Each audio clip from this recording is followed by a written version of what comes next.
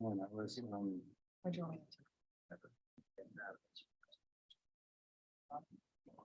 Great. I am calling this meeting to order. This is a workshop, a joint workshop between the town council and the school board. We have two items for discussion today. We're going to be discussing the school business case update, and then we're going to be discussing the letter of intent for land that we're looking to procure as a town. Here today, we have the school board, myself, members of the school building committee, the town council, town and school staff. So I'm really excited to kind of spend time with everybody to dig into these two very important topics. With that being said, I want to pass it off to the board chair if there's anything you want to add before we kind of kick things off and pass it to the team to do a presentation. Yes, absolutely. Thank you. And we are also very excited to be here with you. So thank you for making this time for us. Just really quick, I know we have a lot to cover tonight. So I just want to talk a little bit about how we got here. Just kind of to ground this conversation. The Building Steering Committee has really worked at identifying a long-term solution for district-wide overcrowding for many, many years. In 2017, they did look at 8 proposed solutions. They analyzed the data and they determined at that time that a consolidated school was the best path forward for the community. So they brought that recommendation to the school board, which at that time voted to accept the recommendation and move forward with the consolidated school option. So to be clear about tonight, what we are doing is we are here to review the updated business case. So we have looked at the numbers, we have refreshed the numbers at your request, and we are not here to consider options. That decision has been made in the past. And quite frankly, we could ponder options and solutions and what ifs forever, but we are out of time right now. So we are faced with capacity problems right now with our current schools, with our current students. We know more kids are kind of coming. We've seen the data. We know we have a problem, and it's not a problem for future town councilors or future school board members. It is a problem for us right now. We are at a critical juncture right now. It is our role, all 14 of us, it is our role to find solutions when there are problems in Scarborough. And we have a solution that the Building Steering Committee and the school board has come to that will serve us well. It has been well researched. The homework has all been done. It is well thought out. And it is not only the right solution for our students and our staff, it is the fiscally conservative option for our town. It will save our town $70 million in construction costs alone compared to the next best alternative. So this is the time tonight that we can answer your questions so that we can make sure that you feel confident that you have all of the information you need to understand this is the right decision for our community. So if you can go ahead, John, and open the slide deck. Thank you. Just quickly on the agenda. This is what we're looking at tonight. We just are going to very quickly review what happens next, what we need from town council, and then a very high level overview of the business case refresh that has happened. And then from there, we're hoping that this will, majority of our time together will be spent answering your questions. But this is where we'll spend the start of our time. We'll go on to the next. Very quickly, as I mentioned, this is the decision for this. This is the decision of the Building Steering Committee, and this is the decision that saves the town the most money. So the unified school approach will save us $70 million in construction costs alone. The alternative approach that you have seen in this business case is the four-school approach. It will take an additional 5 to 7 years. So there is an educational cost component as well as a fiscal cost component, and would cost over the life of the project, not only the bond and the cost to finance this, but also the cost to operate 4 schools. The overall projections that we're looking at is more than $230 million total to operate and construct the 4 schools. So overall, it is the 70 million. I just want to be very clear, is just off the construction. There is a wider gap between operating and construction than going the consolidated route. I think just to clarify your statement, it's 230 million more. More. Over 30 years Yes. for the 4-school approach versus Yes. the consolidated. Trying to make sure that. Thank you. So yeah, so this is where we are now. I'm going to flip it over to Dana and Lisa to talk about, or to join me to talk about what happens next. Yeah, I thought it would be useful for us to kind of go through, and Lisa, maybe we can jump in and help with some of these items, but to go through some of the next steps. This doesn't necessarily encompass everything, but these are some of the major milestones that we're looking to hit. So obviously, May 17th is tonight where we're at, looking at the letter of intent and also reviewing the business case. That's a critical step for us. We plan to have some building committee meetings over the course of the next couple of weeks to review the school design, which is in progress now that we've sort of been able to identify a site location. It gives us a little bit more focus on the overall design of the school. The group has done a nice job at going through and creating our sort of our log of the things that we need to have within the walls or the confines of the new school, given the programming. Following that, so we'll review that on May 25th.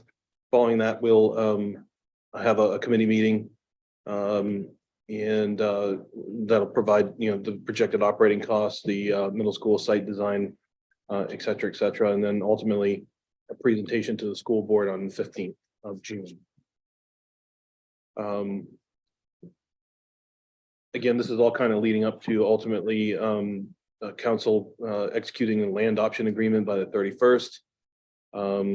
A building committee meeting also on the 31st that would finalize the total project cost and the annual operating budget, ultimately all leading to the referendum vote on the 7th. So again, another couple of workshops and council action items in between now and the 7th, sort of culminating on the 16th of August. Anything to add to that, Lisa? I would just say what we're trying to highlight here is the next month and a half, we're really heavy in the design and refinement of the solution, and getting the information both to the school board, but also to the town council, and within the schedule to be approved for the November referendum. So a lot of that's going to happen in May, June timeframe, and a lot of great work has happened already, and so we'll have a lot to present at the school board meeting. So I encourage everyone to attend that and see where we're at, and get involved, because the rubber's hitting the road and we're going.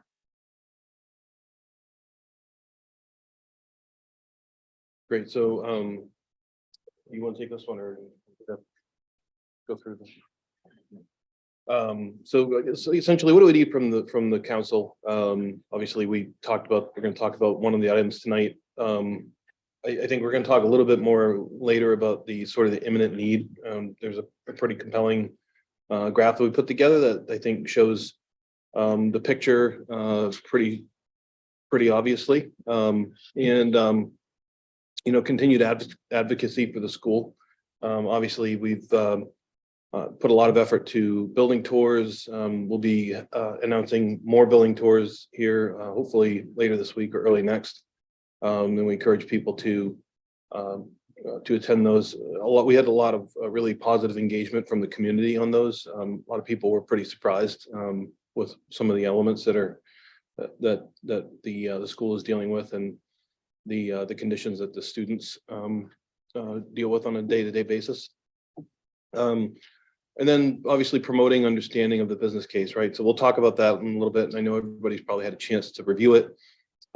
Certainly there's some compelling information in there from a financial perspective. There's some compelling schedule information, all kind of building on what we've been talking about over the last few weeks.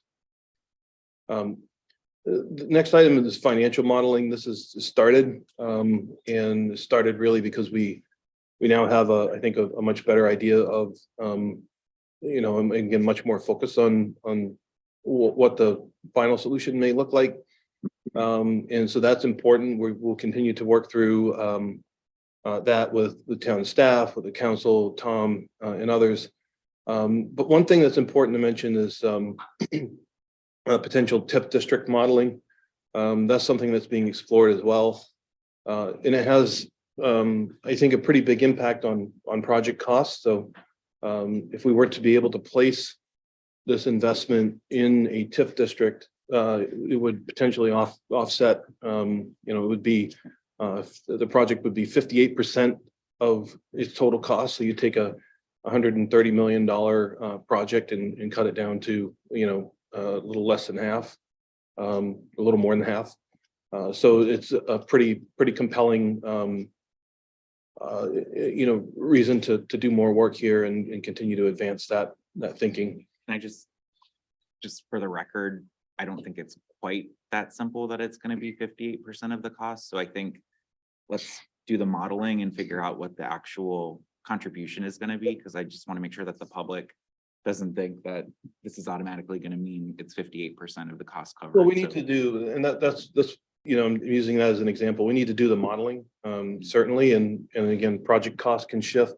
There are certain portions of it, but just given the way the statute's written, the standard way to look at it from a back of the napkin approach is approximately 58%, 58 cents on the dollar, right? So, but that's the point of the modeling, is to go through that. So, again, we haven't released any numbers yet, but if you're looking to get an idea, it's likely to be a fairly sizable amount.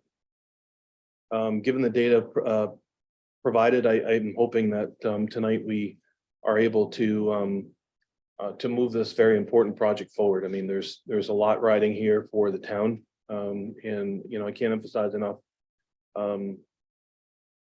As a resident of the town, as somebody that's personally given a lot of work to this project, and just in the best interest of the community, I think this is the right solution.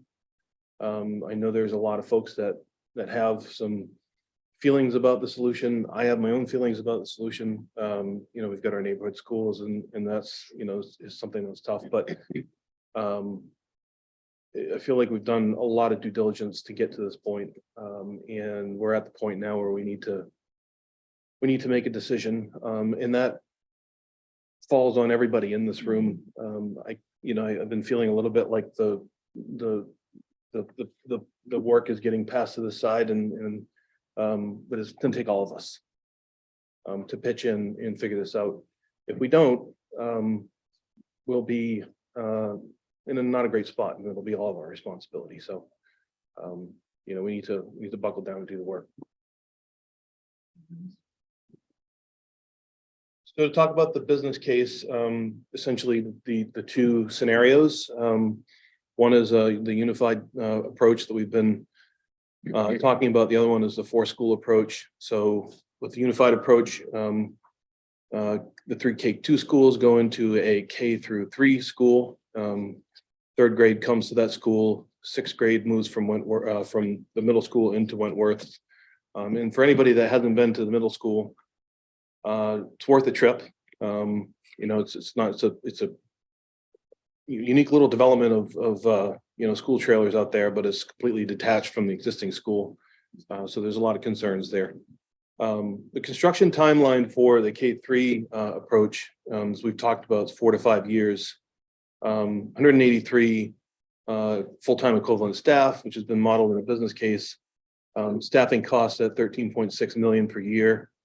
Utility costs are fairly reasonable at $381,000 per year, and potentially there's some potential improvements there given what's selected for efficiency.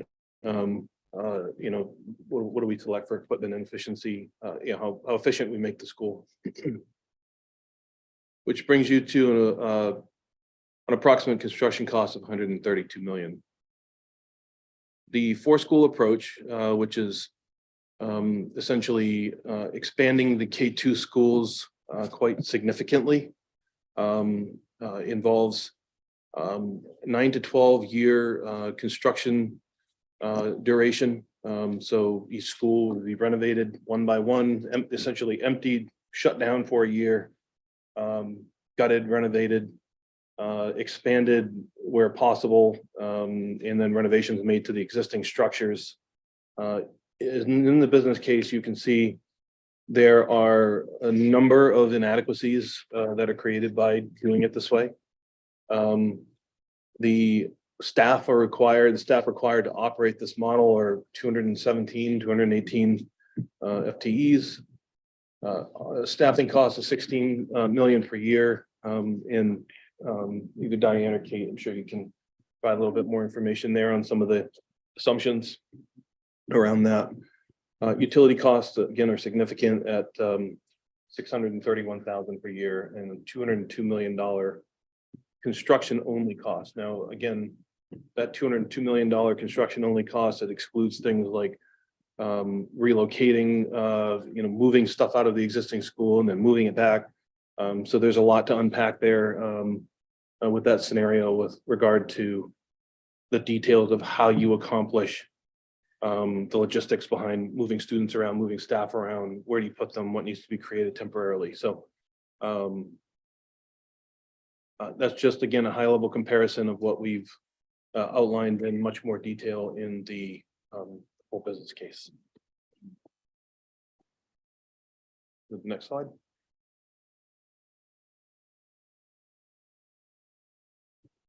So I think I get to pipe in on this one a little bit, eh? I'm Kate Bolton, I'm the money person. And I went back and looked at my records, and the first time I started a spreadsheet with Harriman was in 2013. When we first began our facility plan, so I'm feeling really old today, or seasoned, if you want to go with a nice word. But I did want to jump in on this slide because for me, this is such a telling piece of information. And for those who are looking at the actual document, this slide is on page 57. I think it's some little bitty letters down there. But what this slide shows you is the first chunk of it is the cost of construction, comparing the two models, one being the unified school and the other being renovation and building of a fourth school. So at the beginning of your chart, you're looking at those first years in construction, and you can see that it begins to immediately diverge as you get outside of the construction period and go into the operating period. And there's a great amount of detail in the business case around operating costs and what kind of assumptions are put into place here to make these numbers. But the takeaway from this is that in order to solve our problem, solving our problem in the way that we have selected makes the most fiscal sense, not just in the construction moment, not just in the next 5 or 10 years, but over the next 30 years and well beyond, because as you can see, those lines continue to diverge as I get to the top of the chart. So operating 4 schools for the foreseeable future is not really a great investment for the town of Scarborough. So that's what you get out of this chart. There are assumptions about those operating costs and details as Dana referenced at the back of the business case. Talk about staffing, talk about utilities, talk about operating costs. There's a lot of data behind this, but I think in terms of the long-term responsibility of our community to manage and maintain our schools, I think, this is really telling information.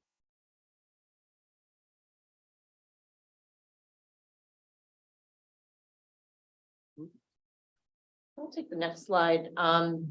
Certainly, we've had this conversation prior to this evening, wherein we've talked about the real problem that we have in terms of where to locate our students as we move forward.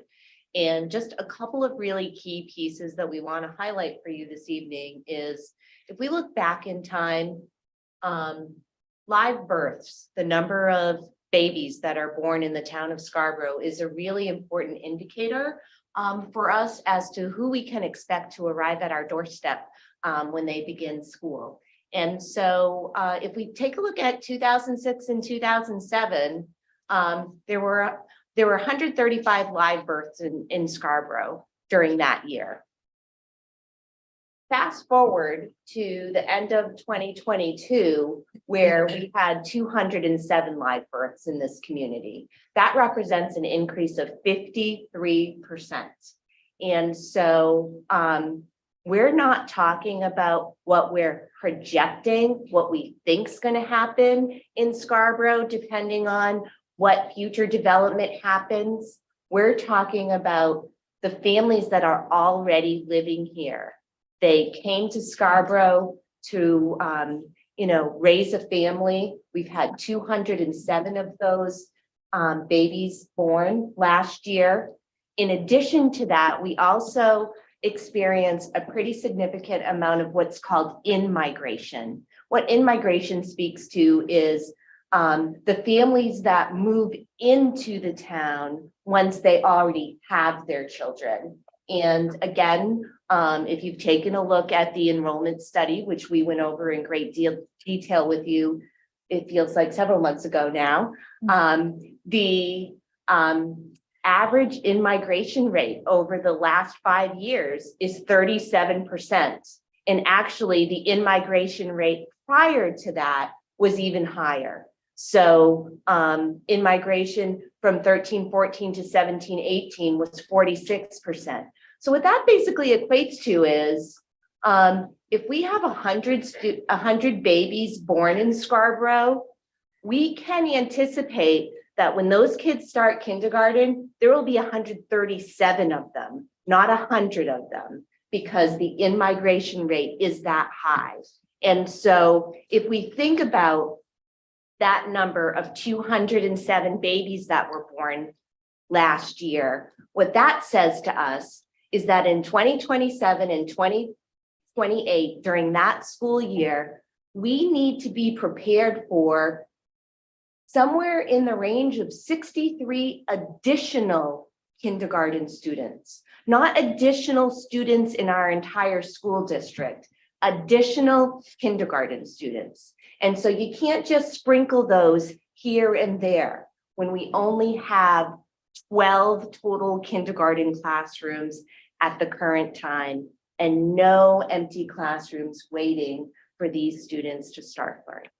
So that is a really significant thing. I know I've heard a lot of discussion and conversation from different members of the community about, well, these are projections. What is the value of projections? These are real numbers.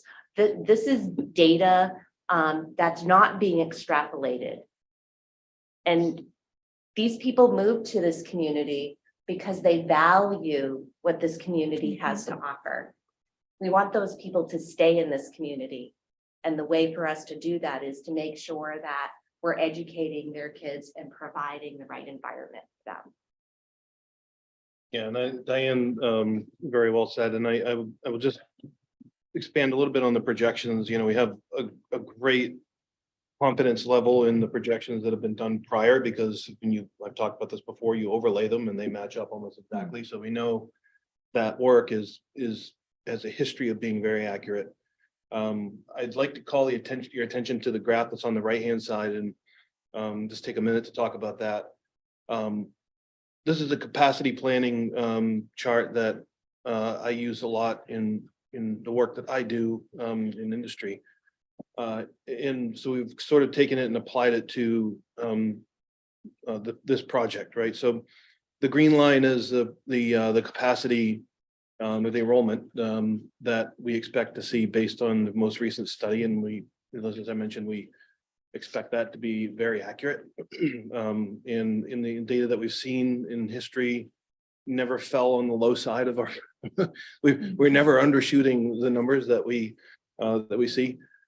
So the red line that you're seeing there is the capacity that would be available if we chose the 4-school approach, right? So each year we'd add a little bit. The blue line, the blue dotted line on the bottom is the primary schools design capacity, and so you get a little bit like the first the beginning of the red line there would be the first year that the 4th school would be available for use. The next year you would renovate a school and then another one would become available for use, and so you have this stepped process to get all the way up to the full capacity that would be designed, would be required at the end of the project. That anytime that line is below the green line, that's the net deficit of space that would be that we would be dealing with. And so that would mean we would have to find a temporary method of accommodating that, which would be a cost above and beyond the costs that we've shown for the 4-school project. So if you go to the blue line is the capacity with the unified approach. Again, that becomes available and online in 2027. And again, the key here is, it's a time value of money, right? Every year we wait to do this is going to get more expensive. If we'd have done it 3 years ago, we would be probably at, I would venture to guess 60% of what we're looking at right now. Couple key points. If you can just move the box on the Zoom so we can see the tag for the Zoom right there. With the unified approach, and that comes online in 2027, that means the 6th graders can now move to Wentworth. With the 4-school approach, essentially you need to have all 4 of those schools open to move the 3rd grade out, and then the 6th grade can move into Wentworth. So that happens at the end of that red line. So you can see just the time difference from when the middle school would be able to. Thank you, Lisa. Great point. So I spent some time with this. It's I think an impactful view is something that sort of visually shows the the challenge that we have in front of us. The next slide.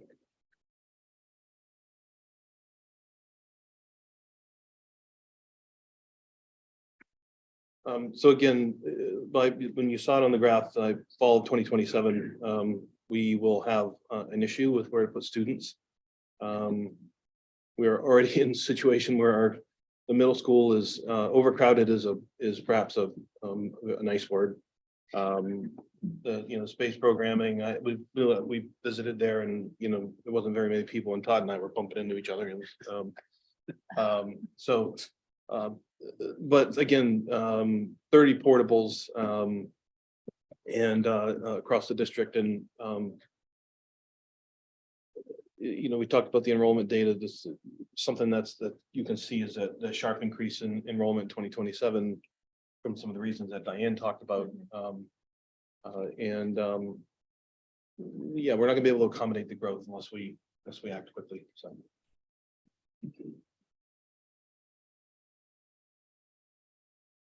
It's not often as superintendent that I get to be part of a presentation where we're presenting the most fiscally responsible, cheapest option that also is what's best for kids educationally and for our students. Maintaining a sense of community. I'm a lot of, for the last year and a half, I mean, people are very attached to their neighborhood schools. And I think in Scarborough, that history is evident. What's also, what also, occurred to me kind of early on and when we reconstituted and went through like the last year and a half and investigating the solution for this is that we have a school that is large and is broken into a school within a school model, and that's Wentworth. And so Scarborough also knows how to build community in a larger school. So and the design of this solution very much is in that line. So the educational benefits to unifying our students and staff onto one K-3 campus are profound.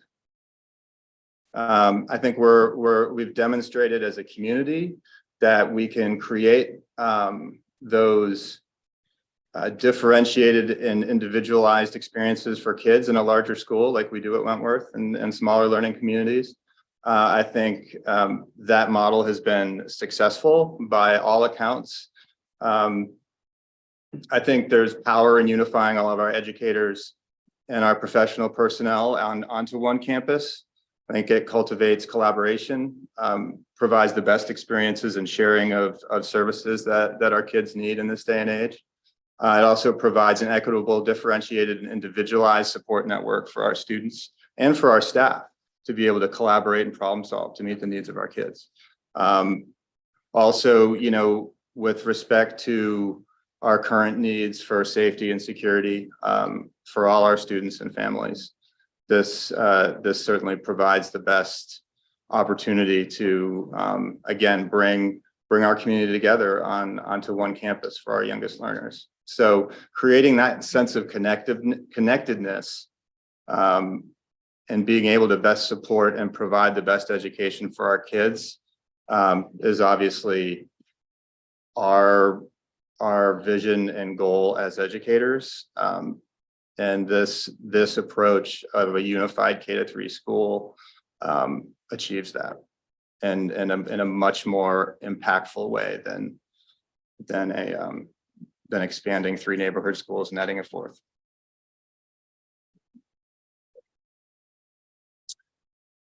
So all of that, kind of bringing all of this together a little bit,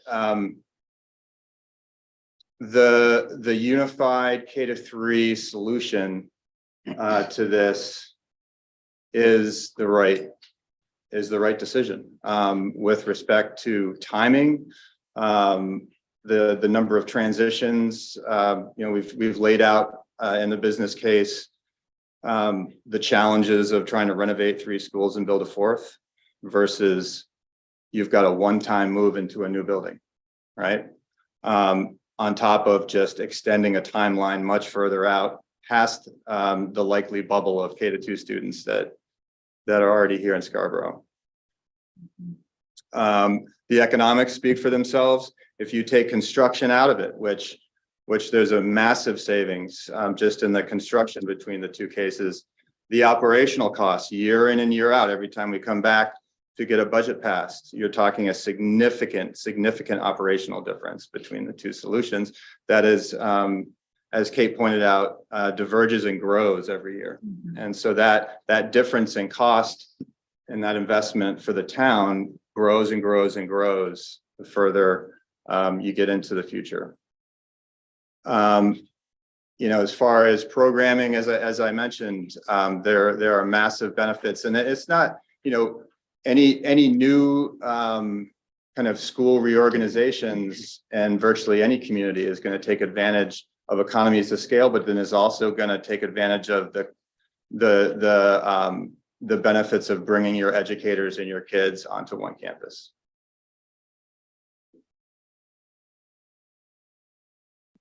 All right, yeah. We're ready to hear from you. All right, so with that, are there any questions from the council on the business case? Is there anyone who wants to lead off? Before we do that, I just want to say thank you guys for spending the time to revisit the analysis. I know that was a request that the council had suggested, and I'm very pleased to see the outputs of the work that you guys have done, in addition to all the other work that you guys have done with the enrollment study, and all the things that you're continuing to do. Just to add to that, again, I think this has been a journey, as Kate shared, 10 years in the making. So really appreciate all the history. I think of all of us, maybe Jean Marie, you were the only one who's been here since that, including everybody at the table. And so She's the most seasoned. yeah. So again, trying to buy some time until anybody has any questions. Does anybody, Councilor McGee? I have a few. First, I'd like to start by saying thank you to everyone that's put in the work on this. This is a much more thorough and adequate review than the first one we saw, so I really appreciate all the effort that's gone into it. I do just have some general questions, and it's probably just an explanation for my knowledge or anyone else that dives into the numbers. But when you did the projected renovation of those schools, is there a reason that some of those square footage per student numbers jumped so much? So, for example, Blue Point, and 8 Corners all jumped to almost like 250 square feet per student if they were renovated. Is there a reason why that number jumps so high? That It's the increase in programming, so that the number of spaces that you don't have right now to accommodate the programs that you need, from special education to separate art and music to separate gym and cafeteria. The number that the school can essentially accommodate is based on classrooms. And so there's so many number of classrooms, and there are so many support spaces. One of the disadvantages of renovating and expanding is you can't be as efficient with laying out a school. So let's take Blue Point, for example. You only have a choice to just keep adding on to the end of it. We don't have many options as to where we can add and be efficient with that use of space. And when you lay it out with a clean slate, you can make a lot more efficiencies in laying that out, so you can drill down that number to a smaller square foot per student cost, or not cost, but square foot per student number than you can when you do a renovation expansion. Okay, I think that helps some. So I guess, Can I just ask yeah. a follow-up to that too? 'Cause I have a similar Sure. question, but can you explain, because my understanding too is that something to do with special education may be a factor in that as well, with needing to make sure we have equity in all the schools. I can address that a little bit. So, so if you've taken a look at the details within the business case, and looked at the maps, that Harriman created for us, you'll see that, there are duplications across schools of the number of special education spaces, right? Because although in a unified school model, you might only need 4 or 5 resource classrooms. In a 4-school model, you need to make sure that there are resource classrooms available in each of those, right? And so now you're duplicating efforts, right? The same goes for ELL programming space. The same goes for academic support spaces. And so in one unified school, as you said, you're able to create more efficiencies because here's the program, right? But in a 4-school model, to be as equitable as possible, you need to make sure that to the highest degree possible, that those opportunities for students exist in each of the 4 buildings. And in fact, if you look at the 4-school model, there is still inequity. And here's a major inequity. As we think about our self-contained special education programs, that some of our students who experience more significant challenges need access to, those would be our academic life skills program, social life skills program, functional life skills programs. Our model did not replicate those in each of the 4 buildings. And there's 2 important reasons why that I think that people need to appreciate, because we were committed to trying to have 4 equitable schools. But when it came down to it, we didn't replicate those in the 4 schools for this situation, and here's why. Let's use academic life skills as an example. We might only have within our district 6 or 8 students who meet the criteria for that type of programming. We want to make sure that those students have access to like peers and also to more typical peers. And so if we have a 4-school model, Jeff might be the only student who meets that criteria at his home school. He's not going to have any like peers. That's very restrictive programming and actually not in line with what we need to meet legally. And so if you look at the modeling that we provided, we built some programs and clustered them together, right? Additionally, aside from the educational reason, which is number 1 for us, it's always about the kids for us. The financials around that don't make sense either, right? We're going to build a classroom space for 1 student. Why would we do that? That doesn't make sense. Thank you. Sorry, Counselor McGee. follow up on that. Yeah. Sorry, my microphone was off. Follow up on that real quick. So, and this is just educating me and Yeah. with some other people. Absolutely. Is it because of districting or state law that some of those spaces that are required for, like, for the example you just gave, they couldn't be consolidated into a 4th school? They have to exist in all 4 schools? Is that No, accurate? What she's saying is we didn't then take that program and put one of those at each of the 4 schools. We did not. You did not. Not So you have necessarily. done the best in this 4th school design to incorporate that, and then the building expansions on those other school sites are still as big as they need to be because of other various programs. Correct. Other various, there's multiple, when we talk about special education, there's different tiers, I guess, is the best way to describe it. So there's different Categories of service. Correct. Some of Yeah, it's- those I think- are in each of those schools because they need to be to serve the larger quantity of students for those programs. The more specialized of a smaller number, and therefore they're at one or the other schools. But with the unified model, now everybody is together. So all of those different programs are together. So it's not like if you needed that service per se, and you were in the Blue Point sending district, right, or area, but that program is over at Pleasant Hill, you have to go to Pleasant Hill. You can't be with your neighboring peers Or even your siblings. or your siblings. I Yeah, think and that helps clarify it a little for, at least for me. Well, right, and then going to a fourth school, then you're redistricting the whole town beyond just, a child with special needs, right? So it just gets, So that's a very good- challenging. because I hear you say that and I don't understand it, so I'm hoping you can help me. Is redistricting like a huge deal? Yes. Okay. I didn't know if it was Yes. throwing darts at a map or if you actually had some science that goes into it. It is a big undertaking. Not only under. Think about it. You Yeah, might think have about the bought a emotional- house yeah. in Scarborough because you wanted your child to go to X neighborhood school. Mhm. And now Jeff sends out something that says we're redistricting everyone, and now you're going to Y school. Superintendents will often refer to that as the third rail. Redistricting. Because you want to get electrocuted and zapped, don't just stay away from the third rail. It's hard, very, very. hard. It comes in too when there are siblings involved, Mhm. because if you are already sending children to a neighborhood school and then they redistrict you and your other children are supposed to go to the new school, but you still had kids that are grandfathered at the old school, like it becomes really challenging for families when we do that. Because we have redistricted fairly recently to include to expand the district to 8 Corners. It wasn't that long ago that we had to do that, so.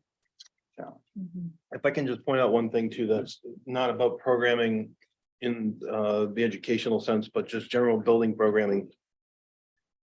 Nick, you brought up a good question and I'm impressed that you caught the square footage there. The one thing that, it amazed me, you go to these schools, I think we were at 8 Corners and there's 40 teachers, 8 Corners. Anybody want to take a guess on how many toilets there are for 40 teachers? 2. 5. Three toilets. That gets a little logistically challenging, probably from about noon and 2 o'clock timeframe.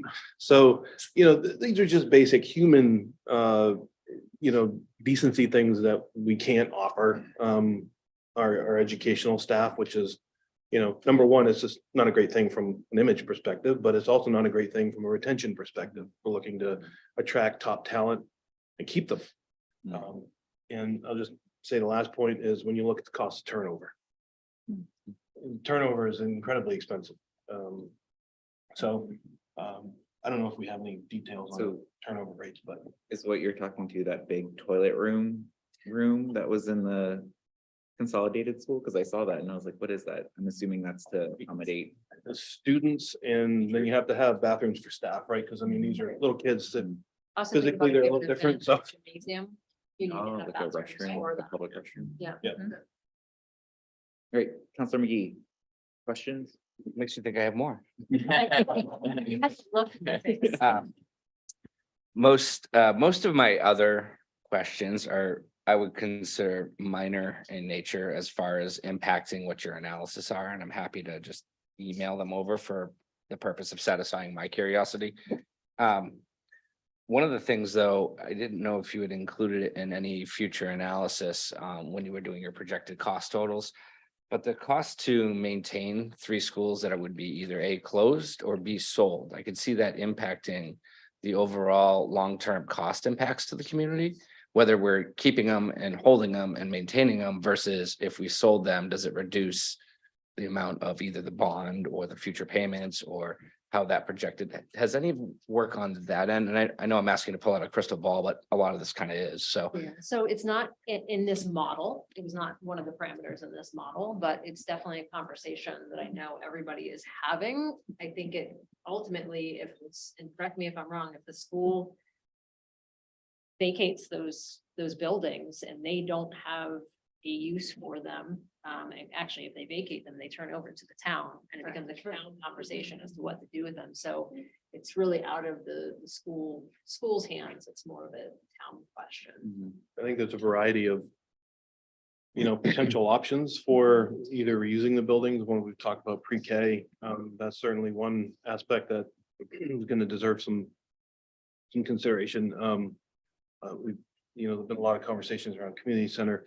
I don't know that any one of the sites would be large enough in a sense to accommodate a community center, but I do think there's some additional thought. But to your point, from a town of Scarborough impact perspective, what happens with those facilities ultimately affects the overall balance sheet for the town. But I don't know that we're in a position yet to be able to say we were going to disposition them this way or that way. And certainly it wouldn't be my charge, although as a taxpayer, I'd be interested as well. But Yeah, I guess that'd be a good question either for Tom Yeah. or John, or I like, think- who would do that analysis? So- Like, it costs us X amount of dollars to keep these on hand versus So dispensing with them. my thought is there is a finance subcommittee. I don't know if they're necessarily the right group for the project, but I do know we're planning to do analysis to look at tax impact, TIF impact.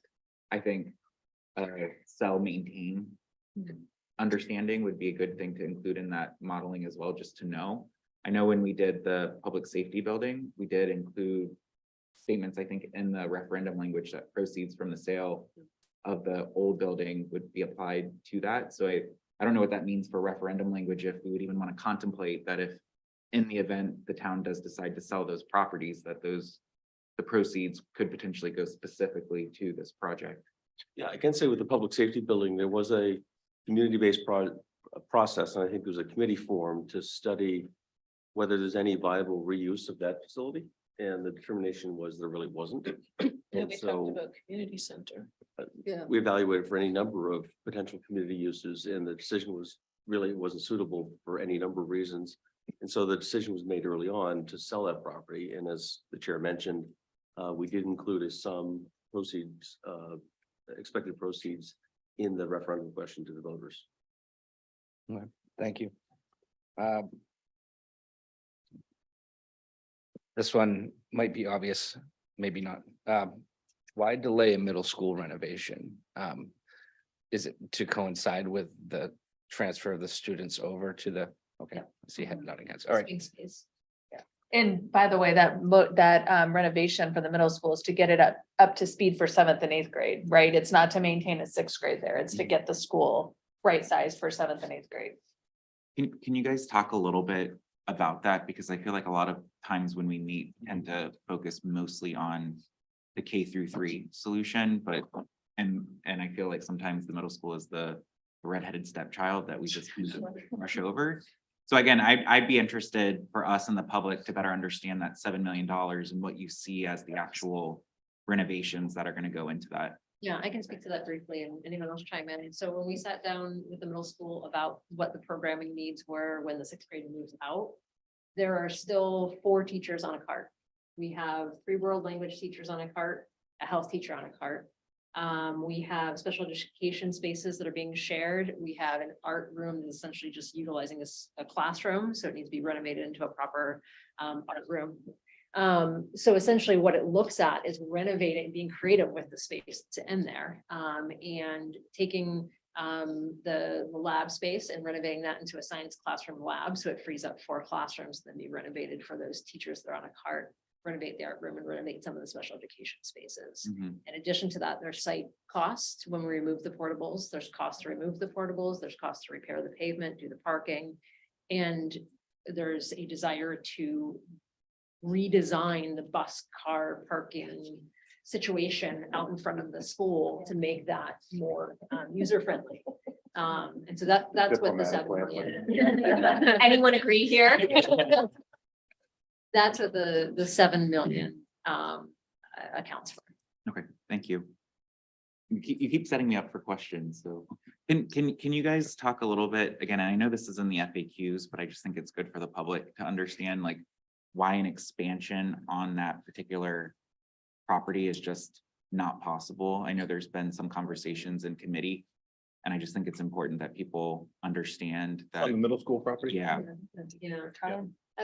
I can start, and I'd love for Todd to chime in. yeah. Like when Todd gets on his roll for the.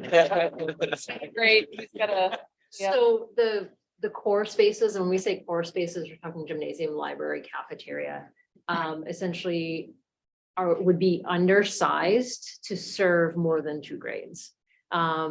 So you would have to not only add on a wing for classrooms, you'd have to add on to core spaces. However, where you would want to add on to the core space, in particular for the cafeteria, what do we find?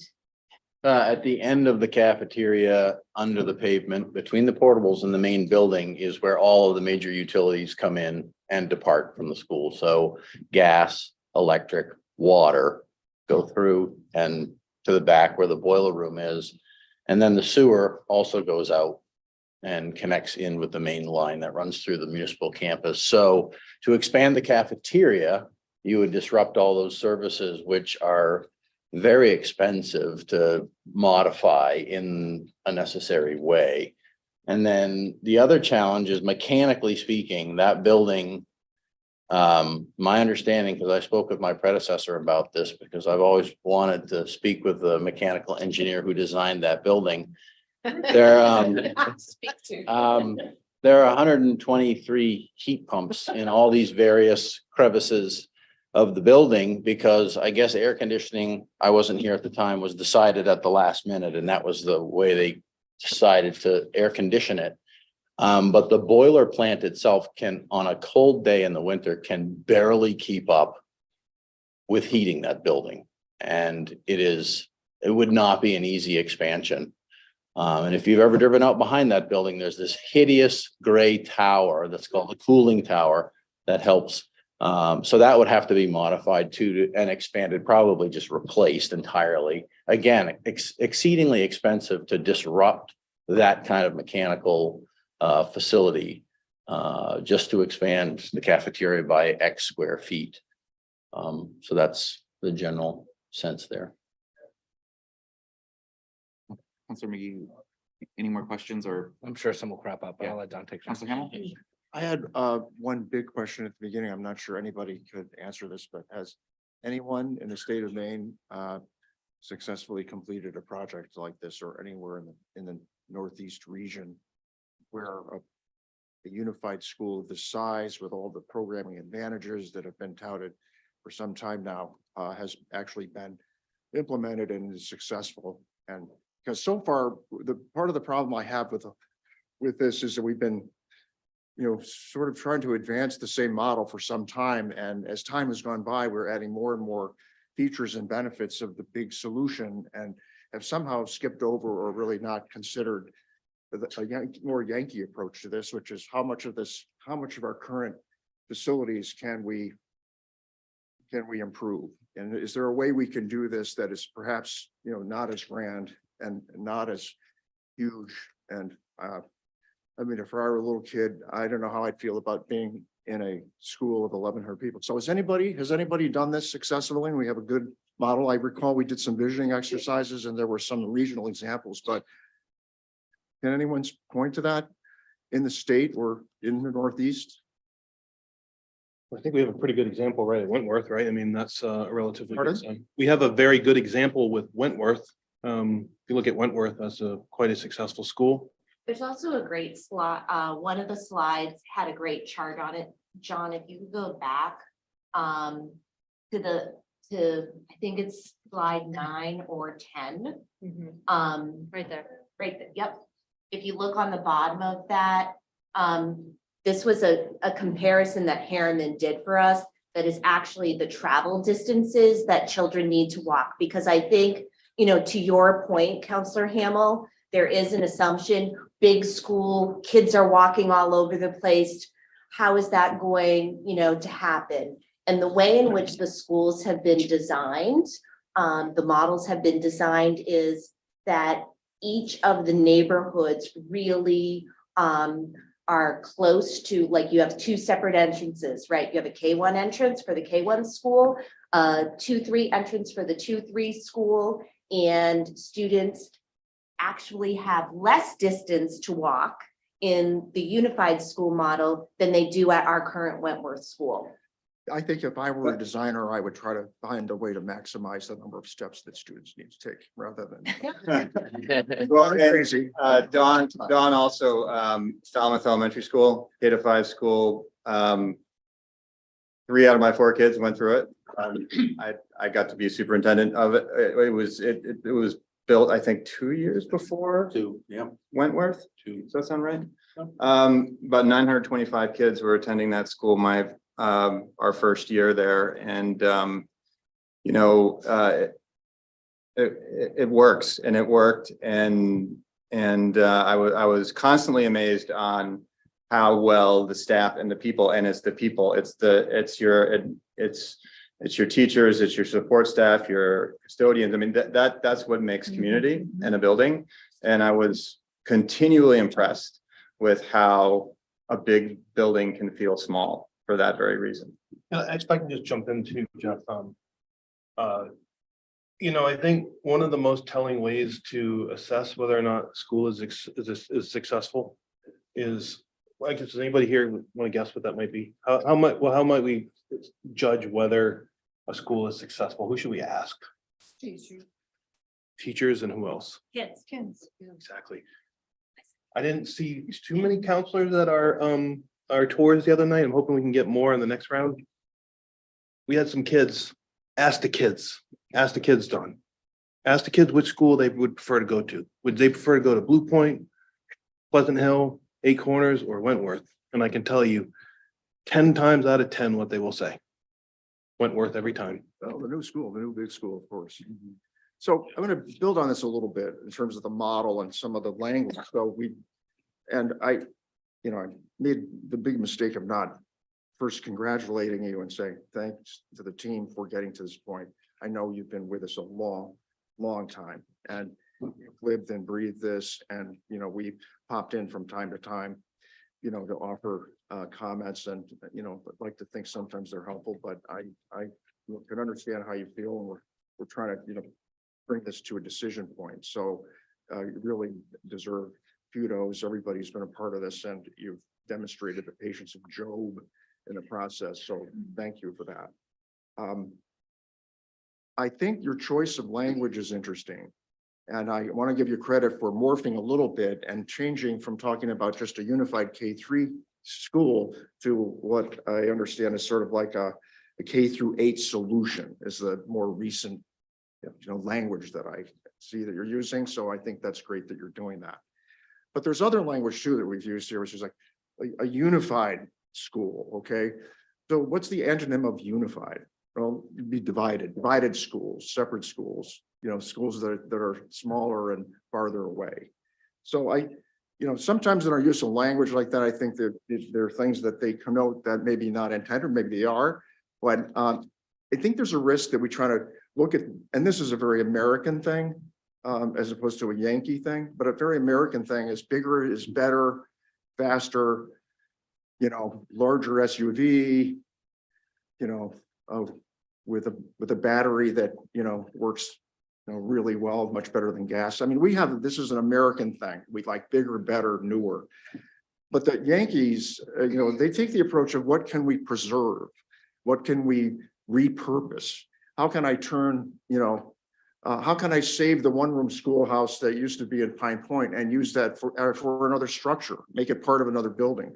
I mean, these are things that actually happened in this town and were very common, within the Yankee quality of theft and also of repurposing things and trying to search for value. Those are concepts that I don't think we really have focused on yet. And I think even at this late date, we haven't done that. So, my appeal is that, normally the number one thing we'd look at is what can we afford? And even at this late date, we don't know the answer to that question. We do not know what our capability as a town is to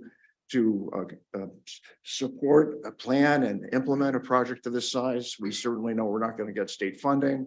So I would say as we move from, final stages to decisions about what we do and when, and on to implementation potentially, that, we've got to answer those things. And those things should have been done first. And I think it's unfair to the people who are advancing this project, and certainly unfair to all of the citizens of Scarborough that we don't do that first. Because right now we're in a world where we don't really know what the full impact will be. And I know that you've worked and we're continuing to work on the finance case, but we don't really know if we can afford it. We don't really know what it's going to cost us. We don't really know if this is something that is feasible. I would like to just jump in really quickly and say that I want to gently push back on that a little bit. I Push think hard. I have to say, I can't agree with your assessment that the work has not been done to look at the 3 schools and what we could reuse and what we could repurpose. I think that majority of the people sitting up here around this table would have said, yes, please, let's keep the small schools. We all appreciate it. We all know the emotional connection. We all have our own very personal feelings about it. But the reality is that when in 2017, that analysis was done and dug into at that time, and the data is there. So the work has definitely been done to dig into that, and how can we, and at what cost? And the reality is it is not a cost efficient method. And that is why the unified school or the consolidated school, whatever language you want to use, was decided upon. I think that we have all said that certainly we would love to repurpose one of the schools for a pre-K option. That is definitely something that is in the back of our minds. And it's not to say that the other buildings cannot be repurposed by the town for other purposes. There most certainly are ways that we can reuse and those buildings in that space for a benefit for the entire community. I don't think anybody would think otherwise. So I am aware that we have, and I wanted to thank you for your comments. I appreciate the feedback, and agree with a lot of it. And I'm glad that you actually are going to be committed to try to do this over whatever solution comes out of it, of our planning. And I'm pleased to learn, and I don't know if this is actually beneficial yet, but that you are planning to consider repurposing the Muzzy Road location and facilities potentially for a pre-K offering. Did I just dream that, or did I read that someplace? I thought I saw that somewhere. Maybe It's not part of this solution. not part of your recommendation, but is that something that is possible? Because I would really like to exhaust all avenues in terms of us trying to use what we can, and also trying to consider doing things in a staggered approach rather than, we're acting as if we're going to do all of this at once. We have seen other examples in the region where people have broken it down into smaller chunks and have tried to phase it in, not only for cost reasons, but for logistics reasons. So those are things that hopefully we will still have to discuss and work out, regardless of which option moves forward. So that's the end of my comments. Thanks. Councilor Katarina? That was a question. Yeah. I'm just gonna make. Real time. Yankees also had the saying penny wise, pound foolish.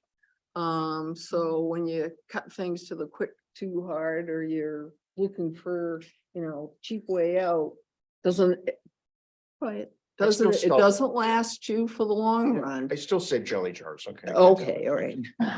I've got something. I've got a quick question. The middle school, what year was that built? 96. Okay. How soon after it was built was it full?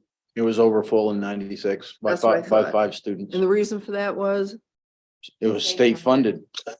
which meant they did what? It was built to their specifications. They only allowed a certain percentage of size beyond what their recommendation was. And my understanding is, and I wasn't here then, but was the town funded an additional amount to actually push one of the halls out, and you got 4 extra classrooms, because if you go down there, one hall is longer than the other. Right. So And I was I've been a taxpayer in this town since I gotta remember, 88, okay? So yeah, I remember that debacle. And the portables were put on in 1998. Yes, I remember that too. And I remember thinking, what Almost in as the soon name as of, they opened. exactly. So I would like to see us do something that avoids that sort of an outcome, because that was ridiculous at the time. That's all I wanted to say, because I wanted to jog people's memory, people who've been here a long time, because they're the people who seem most resistant to change in town. That we did, follow, we actually got state funding for something. Followed the state rules, and then didn't even meet our needs the minute the doors opened. What we're trying to do in town now is plan ahead. And as you folks have heard from me, and I know my constituents have heard from me over and over again with schools, that while we're doing the school programming and building the schools, and we need to plan for the future, and we need to plan for flexing of grades, because it changes. Demographics change over time. So you want to be able to have these schools ready and able to flex, to be able to be used by any age group at any time, and ideally last 50, 60 years down the line. So I just wanted to say that. Thank you. Jean Marie, to your point about flexing, one thing that I thought of while you all were presenting was, if we have all of our, and we do this already within the district, every year, the school board explains to the public that we check the number of students we have in each class. And then we figure out, we do our calculations on how many teachers we need for that grade. When all the kids are in the same space, that is going to create so much more flex in, okay, we actually need 2 additional first grade classrooms this year. And that we know that bubble is going to move to second grade next year. And they're able to move around within one system, as opposed to what happens when 9 more students than you were planning on show up at Blue Point. There's no flex there. We have to distribute them between the kindergarten classrooms that we have. And if those class sizes go up, that's what we have to do. And so to your point about flex, that one thing that I really love about that consolidated model is that it's going to give the schools the opportunity to adjust as they need to, depending on our enrollment. And you can also flex with staff, Yep. because, Right. I was a teacher myself. And in one year I might have 6th grade and 7th grade. Another year I might have 8th grade and 6th grade, but I was able to teach the whole bandwidth, so to speak. So it helps with staffing too. Counselor Seifer, is there any other questions you have? Counselor Clucci or Counselor Shute? Thank you for coming back, guys. I'm sorry, before you start, for a quick time check, I'd like to start. I know. But I just want to make sure, because we have the LOI piece, so I'd like to start that at 6:20. So not to rush, but to just, but it's a rush, yeah. I don't even know if this is a question, observation, I guess. So the business case is comparing 2 options, right? The 4-school versus the unified school. What I'm having trouble gleaning out of this is what's going to be the impact on the taxpayer. In other words, how are these costs different than your costs today? So if we didn't have Blue Point, Pleasant Hill, and the middle school was only 2 grades, if all this was done today, would there be savings, or would we be spending more? I'm not trying to steer you one way or the other. I'm just trying to understand operationally, what's the delta going to be from where we are today to where we're going to be when this is completed? I think I could jump in on that a little bit, John. It's a bit of a complex question. I think in terms of operations, I think Todd and I would agree that your question is if you changed from exactly what we have today to a consolidated school tomorrow. Yeah. There would definitely be savings in operations, HVAC, the heating, the fact that we're currently basically heating our parking lots all winter because of the poor insulation in those buildings. The way that they're constructed, the fact that they use fuel oil instead of a more modern heating system. And we've done what we can. Todd has done wonders to upgrade and keep those schools running, but that's the first thing that comes into my mind. Is Great, that I you would mean, immediately have. Great example is system savings. efficiency. The current schools use oil fired boilers, Mhm. maybe 80% efficient at best. The newest systems today, heat pump systems, and there are even some better systems, geothermal. There's a 7-to-1 return ratio. So for every kilowatt of energy you put into the system, you'll get 7 kilowatts of heat out or 7 kilowatts of cooling out. So you could imagine comparing the immediate efficiency of something that is, 80% efficient. So for every gallon of fuel oil you put in it, you're only going to get 80% of that gallon out of its heat. And then there's system losses throughout the rest of the system. So that's just an example on heating alone. And then you look at other things like going from fluorescent to LED lights. So like, for example, with heating, your schools are small today, they're undersized, so you're only heating half of the square foot. Like, your consolidated school is probably gonna be twice as much square feet as your current primary schools. Is that roughly what you're looking at?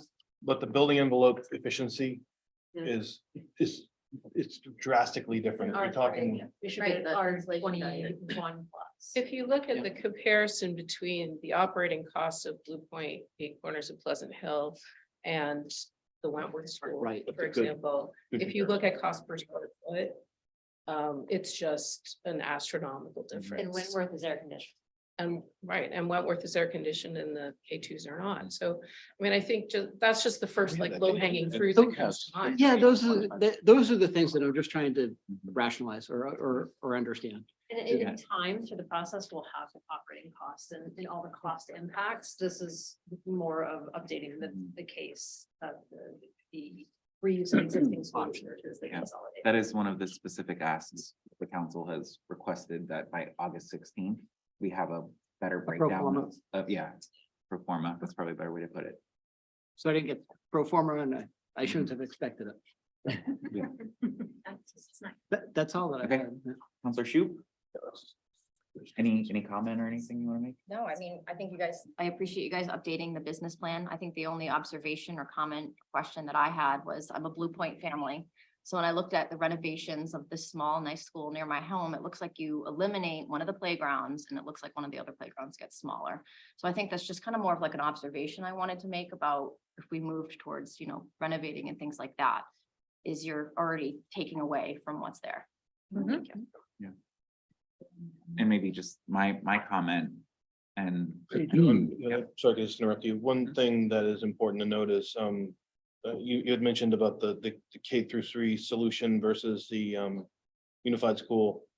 The Total unified square school total square footage is actually less combined square footage than if you had, it's just 186,000 square feet versus 250,000 or so But square feet. I was comparing it to today, He's talking about what we have today. Mhm. Yeah.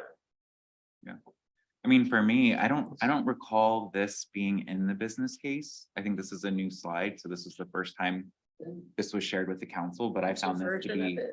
super helpful and compelling, especially comparing the forced school option and this gap right here. Like, I think that's, to me, a real challenge, because that gap is not gonna work Right. for our community.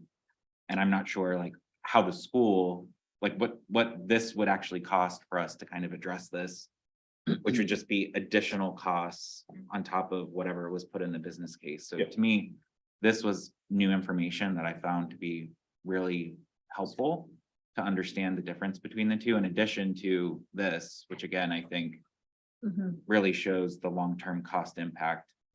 That being said, though, I totally understand within the community, we're talking about long-term, which again, for a lot of folks isn't as important as like, what is the impact to my pocketbook immediately? And I think that's going to be something the council is going to have to help lead the charge and help explain and show what this solution would mean in terms of actual impact near term to people, because that's what people make their decisions on.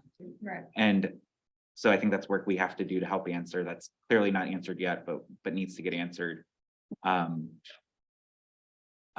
again, I'm looking forward to working with you guys. Shannon, you have. Yeah, if you scroll down to that graph, the new information, so that gap between the red line and the green line, the answer to that is, yes, what are we gonna do with that? Is that more portables? Well, if we recall from Todd's presentations in the past, portables or temporary classrooms are $500,000 a piece. So you've got that. And there's no. Times, Where are we putting that's my them? second thing. Where are we gonna put them? We can't just drop them. We have no space. To Karen's point, we're already breaking into our playground space. Where are we going to put these portables that we need to fill that gap? So yeah, short term, it might look attractive to say, hey, let's buy 4 portables and say, spend 2 million versus what we're asking for. It's not lost on anybody in this room that we are asking for a substantial amount of money. But for us to throw $2 million at a temporary solution because it's a short-term viable solution is not a good, responsible use of our taxpayers' money. I don't think anybody in this room would think that that's a good use of the money, right? When we can put something into a more permanent structure that gives us the capacity we need. Agreed. It's funny, if you go back in the history book, Scarborough has a history of dealing with overcrowding that goes all the way back to the 1920s. Was actually looking through some history books the other night, and there was a really similar situation that happened, I think, around 1925. And you know, in 1953, we built the high school and consolidated a bunch of stuff. So this isn't a new problem for Scarborough, right? We've been dealing with this for some time, and I think it's, you know, it's a little bit of the reason why we are where we are. Is we need to be much more planful and proactive. I think this is the start of that, right? Yep. Well, thank you guys again for all of the work, all of the discussion today, all the feedback from the council, the information that was shared. We're going to switch gears and switch to the letter of intent portion of the workshop, which you guys are welcome to stick around since it is related. I would like if we could make some space for our attorney, Pete Van Hemel, who's behind you guys, to see if he can come to the table in case counselors or anybody has questions. You're leaving? You need a quick 2 minute, quick 2 minutes. Are we leaving at a scheduled time or is it fair game?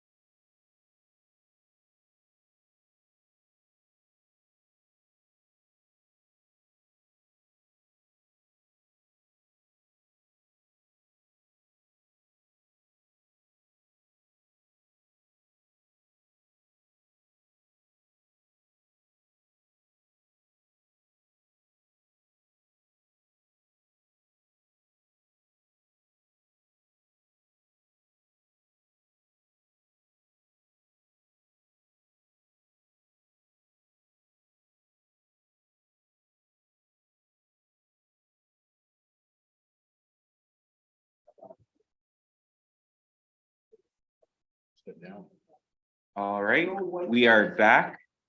So now we're going to talk about the current state of the land discussion that we're having with the Crossroads Development Team to try and acquire up to 25 acres to support school and municipal needs. That's really, the genesis has really come from the school need for land to support a new school solution. I'm going to share my screen. And I guess since everybody's eating, I can talk, I'll give you 10 minutes to slowly chew. So again, why are we even doing this? Again, I just want to take a step back and just, share with the public that it was part of our 2023 council goals that we identified the need to support strategic capital and facilities planning for the town, and really prioritize making sure that we were supporting the new school in whatever system-wide facilities needs were required for the future needs, as well as think about a community center. But more importantly, the council, through our conversations and goals, really aligned that despite these two projects, we still need land. We still need more space that the town can own to provide different programming ourselves to this community. Clearly the priority need right now is the school. And so that was really kind of the foundation for this conversation. So we've been partnering with the school, Councilor Seither and I as the council liaison since February 2022. So the town has been very much involved in partnering with the school. And there's been a lot of work, especially up to this point, to get to the school site selection that happened. So for people who are interested in watching the building committee where they thoroughly reviewed all of the options, I have the link here in this deck that you can go and watch and understand how we got to the recommendation for selecting the Crossroads site as the recommendation. So we're talking about a letter of intent, which is slightly different from a purchase and sale agreement or an option agreement today. So really what the intent of a letter of intent is to really outline the preliminary terms and commitment that have been discussed between two parties to really kind of advance towards an option agreement. So a lot of what's discussed today and shared is non-binding for the most part. And it's really as we continue the conversations with our partner with Crossroads to try and make sure that we can leave with something very specific in the actual option agreement, which is still to be determined in terms of the specifics. So not everything is agreed to at this point. There's still a lot of work to be done. I'm personally pleased with the progress that's been made to this point that Tom Hall, myself, Councilor Hamel, and our commercial attorney, Pete Van Himmel, who's here, has been a part of the conversations along with the Downs team. So again, at this point, these are still draft and will likely serve as the basis for future conversations as we move forward. So at this stage where we're at, and I think last time when the council met, we approved Tom Hall to go ahead and start the appraisal process. We didn't quite have the land boundary finalized, but since then it has been finalized, and I'll share that briefly. Now our next step is to partner with the Downs to identify mutually agreeable terms for two appraisers to go and conduct their appraisal so that we can identify the purchase price. We also need to align on method of payment so that we can figure out how much needs to be bonded for when we go to referendum potentially for the school, because this would be included, any bonded amount would be included in that same referendum. So those are really some key near-term decision points that we as a town need to partner with the Crossroads team on to really make sure that we answer these so that we can get into that option agreement and move forward with other terms that we mutually agree to move forward on. Concurrently, as was shared in the last meeting, there's still some work to be done by the school to finalize design costs. Now that we have the site, there's a need to kind of really make sure that we're optimizing the design as well as looking at other project costs that need to be considered around utility costs and infrastructure coordination now that we have the site to finalize those items. So in terms of the land boundary, this is a graph that illustrates where we've landed on. And there's really two separate parcels. So just to kind of quickly review what's on here. So the red boundary is really indicating property that's owned by Crossroads Holding today, the outer boundary.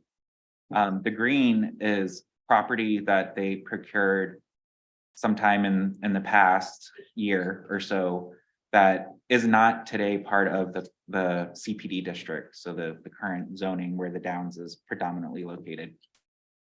This pink color is the color of where the school boundaries have been aligned between the school committee, the town, and the developer at this stage. So there's two parcels. Parcel 1, which is this big parcel here, is really the site for the school, and parcel 2 is, I think, predominantly for stormwater and making sure that there's some infrastructure support here. So for those looking at this map, this road right here is Sawyer Road. It's the bend in Sawyer Road that occurs.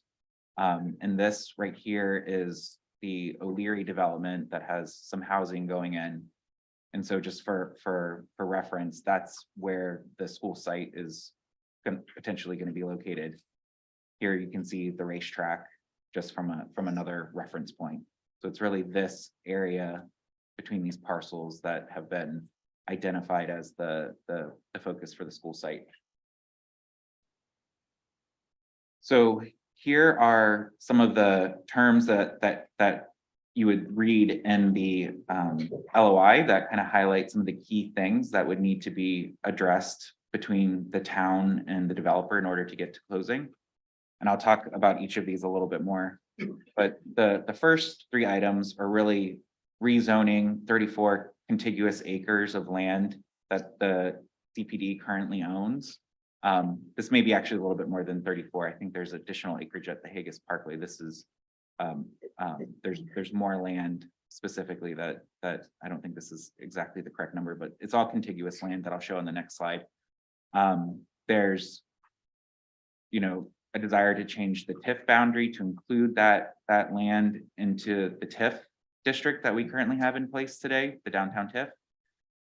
There is also a desire to include this rezone land as part of the CEA so that the value that comes out of that land could also be contributed towards the contribution that the town makes annually to the Downs for based on our CEA agreement. 816, which is an RCEA related to the school project. You know, there's a portion in there that talks about partnering with the Downs on a school site. That condition would be met at closing or by the end of this agreement.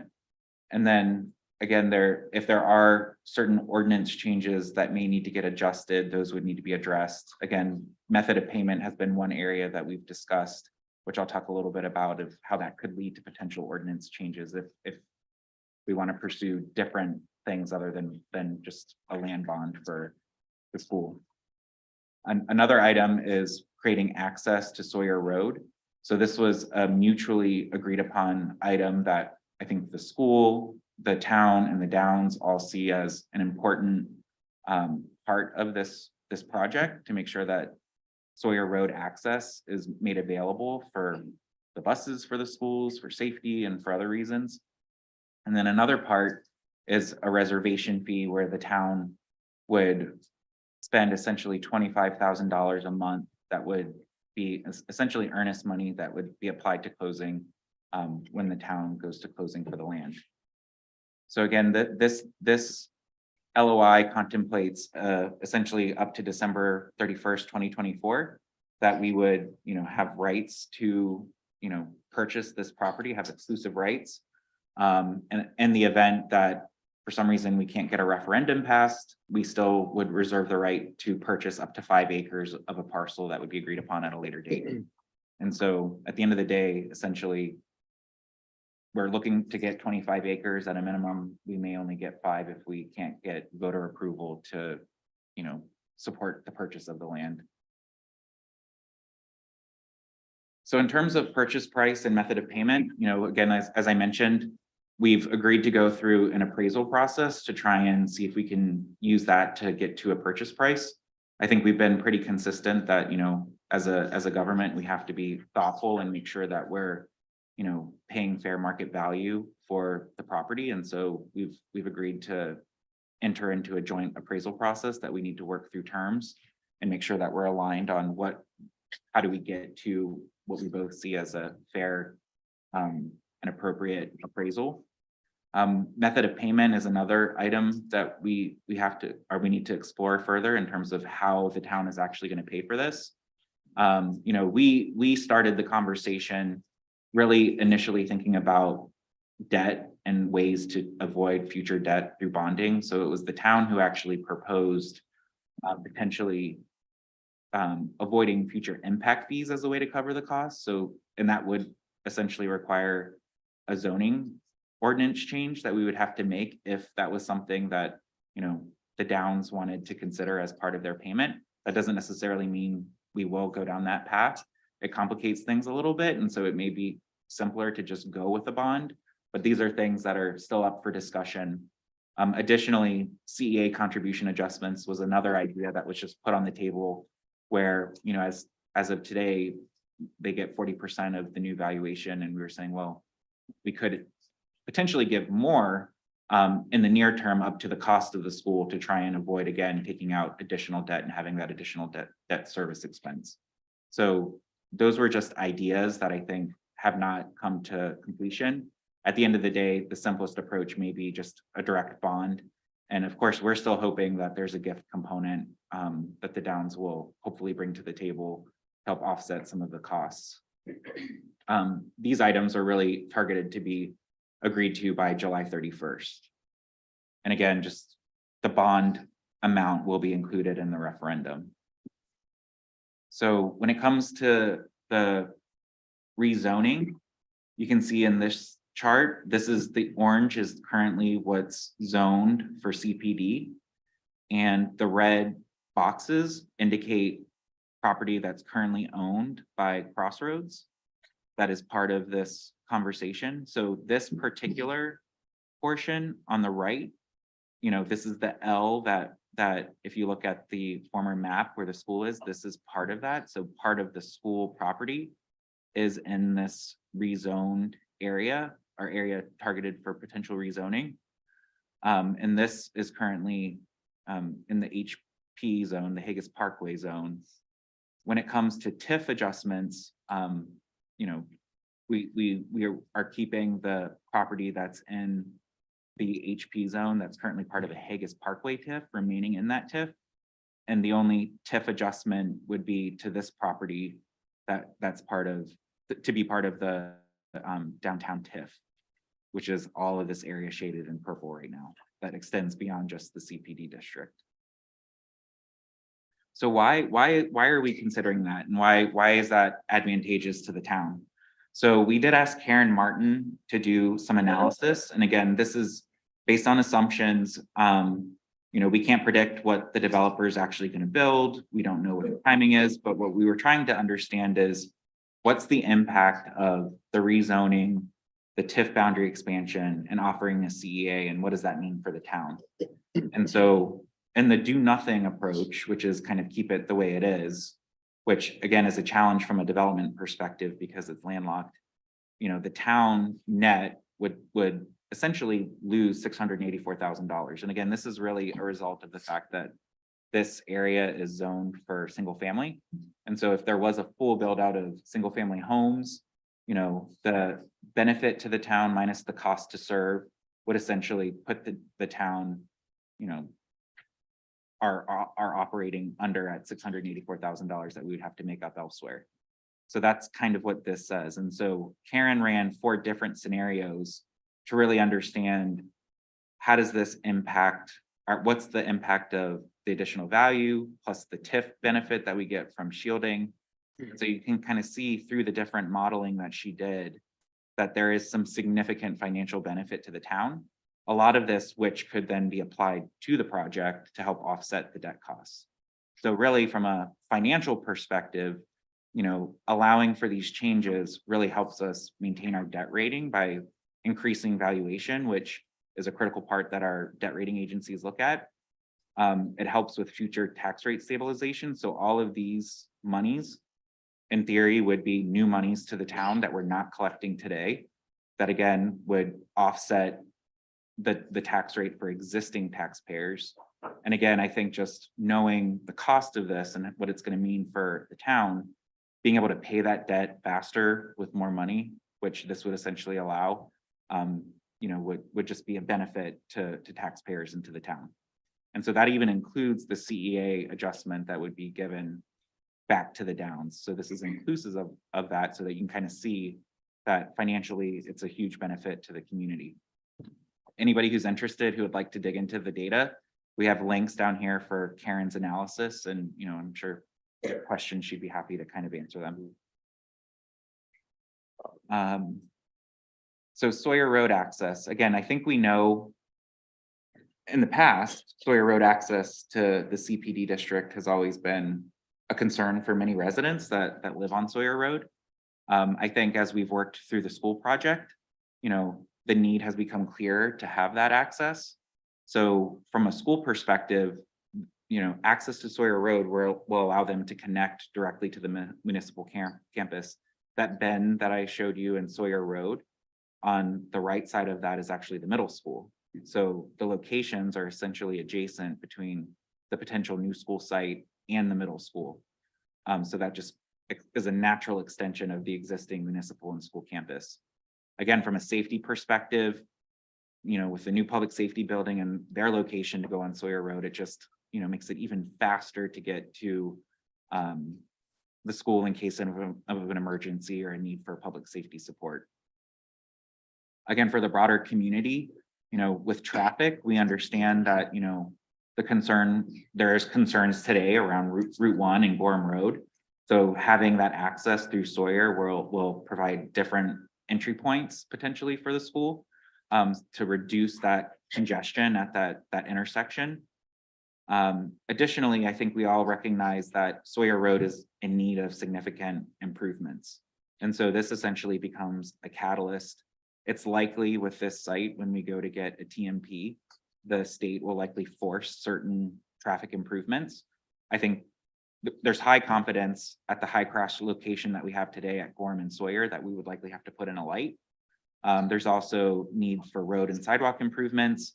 And again, there's the potential to create, an access road for safety potentially to the middle school on that part of Sawyer Road. So again, these are just potential improvements that could be made. There's been some discussion about potentially having another bond item that accounts for these costs so that we can seek earlier voter approval to do these before we go down a TMP path. So I think that's something that the council could contemplate. Again, I don't think we need to do these right away, but it's just something that, we would want to consider. And lastly, and this goes back to the work that Councilor Clucci and I did when we were on the 2021 Ad Hoc Downtown Development Committee. Coming out of that committee was a recommendation that we allow for Sawyer Road access. And again, the intent there was really for the broader community, create much more of a integration in our downtown district to connect Oak Hill and the Downs. And so, that's something that I think continues to be a request, in this particular access road or access point would allow for that. Some people are scratching their heads about the $25,000 a month option payment. Again, this is pretty customary in these types of deals when you're, doing commercial real estate of this size to have some sort of earnest money. And that's really kind of preserving the purchase price and the time. When it comes to these types of deals, you're really paying for time when you're in an option agreement. And so this is, the dollar amount that we've aligned, that would be the contribution that the town would have to make on a monthly basis. Again, all of this would eventually go to the purchase price at closing. So there's still a lot of work to do. Even though it feels like we've been working at this for quite some time. In the packet, Tom included a timeline of activities that the town and the Downs have been partnering. We've had multiple conversations to try and advance this, but we're still not there. So near term, it's really about aligning on the appraisal terms, making a decision around, is it all bond? Is there something else that's going to be included in the purchase price, and making sure that we get agreement on what that actual purchase price is. For the option agreement, there's still a need to get more specifics in terms of infrastructure and utility coordination, Sawyer Road access and what that means. No access point has been identified or agreed to just yet. So there's still work to be done to identify where that access point is. You know, there's a need to look at some timings and dates of specific things that I mentioned that were on the table. And then again, if there are other considerations that come up between now and then from either the council or our partner in the Downs, we'll have to consider those as well as we enter into the actual option agreement. So again, just to this is kind of a disclaimer statement that's essentially saying, you know, moving forward with this option agreement is not necessarily an endorsement of the K-3 solution because there's still work to be done. And the decision for that will happen on August 15th, with this being a key input into that decision-making that we need to have by the time what actually goes to voters for referendum. So that is the presentation. And so now I'm going to open it up for questions or anything from the council or anybody at the table, or if there's anything Tom, Don, or Mr. Van Himmel that you guys want to add based on what I shared up to this point.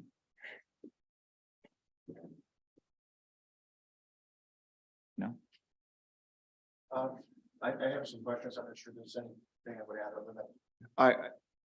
You know, there's been a lot of work and effort put into this to try to get it to this point. I think that was very thoughtful in terms of the number of steps in the process. And I think we, you know, given a choice between, you know, holding back on it and waiting till everything was in place versus trying to, you know, be more transparent, we erred on the side as a council of being more transparent and trying to lay out, hey, here are the steps of the process, and here is as far as we've gone with it.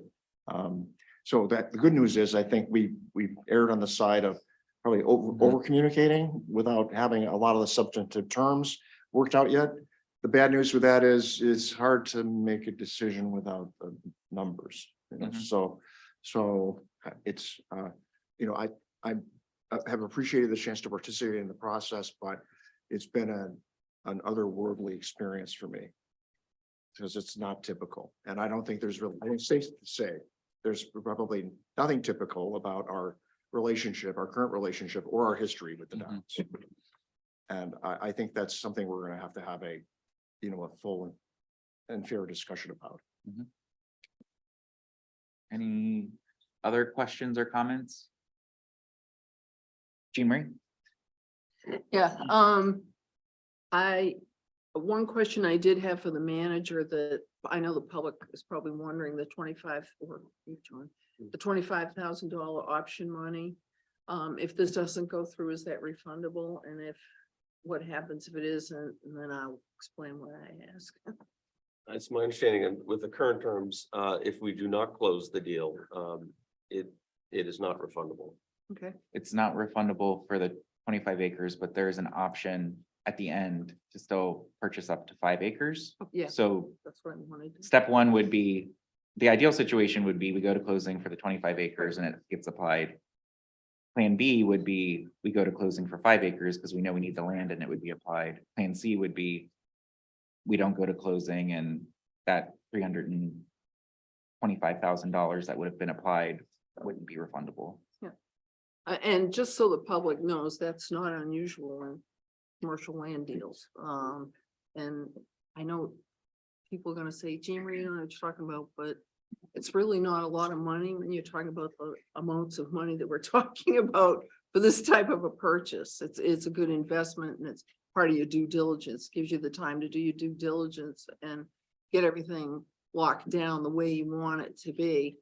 I just want to make a statement to thank people who've been working on this so hard for so long. And I do want to put in a plug for, regardless of the school, I mean, we've got needs in this municipality. They don't make any more land. I don't know if you guys have noticed, it just doesn't appear. It disappears.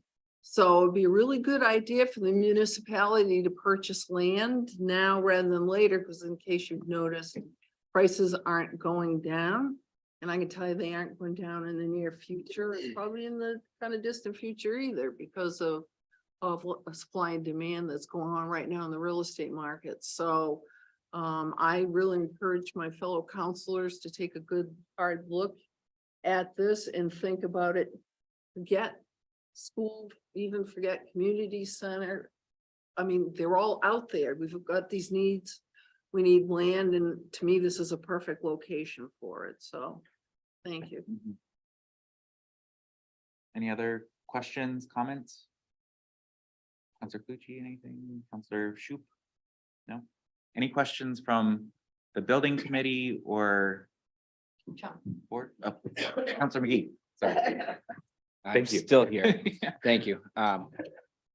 So I would, first of all, I know how hard and how much time that you've put in it, Tom, Dawn, and clearly the Downs too, for being enough to sit there and go through these negotiations. And my understanding is that they're not 100% thrilled about this either. So that being said, I do appreciate everyone taking the time to try to make something happen.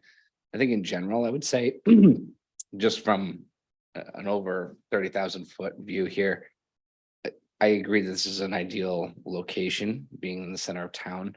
I wish it was just not as complicated as it is. I mean, we couldn't really find a more complicated piece of land to try to work with, in the sense of all of the moving parts that need to make this deal happen. So there's some reservations on my part. I think, you know, I'm going to spend a little bit of time trying to familiarize myself with the net benefit scheduling. It is a little complicated and it's a little bit of a witch's brew, but I do have some time with Karen Martin tomorrow, so I can try to talk it out with her a little. But I do want to say thank you for all the work. My one other concern on this would be the 5 acres. I'm not sure what that gets us. I agree that it's our council priority, and if this all falls through, we still want 5 acres. I'm not sure that buys us enough land for a community center, and I could be wrong, but just looking at the parking fields that are required for a school, much less a facility that may or may not have either ball fields or swimming pools or whatever. My one concern would be, is 5 acres really enough? But food for thought. Yeah, in the LOI and likely in the option agreement, it's, you know, the scope that we've agreed to is a school, a community center, or recreational fields. So rec fields, which we know are based on, you know, the Parks and Facilities Master Plan, still in major demand within our community. So minimum rec fields, 5 acres could be something substantial for the community. And again, being so close to the municipal campus could be another benefit, almost like a natural extension to a little bit of the current, you know, park outside Memorial Park. So again, I think they're, you know, that's something that the council will have to further contemplate. I just want to add, you know, I feel like this process with the Downs has been, you know, going into it, I was very anxious and thought it was going to be a lot more challenging. I will say they have been extremely open and fair partners in these conversations. You know, Tom, I think, did an excellent job trying to come into this very open with a good first offer that we've kind of really chipped away at over multiple months. And in some ways they offered things that Tom and I looked at each other and we're like, what is that? And we, you know, we pulled in Pete Van Hemel, and he's really kind of helped to really kind of educate us a little bit on the complexities of these. So I think anybody who looks at this and says it's complicated, that is correct. It is complicated. And I don't think for something of this nature with any other developer, it wouldn't be complicated. So I think that's been a learning for me. But yeah, I do think that there's some things in here, and some of it, I think we've created the complication by offering certain things like zoning changes for impact fees that, again, we're in recent conversations, we've said, maybe that's not something we even want to put on the table at this point because it just complicates things. And so how can we uncomplicate it? But again, the Downs has been, you know, very good partners at trying to work with us through this. And, you know, I think the town and Dana as well, being at the table, has really helped to try and find the best solution that's the best for Scarborough and the best for the Downs, which I think this today, what we have is really kind of, you know, the complicated puzzle that we've been able to put together that I think is good for Scarborough. You know, I agree, John. I think the I believe me, I mean, there's a lot of pieces on this, and I completely agree with your, you know, idea of this could be very complicated, but it's really is if the town chooses to pursue a path that is one where, say, we're trying to use impact fees to offset purchase costs. There's a really simple way to do this is just to say, here's the appraised value of the land, we come to an agreement and sign papers and we walk away. It's relatively, that's easy. I think everybody could get to an agreement on that really quickly. But when you start bringing some of these other elements and the timing that's needed, it's certainly not an insurmountable thing. It seems complicated on the surface, but once you get it into a legal agreement, which is all very doable. I do this on a daily basis in my line of work, and it's very doable. I don't think it's anything anybody should be scared away by. Just for my part, I think we would have preferred to bring something that was a bit more developed, if you will, including purchase price and some of the other details. But really, in an effort to be supportive of the schools project and the timeline that they're trying to work toward, we needed to have something to at least start this process. And we've got some very critical dates that need to be met for all this to stay on schedule. So this is the approach that we've taken, given the kind of length of time and the amount of work we have between now and when critical decisions need to be made. And I think one thing that's important to note is, I know there's been some discussion around like, well, oh, the Downs is getting this or they're getting that or they're getting a good deal. I think there's a lot of checks in place here. We've got appraisals that have to happen. That appraisal will, we're not going to pay over market for a piece of property. We know the things that are important to us, and the transaction would not happen without those things happening. So I think in addition to that, we've been very transparent with them, and they've been transparent with us, and in turn, we are being transparent with the council and the community. So I think there's a lot of good stuff in place there so that this happens the best way possible. Just a final point, just for members of council and the public for that matter, this deal is complicated by some kind of what seemingly extraneous items that really have nothing to do with the land deal. I would strongly suggest that you would be talking about those issues at some point, probably sooner than later, independent of this. And I think really in view of transparency and kind of putting it all on the table, they became part of these conversations. And that's one of the reasons we did the analysis, so we could appreciate that there's some benefits to us. It's not all one-sided here. Mhm. I think the point Dana made, which is still very important, is, and this LOI that we're asking council action on tonight is really just the start of the process. And then there are many steps along the way that we need to work through. Step one being, can we get to an agreed upon purchase price? If we can't get to an agreed upon purchase price, there is no deal. We need a different site. The school is delayed. And we have a different problem we have to address with how do we address the kids that are coming without that site. And that's going to add additional project costs to the project and the range of millions of dollars.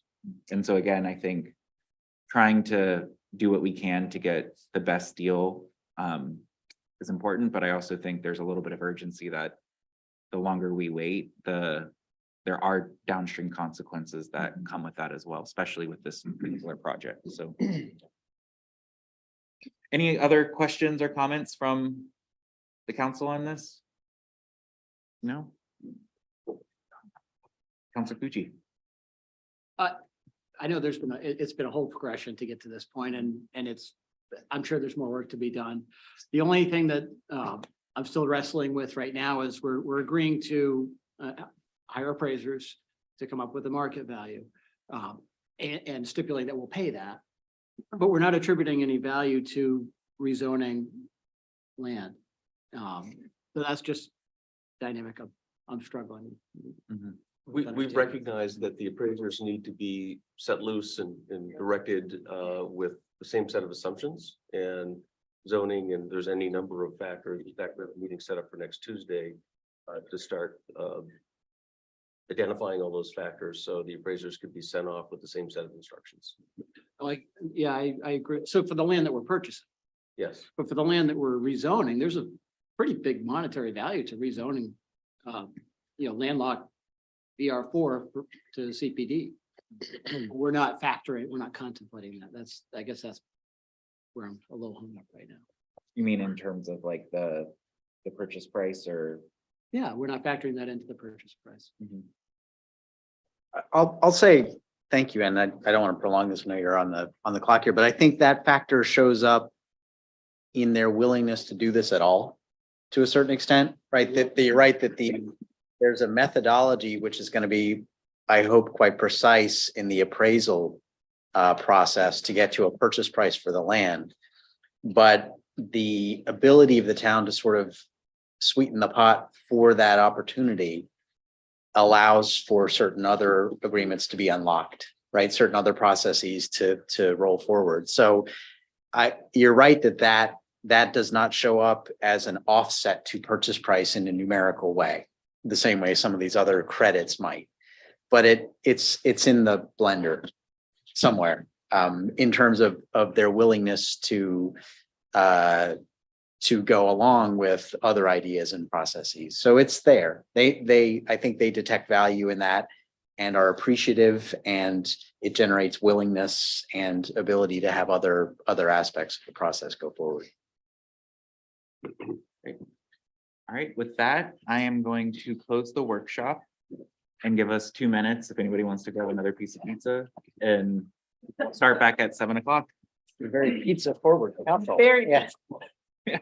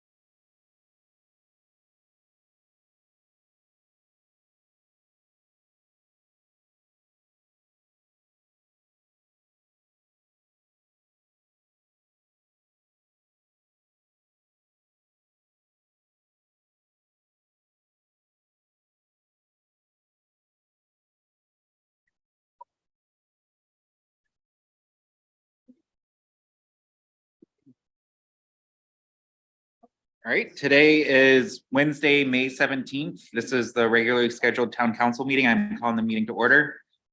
Please join me for the Pledge of Allegiance. I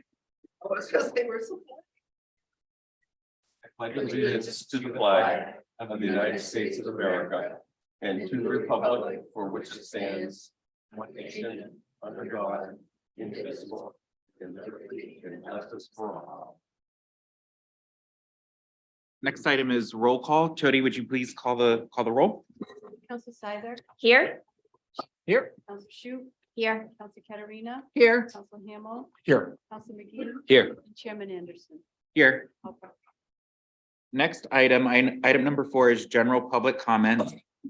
So I see a lot of people out here in the audience, and I'm assuming a lot of people are here to talk about either the school or the letter of intent that we recently just discussed in our workshop. So I'm going to ask if anybody has any comments on the school or the letter of intent that they use general public comment to bring those comments forward. Just as a reminder for the public, you get 3 minutes. If you could please state your name and address for the record. And I am tonight, I've been a little lax on public comment and timing, but I do plan tonight to hold us to that 3 minutes. So when the red light goes off at the podium, that's your indication that your time is up. And I'm going to ask if you could quickly summarize your comments. So if people want to line up, they can start to line up. And if you're online and you'd like to make a comment, you can raise your hand and I'll go back and forth.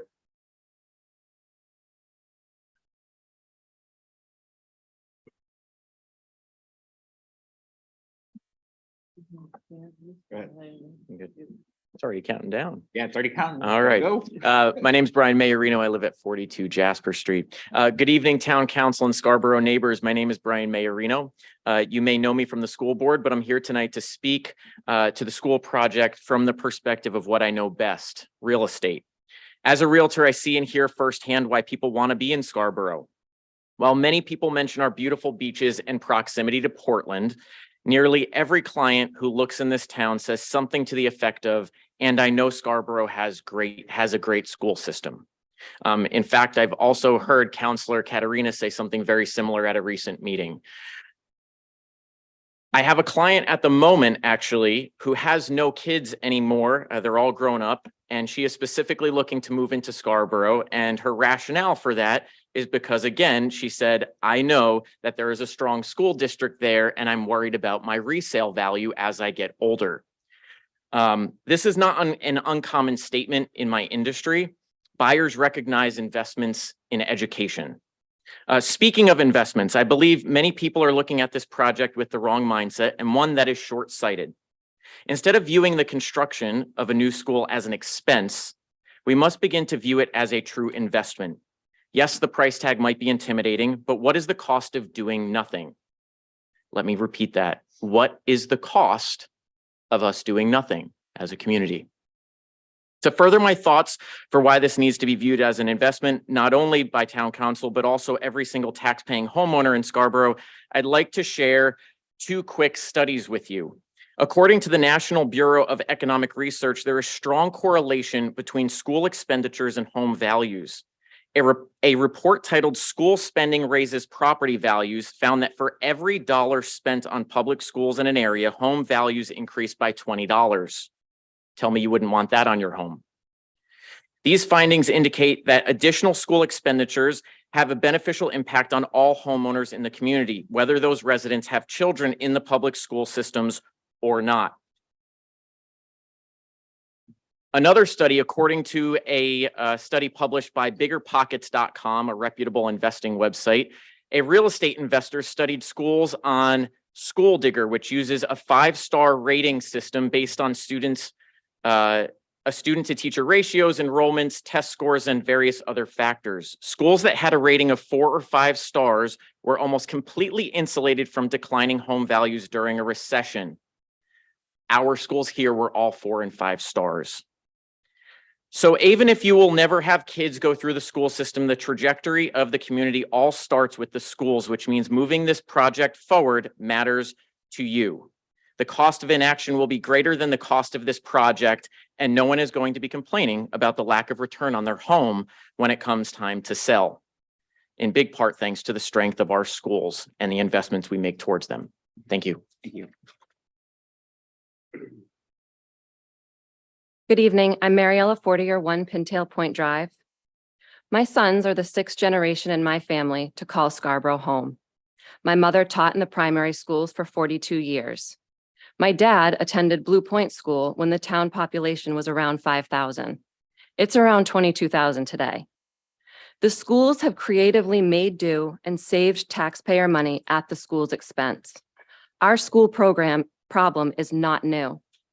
The first time I remember moving my mother's classroom in Scarborough was the summer I was 7. My family worked together to pack and unpack boxes to set up her portable trailer classroom at Pleasant Hill. 3 years later, we packed her up again and moved her to a collection of portables assembled in a field. In 1993, over the course of a few hot summer days, we packed her up again and set up her classroom at Blue Point School. A few years later, we packed up the boxes again and moved her to portable trailers at Blue Point. My mother spent her last 13 years in Scarborough teaching in a portable trailer. She retired 8 years ago. Our schools no longer meet the safety, security, educational, and enrollment demands of our town. As we saw clearly in the business case presented tonight, the patchwork approach is prohibitively expensive and will not solve the problem. Over the past 3 years, I have watched as the building committee spent countless hours to develop, thoroughly assess, research, and evaluate options to solve the school problem. Numerous public workshops have been held. Several of you have continued to put the ownership of this town problem back to the school committee and the school board. The building committee and the school board have answered pages of your questions, which are publicly available. They have met with you individually, and they have refreshed a study that told us a school was needed in 2017. Our town has continued to grow these past 6 years. The 20-year-old trailers are just getting older, and prices for everything continue to rise.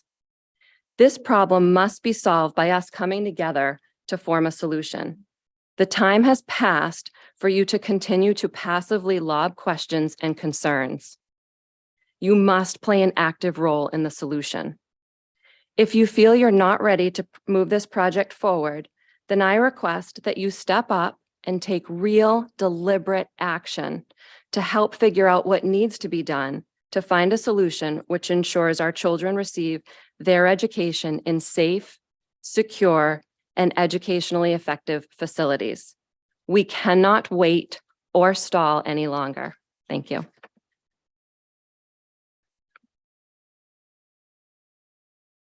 Good evening. I'm not nearly as articulate as the woman before me. I agree with everything she says. My name's Ann Lovejoy and I'm principal at Eight Corners School. I've been in the district since 1999 and I took over the reins of principal at Eight Corners School in 2002. When I first walked into the door, into the school, there were no cameras, there were no locks. The building was only locked after 6 o'clock at night when aftercare left, and it was open the rest of the day. There was no lights in the parking lot, as a matter of fact. There were no silent alarms, no laptops, no playground fencing, no all-day kindergarten, not even enough parking spaces for all of the staff. Things have changed. We need to evolve as the town has evolved and grown. I had a building tour last week with some community members who don't have children in school and have never been into the schools. And they were all very supportive of this project because they know they need their kids who are coming up need a safe, secure, and adequate school building to learn in. They also, have 8 children between the 5 people that were at the building tour, some not even born yet. And so we know that there is a large population of kids coming our way. And we don't have the luxury that Wentworth, the middle school, or the high school have of seeing this wave of kids come in. They just show up at our doors, kindergartners. We have to be prepared for them. We need a solution besides portables. I have lots of portables. It doesn't make my schedule any easier. It doesn't make also have the ability to have STEM, world language, all the other things that we should be offering to kids at this age. I think I've heard a lot of concern about losing our neighborhood schools. I completely understand that. But when you look at where Eight Corners is actually located, we're in the middle of a commercial zone. There is no sidewalk. There are no houses nearby. We've had students who actually lived in houses on Muzzy Road and they couldn't even walk to school because it was too dangerous. Nobody rides their bike to my school. They all come in cars or buses. This is not a neighborhood. The reason you love our little schools is not because of where they are. It's because of how they make you feel when you walk in. People know your name. People know your children's names. People know where you work.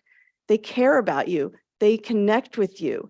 You become a part of their family. You know their events and their lives. And you can do that because it's of the people, not because of the building or the location. It's how you feel when you walk in. And I think we have to trust the people we have hired to build us a new school that can allow us to have that same feeling. We have incredible staff and they want to care and they want to be a part of your lives, no matter how many kids are in the building. Thank you.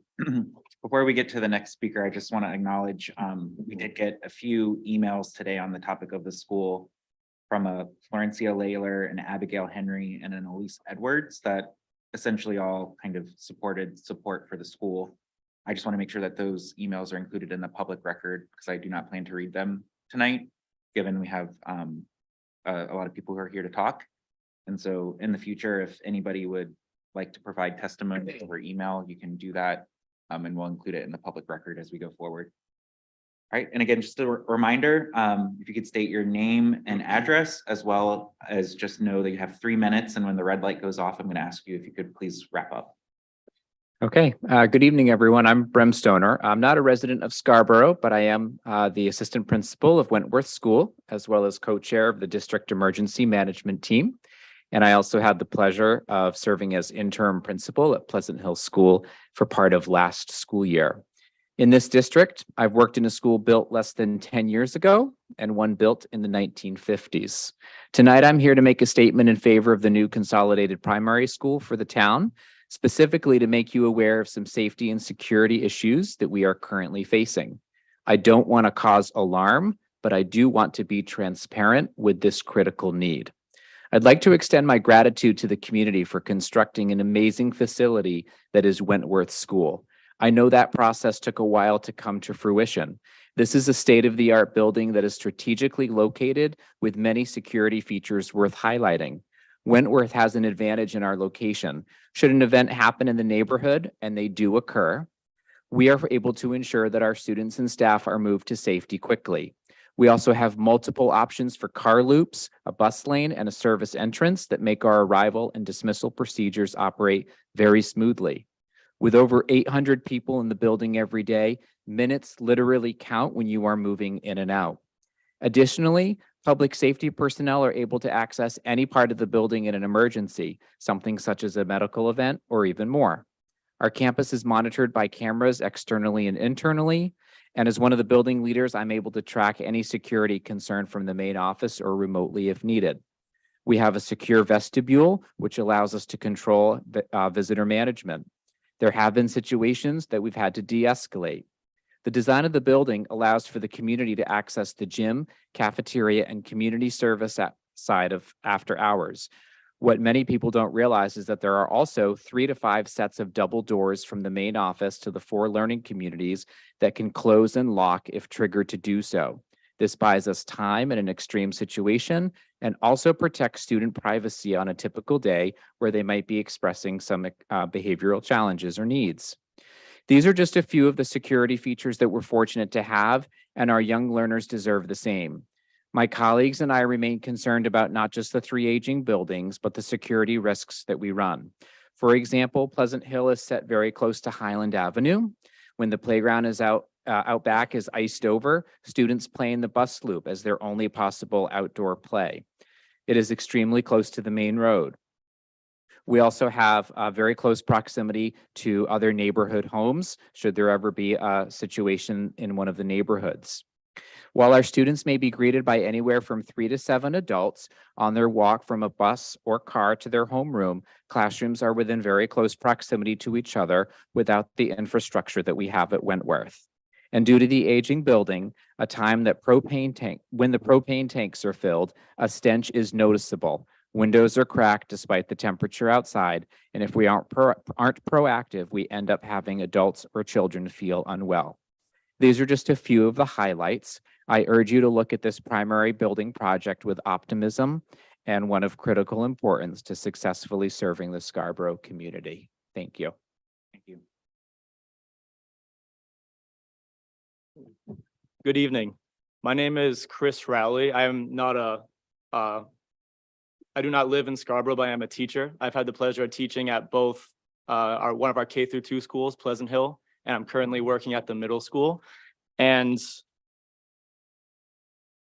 I know that you're aware of what the spaces look like, but I hope to give you an idea of how this impacts me as a teacher and how I teach and how it impacts our students' learning. To clarify again, I'm one of the PE and health teachers. I was a PE and health teacher at Pleasant Hill, PE and health teacher at the middle school currently. And where our elementary schools, the idea and the concept behind having a cafeteria as a gym, I think is outdated, where as a teacher sharing that space, I would have to put, for my own student safety and managing that space, I would have to put mats around the coolers used by a cafeteria staff that were in the gym area. I'd have to move tables in and out of storage spaces or keep them out in the general area that would limit the space that we could use for our activities during PE. And not to mention working with the cafeteria staff, working with the community services program. The gym spaces are a very shared space, and navigating the storage concepts and navigating how these spaces are used was a really big challenge when it was such a shared space within those elementary schools.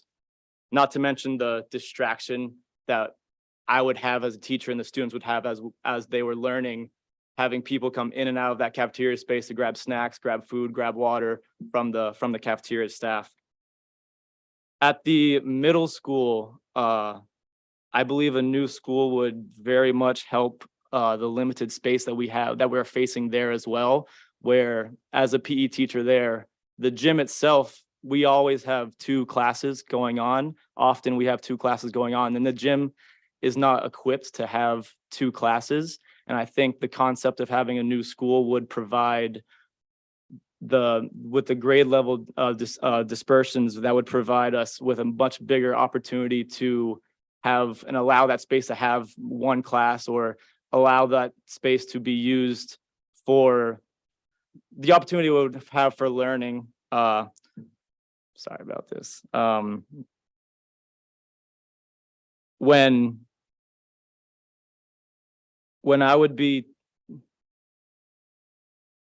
teaching a class and the other class is happening, and say if I'm going through a lengthier topic, a lengthier lesson that includes some more description, some more learning, and the other class is already happening, the opportunity for my students to pay attention and not be distracted by what's already going on downstairs is a big negative for our classes. And I would also like to say that I'm here to support the new school building project.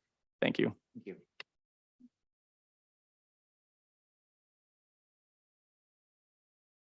Good evening. My name is Robin Viola. I'm a French teacher at the middle school. My address is South Portland, but 21 Quinton Drive is my address for a lot of the year. And I've gratefully been a teacher in this district for 30 years. And I am here tonight to speak in support of the building project. I'm proud to say that even with all of the challenges that exist in every school and our school is a great place to teach. And it is because, as referenced before, the community, regardless of the size, the student body, the number, it's a community at our school. The staff genuinely cares about the personal experience and quality of education that each student receives.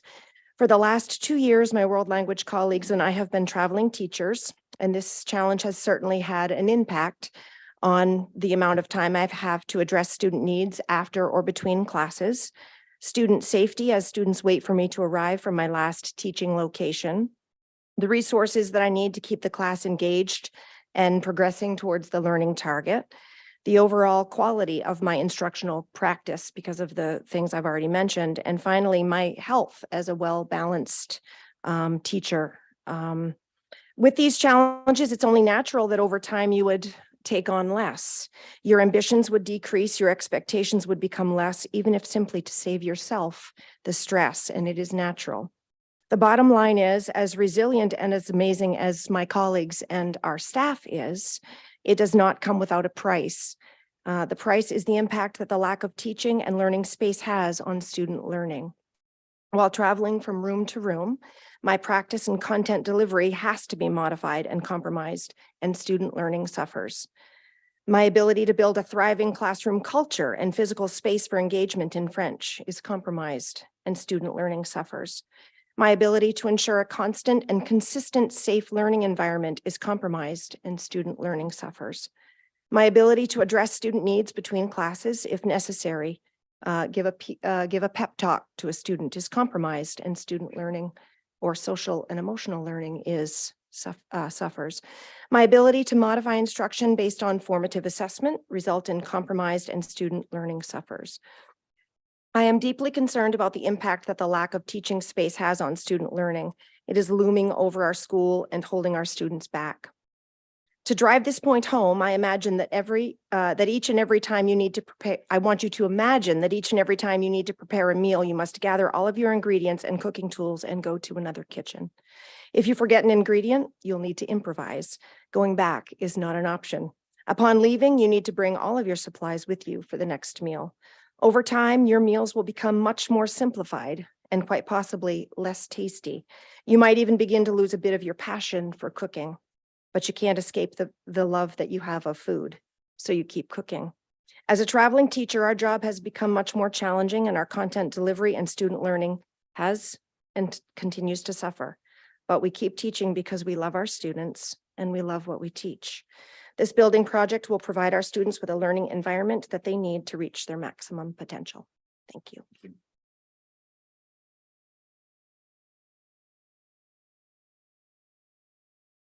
Mr. Chairman, I will not be speaking about the school. Is that acceptable to you? This is general public comment, so anything that's not on the agenda, if you'd like to use 3 minutes of your time. If Thank just you. state your name and address for the record. Certainly.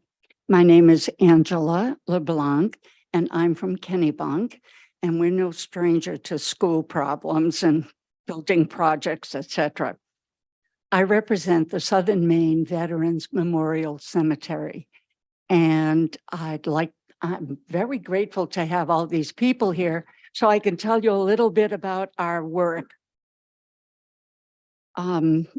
We requested a donation from the town of Scarborough in January, and I understood that there was to be a public forum tonight, so I'm here to pitch for this cemetery.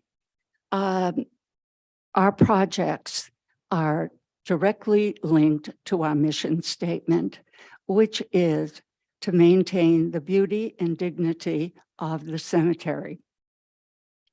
We opened in 2011, and we now have 2,200 interments in Springvale. There are 4 cemeteries, 1 in Caribou, 2 in Augusta, and 1 in Springvale. It's manned by a whole coterie of volunteers. One of the projects that we completed recently is the POW MIA Monument. I encourage everyone to come and visit this beautiful site. It took us quite some time to design it, to build it, and to raise the funds for it. It consists of a large central monument surrounded by 14 markers, which are about this high and have pictorial descriptions of the wars. There are 14 markers ranging from the Revolutionary War to the Cold War. It's really a beautiful site. It's already becoming a landmark location. And I encourage all the teachers here to bring their classes there for a field trip. It's well worth the effort. Each marker has how many people were killed, missing in action, and I don't know why I'm so nervous. You're doing excellent. You're doing excellent. My goodness, my children would be very surprised to hear that tremor in my voice. But anyhow, it's a wonderful sight.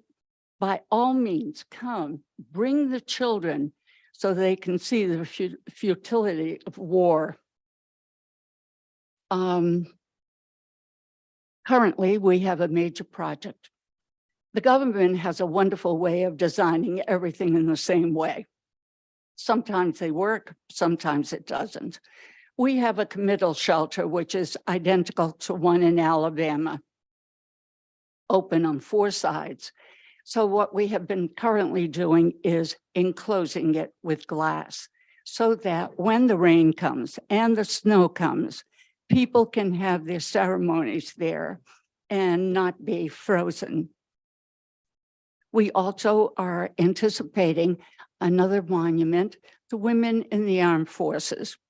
Women have always been underrated in the armed forces, but sometimes you just can't live without those gals, the nurses, the flyers, etc.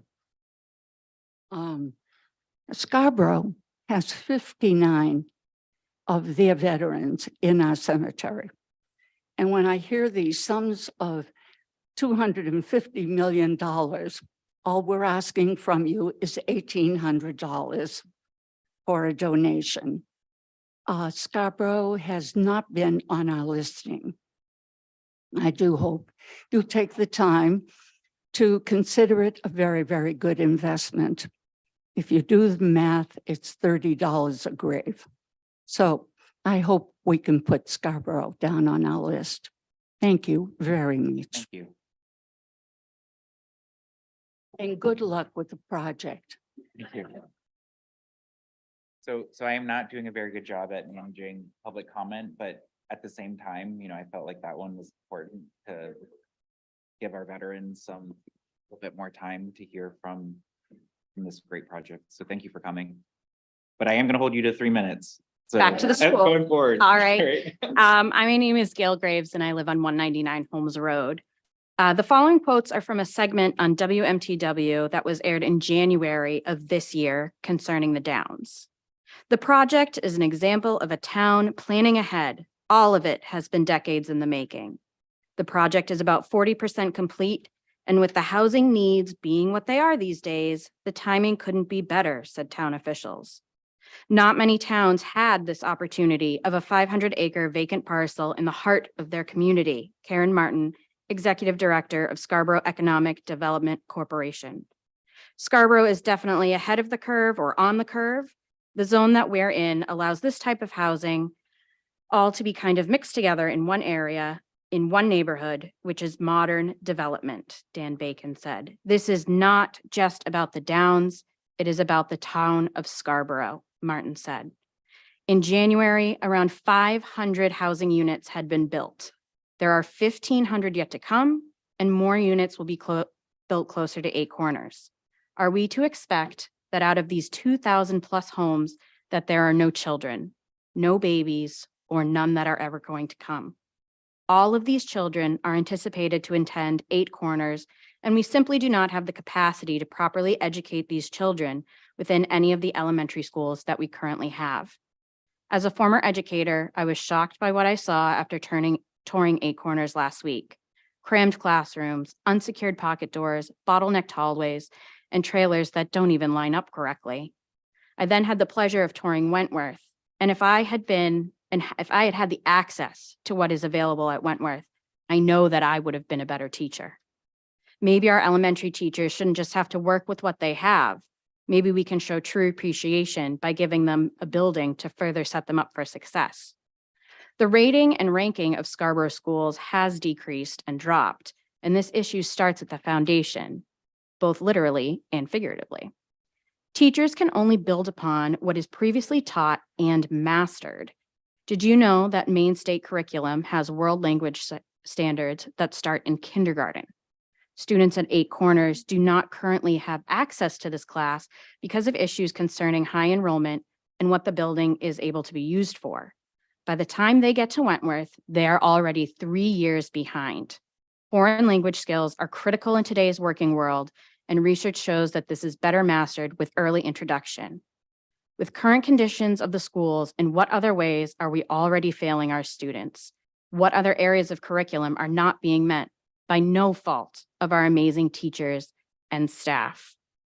On WMTW in January, we proudly declared to the entire state that we were an example of a town planning ahead. I urge you to continue to be a positive example of what this means, to bring Scarborough front and center and provide our students with access to state-of-the-art education that will continue to build upon Scarborough's reputation for many years to come. Thank you.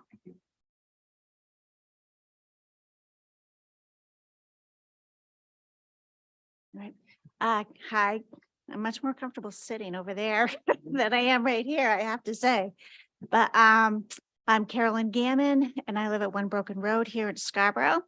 And so I'm not speaking, as Brian said, as a member of the school board today, I'm speaking to you as a mom. And so one of the concerns I've heard raised quite a bit is around the issue of the new unified school being too big and losing the neighborhood feel that we have and we've all known and loved. And many probably have actually gone to those schools. But as a business case clearly laid out that we discussed earlier, these neighborhood schools no longer serve our students' needs, nor do they set up our community for success in the long term.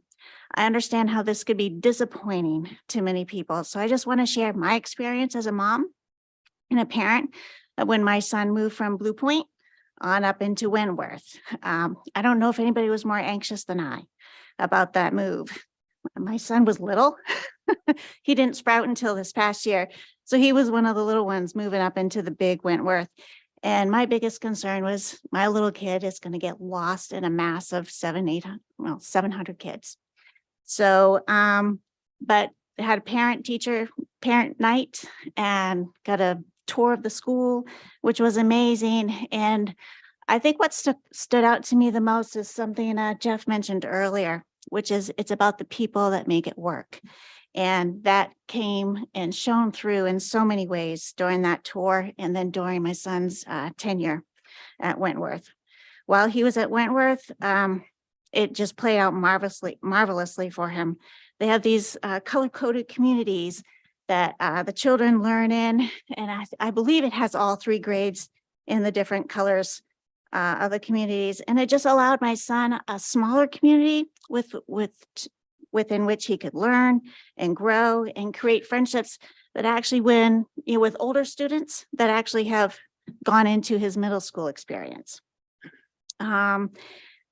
Subjects were taught in the same room or within the immediate area. So there wasn't a lot of traveling back and forth and ways for just opportunities, I guess, for the children to get lost along the way. There's great supervision and just very looked after and cared for in those little communities. And then these all smaller communities were also really important because it helped my son create and develop good relationships with the teachers in the communities. So it's just always good when you're little and you see a familiar face of an adult, and it just makes you feel more confident and more comfortable. So these are just a few very small examples, but very important to kids, especially the little kids as they grow up and they move and progress throughout the school system. Again, my son has had nothing but positive experience, and that's really all due to the leadership of the schools and there at Wentworth and in the head office here.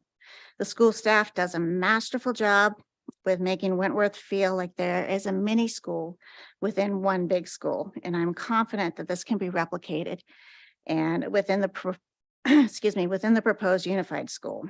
The truth is, we can have the benefits of both models. A unified school that operates with the Ms. Gammon, school. if you could please wrap up. Yes, I didn't pay attention. Anyway, I'm very excited. I think we have a great opportunity and looking forward to your support. Thank you.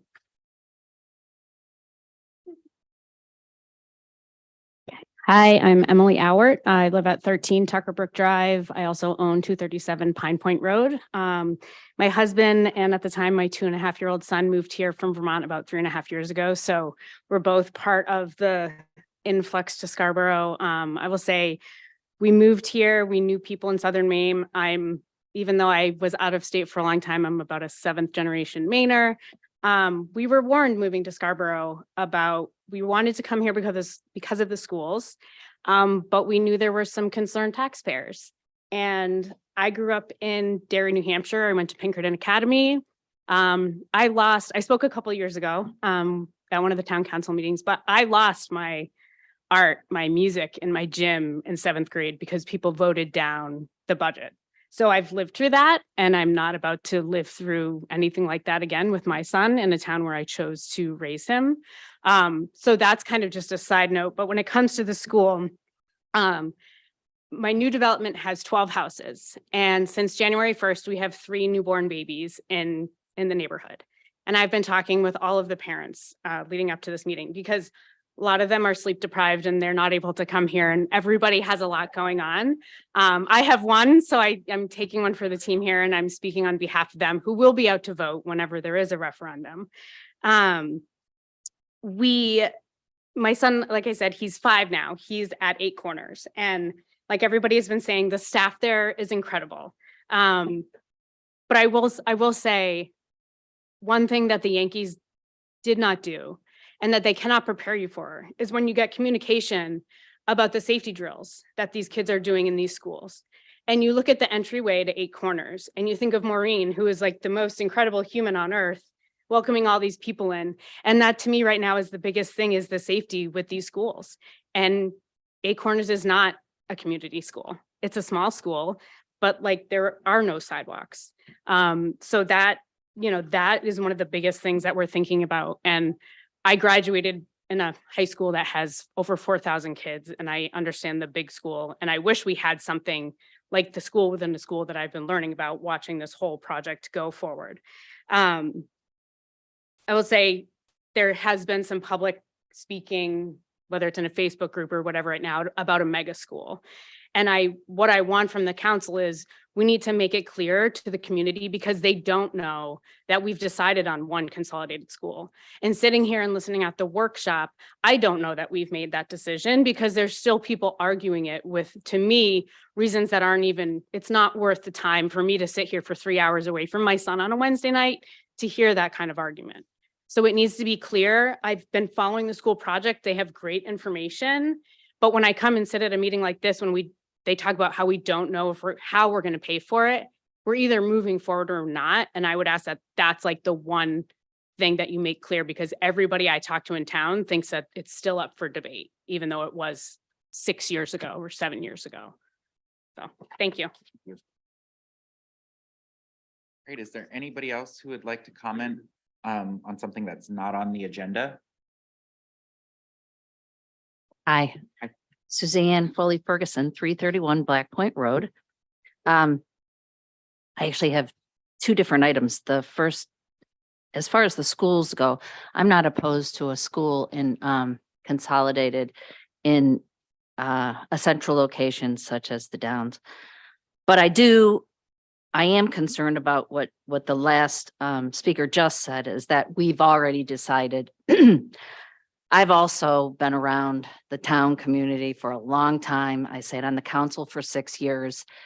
This community did not vote on consolidating the 3 schools. And from people that I spoke with, that they're not just concerned about the size of the schools, but they're concerned about putting their small ones on a bus. So in other words, people will probably be ending up driving them there. So there are a lot of factors. I wasn't able to hear the discussion here, so I can't be super specific, but I was concerned when this project started moving forward without the community weighing in. And I suggested numerous times at this council meeting that we should first survey the entire community and whether they would support it. So I'm raising that issue only because, I mean, not necessarily for myself. I'm not saying if I'm going to vote for it, against it, or whatever. But we are a community of diverse people, and there are taxpayers that are having a troubled time. So I wanted to let you know. I also want to know, my daughter spent her entire little years and middle school years in portables.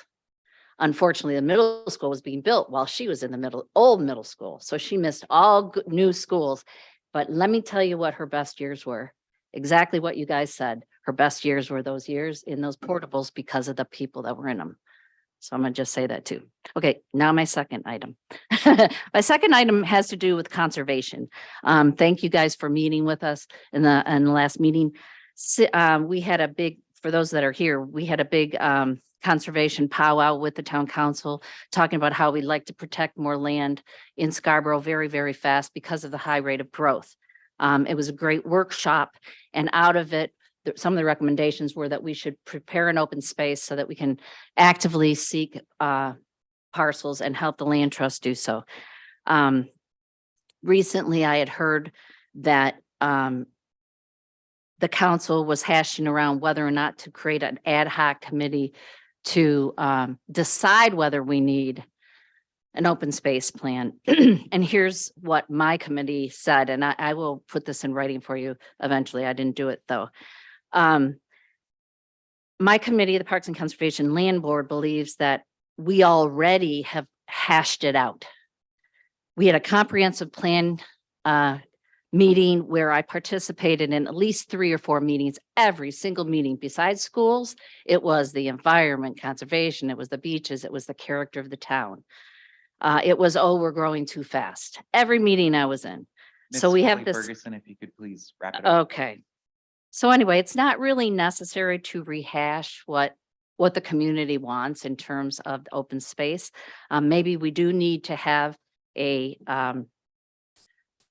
survey, which we probably should have had with the school as well, which I had suggested. But I think that right now, we would like you to encourage you to fund an open space plan, or at least create an open space committee and perhaps fund it the following year, but get the committee going. Thank you. Thank you.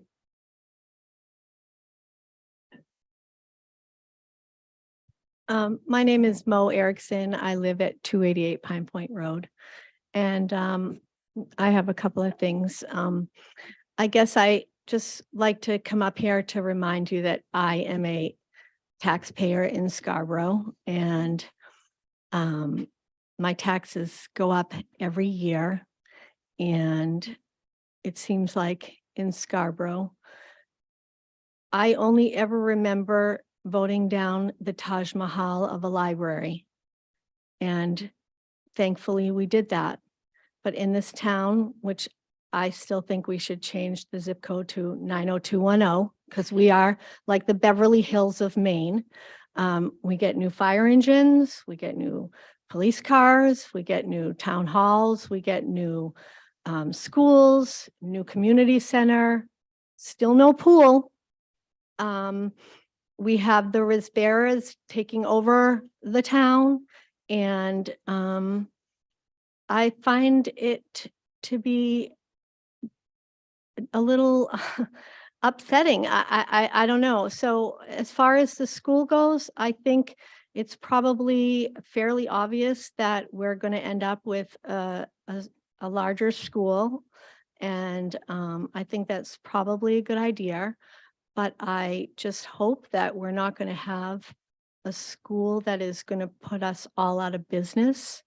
I hope that we are not going to be indebted to any particular people for the rest of our lives because of it.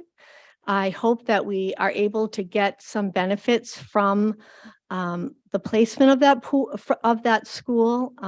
I hope that we are not going to be indebted, as I said, to whoever builds the school for us or wherever we decide to place that school. And I just really, I think it's not a good thing when we rely on one person or group to decide where we're going to do everything and how we're going to get things done. And I find that very uneasy. And again, I just hope that we put a limit on the school. I hope that we're not going to spend too much money, because I think it will end up being a detriment to Scarborough. I don't think we're ever going to have to worry about our real estate values going down in Scarborough. Ever. I don't think that's ever going to be a problem. And on a complete side note, I sure wish they would pave the road on East Grand Avenue in Pine Point before my car completely falls apart. Thank you. Thank you. All right, is there anyone else who would like to public or comment on something that's not on the agenda? No? All right, then with that, I am closing. Oh, sorry. One more, last but not least. I'm Sue Hamill and I live at 3 Bay Street. And I'm here, I just want to make an observation because this agenda tonight was so packed, just beyond belief. And I don't think it's coincidental that so many big and important issues all arrived simultaneously on the agenda. What for many council members, Board of Ed members, ordinary people, is already an extremely busy time of year with end of the school events, award ceremonies, graduation, start of the summer. And tonight we're dealing with the town and school budget, the audit, the renewal of hotel licenses for 2 very kind of shaky, problematic hotels, special amusement permits for summer businesses in neighborhoods where sometimes people have opposed giving those out, the revised GMO, the culmination of months of meetings and input by numerous stakeholders, community members, and the updated business case for the school. Another long time coming project that many have been waiting months. And finally, the land for the school purchase option letter of intent, which we are actually going to discuss and vote on the same night. So many of the items are extremely important and consequential for residents, and they all arrive to be carefully and thoughtfully and thoroughly reviewed on the same night. Don't be fooled into thinking it just worked out this way. This is how we do things in Scarborough. It's the way town management works behind the scenes like a master puppeteer. It's all part of the plan to maintain control and manipulate the outcome. The only thing we don't have on tonight's agenda is the revaluation, but I guess the town manager decided we better wait on that till next year. Thanks. All right, so I would like to respond to that comment since as the council chair, it's my responsibility to set the agenda as well as with the vice chair who happens to be related to the person who just spoke. So what I will say is that, again, you're totally correct in that this is a very packed agenda.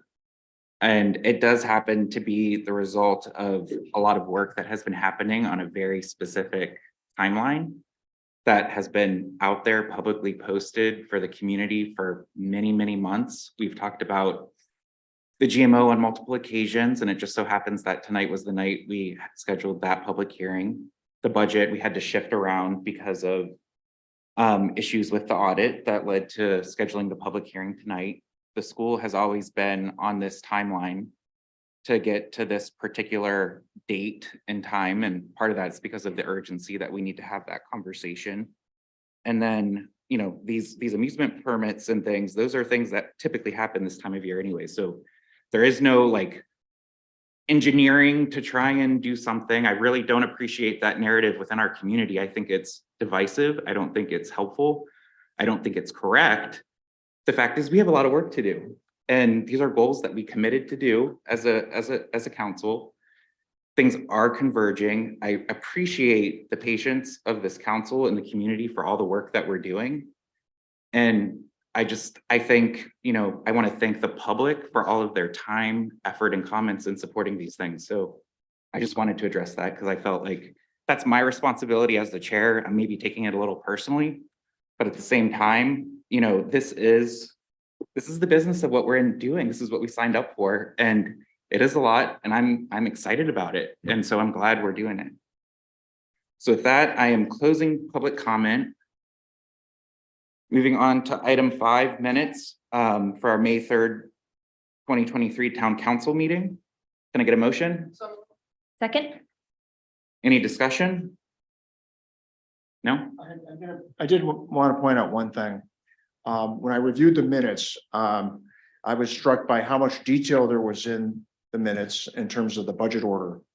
And there was a lot of detail in there that I'd never seen before. And that had to do with things that spoke to our cash position, our fund balance, unrestricted fund balance, assigned fund balance, unassigned fund balance. And we have John Clucci to thank for that, the Director of Finance. Because these numbers are big numbers and they involve decisions around appropriations that need to have town council approval. And in the past, we never had detail like that to see how those things get moved around. Now we're finally getting to a point in terms of our financials where we're starting to shine a bright light on these things and to develop a better understanding of what our financial position really is. So I want to thank Councilor Clucci, former Chair Clucci, Chairman of the Finance Committee Clucci, all three of those people for that good work. Thank you, John. Thank you, John. All right, any other discussion for the minutes? No? Okay, all those in favor? All right, it's unanimous. Next up is item 6, adjustments to the agenda. There is a request to move order number 23-005, act on the request to authorize the town manager to sign a letter of intent to purchase property located in the Downs for the new school to the first item for new business. Can I get a motion? Second. Any discussion? No? All those in favor? All right. So next up is treasurer's warrants. I will sign those after today's meeting. And item number 8 is town manager report. Tom?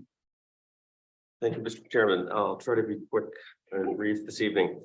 As regards budget review, Finance Committee is hard at its work. They do have 2 additional finance budget review meetings scheduled. Those being next Wednesday, the 24th, and then the following Wednesday, the 31st, at which time they'll do final review and presumably consolidate and make their final adjusted recommendations. So tonight is your public hearing. We're scheduled to have second reading on June 7, and then the validation vote for the school budget would be, and is, I should say, June 27th. So we're well into that budget review process and on schedule. Regarding the Ad hoc Community Center Advisory Committee, I have communicated out with all the parties to be involved, if you will, prior committee, existing committees, and we are receiving some very good feedback and applications. So I think we're on schedule to get all responses back by, I believe it's June 7th, in which case the Appointments and Negotiation Committee could consider them at their next meeting on the 14th. So I would expect by your second meeting, as soon as your second meeting in June, the council may have a list of appointments to consider. Quickly, with regard to the Eastern Trail, we do have a meeting with CMP set up for May 25th. Of late, it's been very promising feedback. Former planner Jay Chase is actually on their staff in the community relations position and has, I guess, somewhat inserted himself in some of those conversations and has been a very good source of information for me, and things seem to be turning out quite nicely. We still endeavor to meet with CSX, that's the successor to Pan Am, and our contacts at DOT have been helpful in making that happen. The All Board Summit, this is something I think I've briefed the council on in the past. You'll start to see more and more details. This is an event scheduled for June 8th. It'll be at the Hub, Community Services Hub. This year, the theme will be focusing all the various boards and committees to report out regarding 3 town council goals for this year. Not all goals really are applicable for the committee work, but the goals of housing choice and homelessness, traffic and transportation, sustainability, conservation, and climate change are all ones that various committees I know are doing very good work on. And so I'm excited about that event. You'll see more details to follow. Regarding the comprehensive plan, I think I've reported in this chamber in past meetings, we do have final approval, if you will, from the state. They are recommending some additional appendices, if you will, just additional data and no substantive changes. This matter has been taken up by the Long Range Planning Committee at their last meeting, They did not complete the work, but I believe they are scheduling a special meeting for later this month, really to expedite this one item. At this point, I expect an action item will be on your agenda at June 7th. I'll truncate this a little bit here. Outdoor services, some members of the council and the public might recall during the pandemic period, we did allow some flexibility in our local land use for outdoor seating and services, particularly in restaurants type uses. There's been a renewed interest in that. And currently, I should say those were emergency measures taken at the time. So I know the planning department is receiving these inquiries and is kind of considering a path forward. So I really just kind of put it out there, kind of briefed council leadership on the matter, and you may see something coming. You know, frankly, if we don't move something before you in June, the season will probably be lost. So I just put that out there for your awareness. This council will recall that we have submitted an application for the CDBG program. This is to study and better understand homelessness in Scarborough, and more importantly, what sort of strategies can we employ and consider within our limited capabilities at this point. We have heard back, and that has been approved and actually increased to 15,000. So that grant and that work will start July 1st. And this, a couple of other just hints at the future. The Scarborough Land Trust some months back had inquired about 3 town-owned properties and transferring ownership to really ensure conservation on them. There is a policy that requires me to coordinate and solicit input from various committees. I've received all of that input. We'll be consolidating a recommendation to you at your next meeting. 2 final things. Verizon Cellular has completed its installation on the tower out here. So those of us that live or work in Oak Hill, at this point, you hopefully are experiencing better service. They say that the 4G service is active and 5G is shortly to follow. So hopefully we see improvements in this area of town. And lastly, this week is National Police Week. So May 14th through May 20th. And I do want to just diverge for just a second. I had a couple of interesting occasions over the last few days. Last Friday night, I attended the Public Safety Awards Banquet. It's an opportunity for both police, fire, dispatch, and EMS to come together and celebrate really some tremendous events, heroic events, and also acknowledge the passing of some members. And so it's just really struck me how important it is to have a strong public safety backbone, and we certainly have that in this community. And I was reminded that again, actually Monday morning, there was a swearing in ceremony for 2 new dispatchers and 2 new police officers. And one of the officers, Officer Riley Brown, had her 2 grandfathers, her father and her uncle there, 2 of whom were active in law enforcement and the other 2 retired. And it's just, it's a great remembrance of how these things run in families and how proud they were to have their granddaughter and their daughter and niece following in the tradition. Great. Thank you, Tom. Any questions for Tom? All right. Next is order number 23-033, public hearing on the proposed amendments to Chapter 413 Growth Management Ordinance. So I can set this one up, and Councilor McGee, if you want to chime in on anything, feel free to do so. So again, this was something that back in September, the council had requested that Councilor McGee and I work on proposed amendments. Those amendments were due on April 1st. They were presented. We wanted to do an extended process for the public to be able to absorb those recommendations that were put forward. And we have a town council workshop scheduled at our next meeting to try and get any amendments that the council may have or any feedback that the public may have. If you want that for consideration tonight, this is a good opportunity for you to offer thoughts or ideas that we can take to our workshop next week. Essentially, the new amendments at this stage really does keep our growth rate essentially at the state required minimum, while creating some room for affordable and workforce housing where we've established a pool. We've also set 3 different areas targeted for growth. Area 1, which is essentially our rural area, is limited to 25 units per year. And really the intent there is to try and preserve our rural and residential areas of Scarborough, which represents the majority of our land mass. Area 2 is really our high growth areas. in both Dunstan and Oak Hill outside of the CPD. That's really intended to be another high growth area where we've added a greater pace of that growth to direct it into those areas. And area 3 is the CPD zone, which is a specific zone that in our comp plan we have designated as a key growth area, and where we've also kind of aligned an even greater rate of growth per year for that area. So again, the intent was to try and direct growth to our high growth areas as outlined in our comprehensive plan, and try and make sure that we're preserving as much of the green space outside of our targeted high growth areas. Councilor McGee, I don't know if there's anything else you want to set up. I think you did an excellent job. Great. So again, just, next steps, as I mentioned, we want feedback from the public tonight. We will have a workshop at our June 7th meeting, really with the intent of looking at amendments. One of the things that I had requested Tom do for us, similar to what Karen did for the school analysis, was kind of look at the TIF and help us understand how our GMO applies to growth specifically in the TIF district, so that we can kind of see how the choices we're making today impact our financial future, and just use that as an analysis to help us kind of at least have the conversation about other options we may want to consider. Doesn't mean it's going to change the direction of the GMO, but really making sure that we understand the financial implications, again, specifically with the debt that could be coming with a large consolidated school.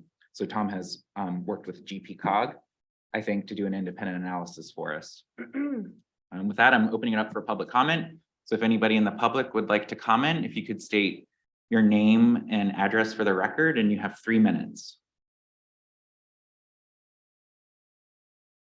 Hello. Hi. Whoops. I'm Nina McKee, 309 Black Point Road. And I just think you guys are awesome. And I thank my lucky stars that I'm not on the council and don't have your responsibility and work. So thank you very much. And I really want to thank Councilors Anderson and McGee for really, this is a daunting and very important proposed looking at the GMO. But the proposed rate of growth, I have some questions. And I don't think you probably can answer them tonight, but maybe in the June 7th meeting, you might consider them. I'll be quick because this is, on the purpose statement, it says, quote, placing reasonable and appropriate limits on residential developments. And my question is, what about restrictions on business developments? Because business impacts traffic and impacts all the services. And so that, I think, would be interesting to know what you think about that. Excuse me. And then the areas of growth, which John just outlined, I wonder how you came to, how did you come to how did you determine the number of permits per each area? I think the 25 in the rural and the 210, this is over 3 years, in the zone density and stuff. But my question is 400 over 3 years in the Downs? That I wonder how that comes about. And why does the Downs have its own area? It seems like it's almost 2 times the number of permits in the dense zone. So I would like clarification on that. My voice is going because I'm scared.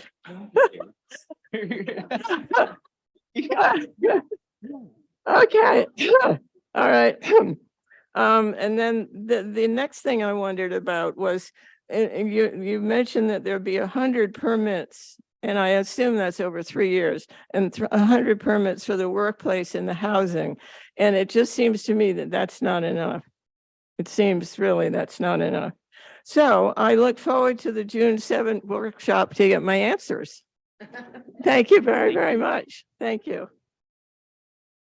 All right, is there anybody else who would like to comment on the growth management ordinance? Hi, Suzanne Foley Ferguson, 331 Black Point Road. My comment is, the point that I want to make is that any growth management ordinance that you guys workup is only as good as a future council has the guts to say no when things change. And the reason I want to bring that up is because between 96 and 2002, the growth management ordinance allowed for 135 permits. After 2002, in 2008, we had a recession. A lot of those permits went unused. And right around 2014 or 15, the council took all the unused ones for all the recession and decided they were going to plop them all in one year. And that was during the Higas Parkway. And one of the explanations was that, well, these units over in Higas Parkway are not going to have children. And that way they're not going to affect, because they're going to be high-end apartments. They're not going to have children in the school district, so they're not going to.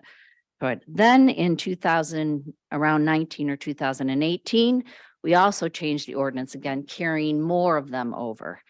And there were 1,200 units in 4 years. So while we had that nice 135 permits, and then a calming effect of the recession, then we had this huge boom that went uncontrollable. And again, I'll repeat, it's only going to be as good as a future council has the guts to say no.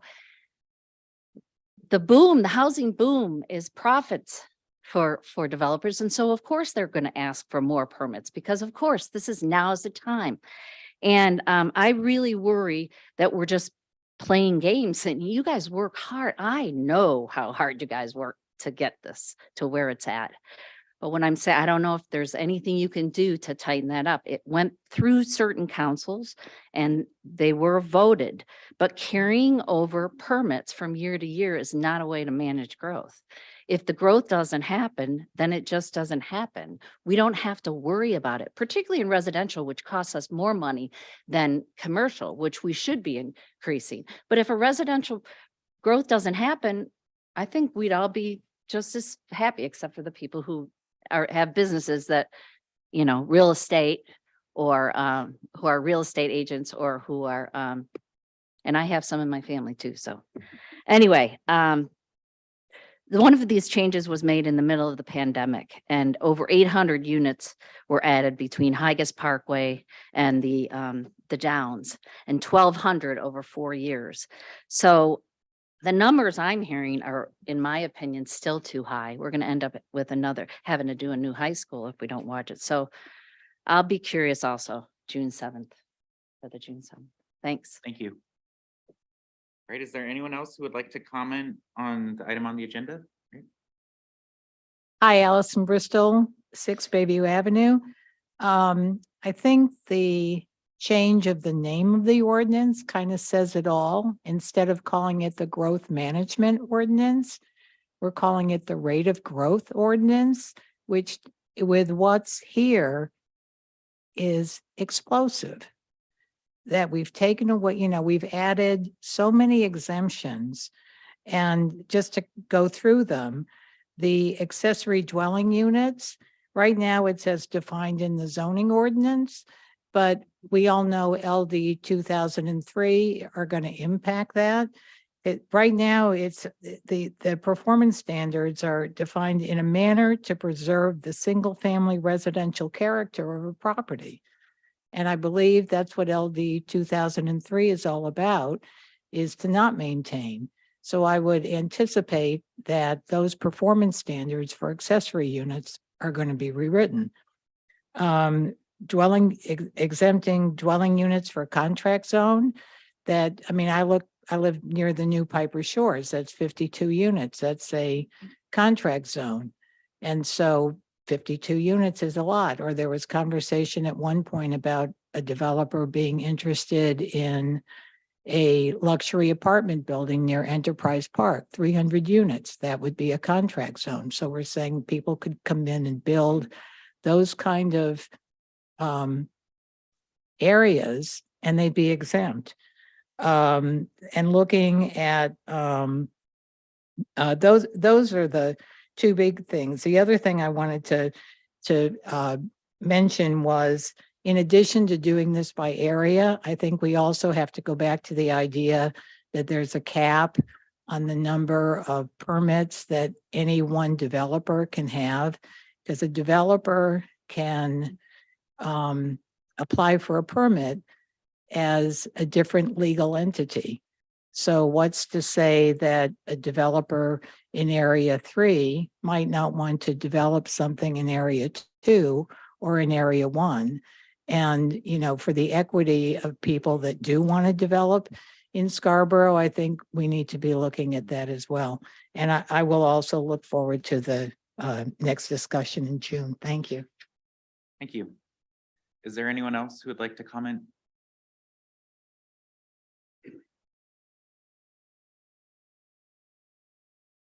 Peter Michaud, Crossroads Holdings. I just, Rocky asked me to read you this in 3 minutes, so I'm gonna do my best.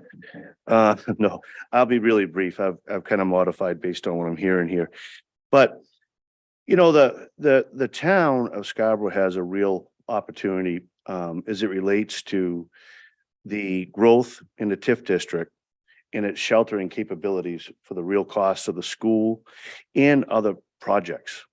So I don't want to come up here and think that or be self-serving on our permit issues and various things that we have. I think those have to get worked out for sure. But it's time that the public understands what sheltering means and that your school cost and other assets that the town can acquire or build, such as child and adult daycare care facilities, affordable housing, traffic improvement, and of course a new school, big or small.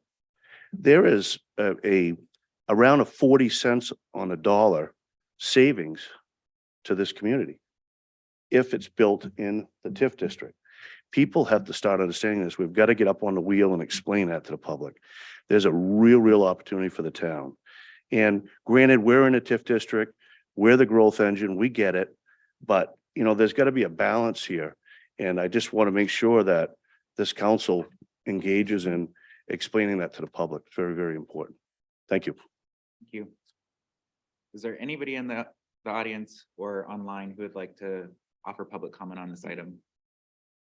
No? All right, with that, I am closing public comment. Next item is order number 23-038.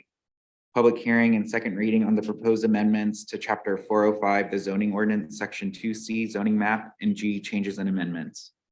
And this is being brought forward by the planning director. And Autumn, if you wouldn't mind while you're up there, there are 2 other items Certainly. that I think are part of a package essentially based on work that was previously done. So if you wouldn't mind just covering all 3, so that way you only have to come up to the podium once. No problem. Thank you. And thank you, audience, for being here for this planning item tonight. The first of the 3 has to do really with modifications to our existing zoning ordinance so that we may better administer our zoning map and zoning map changes. We went through a lengthy process last fall where we identified some zoning map errors.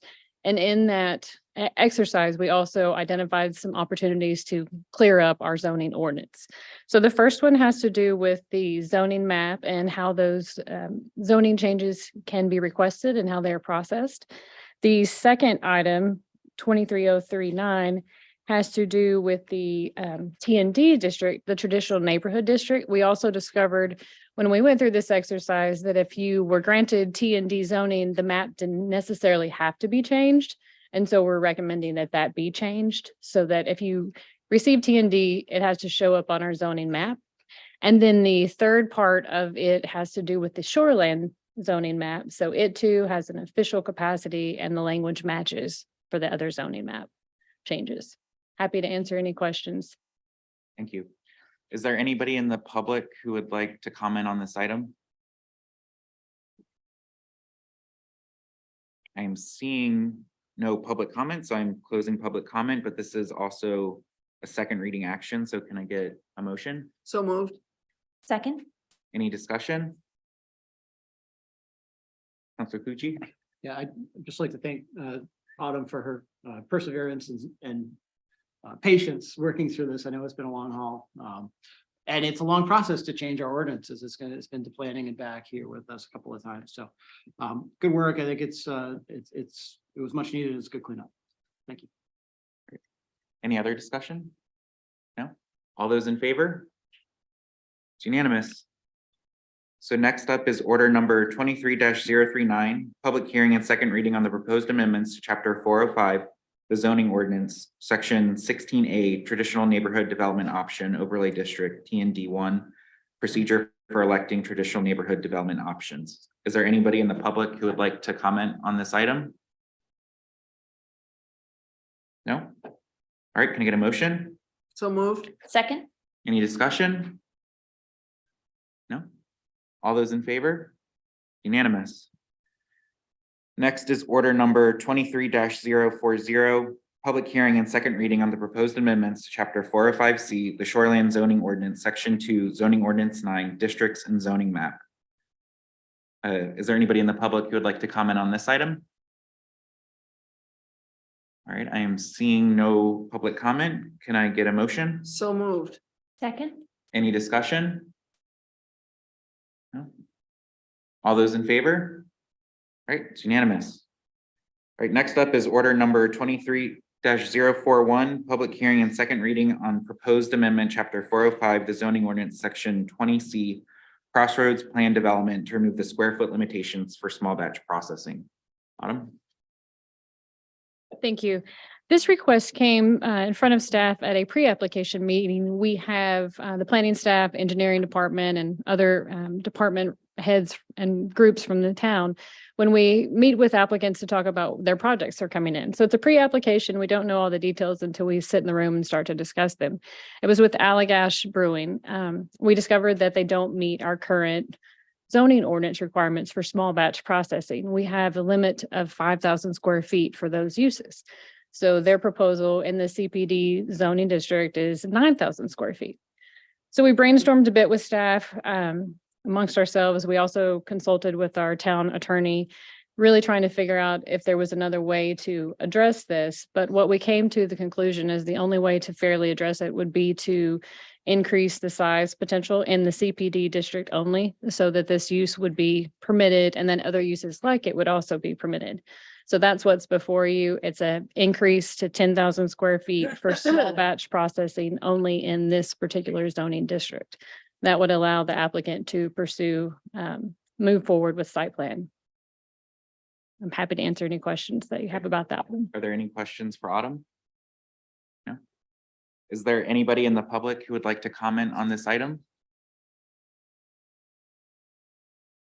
Oh, okay, we have somebody online. Do you mind doing it? Got it? All right, Miss Waters, we're letting you in. It looks like if you unmute, you should be able to talk. Hi, can you hear me? Yep, we can hear you. Hi, Jennifer Waters, 48 Winnick's Neck Road. Just wondering, is the Allagash Brewing related to cannabis? Thank you. My understanding is there's no cannabis associated with this establishment. No. All right, is there anybody else in the public who would like to comment on this item? No, with that, this is a second reading. So can I get a motion? So moved. Second? Any discussion? Counselor Hamel? I had a question.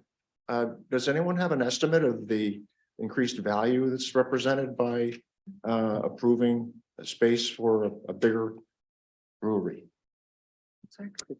No, sir, we haven't done any financial analysis as to that increase. So the reason I mention that is that I think we do a lot of changes like this. We don't really think about it, but guess what? Some value is accruing to someone. So just a thought, just to, I will say that in the past, we have a few uses that are very similar and they've been able to fall under the restaurant category. But our restaurant definition does not include beverage. So there's been some allowance over the past for some of the definitions are a little looser, but this is a really strict adherence to the definition. So. I can tell when I'm in over my head whenever I'm dealing with planning issues. But it might be a good idea for someone, former ordinance committee chair. Yes. I I would like us to start keeping track of this. So that when we talk about making zoning changes, like some that are coming forward this evening, that we just don't think it happens and, you know, there's some benefit accruing to someone, and that should go into account when we're trying to do the final analysis of costs and benefits to the town versus other partners. Counselor McGee? I just wanted to add, during ordinance, a question was asked. And I'll tell you, I think maybe I even asked it. Why, nobody likes it when we change an ordinance for one particular business or vendor or anything. That's really not good business practice. So the question was asked, how do we get to 5,000 square foot as a limitation? And the answer was, it was pulled out of thin air. We had no reason to select a different number. So this being the first case where somebody's coming in with 9,000 square feet, I thought it was worth a try to say, yes, we have good performance standards in place. Let's see how this goes. There's always opportunity to move that square foot number back if we find out it's not working in that district. But just so for the benefit of anyone here or at home, the number moving from 5 to 9 was really more of a, there wasn't a whole rhyme or reason to it, not a whole lot to it. Any other discussion? No? All right, all those in favor? All right, it's unanimous. All right, next up, or before we move on to the next item, I just want to poll the council to see if we need a 5-minute break, or you guys, yes, okay. So let's call a 5-minute break, and then we will come back and focus on the public hearing for the school budget.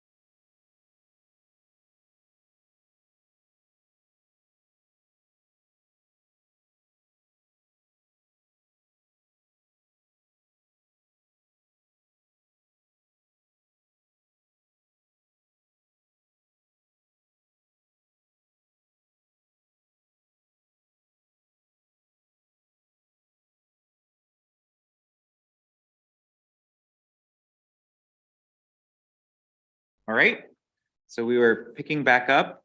We are now on order number 23-043, public hearing on the proposed FY 2024 municipal school budget. And this is a public hearing for the budget. Is there anybody in the public who would like to comment on the current proposed budget?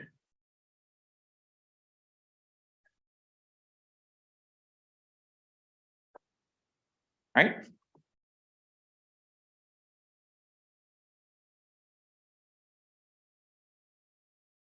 I'm Sue Hamel and I live at 3 Bay Street. So this was a year that both the town council and the Board of Ed have talked about being a year of not business as usual. We need to recognize that we have a huge expense hurling toward us with the new school building.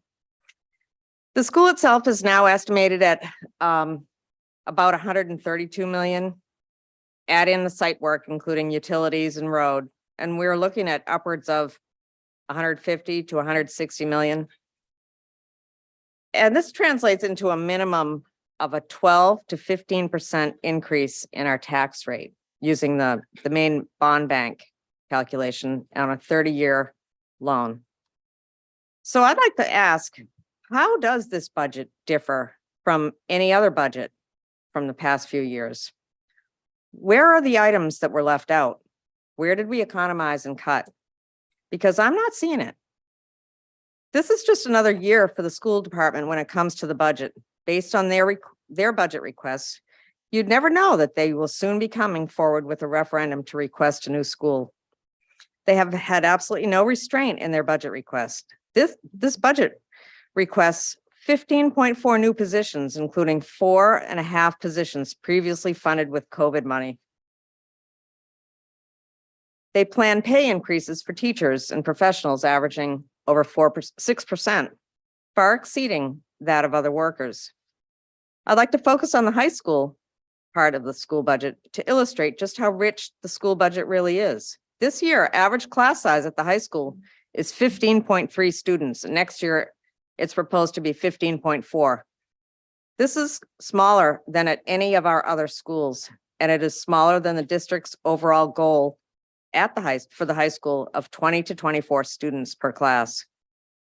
Currently at the high school, there are 84 teachers, including instructional coaches. The high school is overstaffed and the cost of this misalignment of resources is high. If we reduced the number of teachers at the high school by 18 teachers to 66, the savings would be roughly 1.8 million. Using an average cost of about 100,000 per teacher. Keeping class size at 15 rather than 22 costs at least an additional 1.8 million more than if we were staffed for a class size of 22. These figures make no adjustment for the students we send to Portland or Westbrook for vocational and technical training. We need a new staffing plan at the high school. We need to allocate and deploy the school staff for today's enrollment and to the district's class goal of 20 to 24 students. Are we serious about this budget being a meaningful preparation for the extraordinary tax demands of the new school or not? Thanks. Thank you.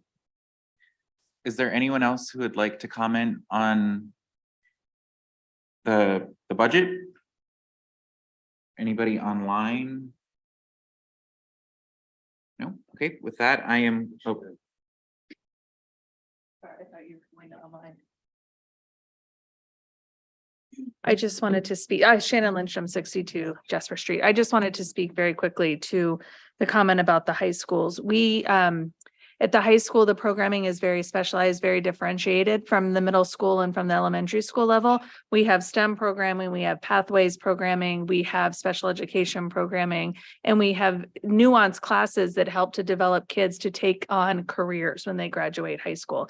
So I just want to provide some context to the 15.4 students per classroom. It's not as simple as just saying it's 15.4, and that doesn't compare to the elementary schools. There are very specialized differing classes that happen at the high school level. So thank you. Thank you.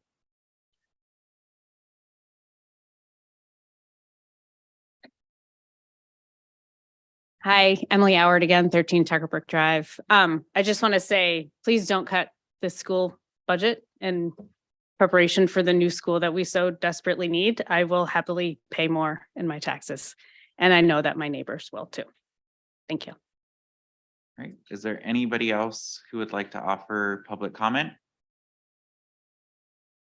No? All right, with that, I am closing the public hearing on the budget. Moving on to order number 23-049, public hearing and action on the new request for a food handler's license for the following: Brian Hansen, Knickerbocker Ice, located at 91 County Road, and JM Bedford LLC, Jersey Mike Sub, located at 550 Gallery Boulevard, Suite C. This is being brought forward by the town clerk. Hi, thank you. These are new applications as required by the ordinance. They do have to come before the town council for a public hearing and approval. Both applications are in order and we're recommending that they do. Thank you. Are there any questions for Tody? I have one quick question. I keep getting so many questions on what business Knickerbocker Ice is actually doing. Is it actual ice? Okay. So it's ice production, literally ice, Human consumption. human consumption of ice. Okay. All right, Counselor Hamel, you had a question? I lost my place here. I do have a question. Is this, so this is, we're not at the, I thought I was in special amusements, sorry. No, we're not there yet. I'm just reading ahead. Apologies. All right.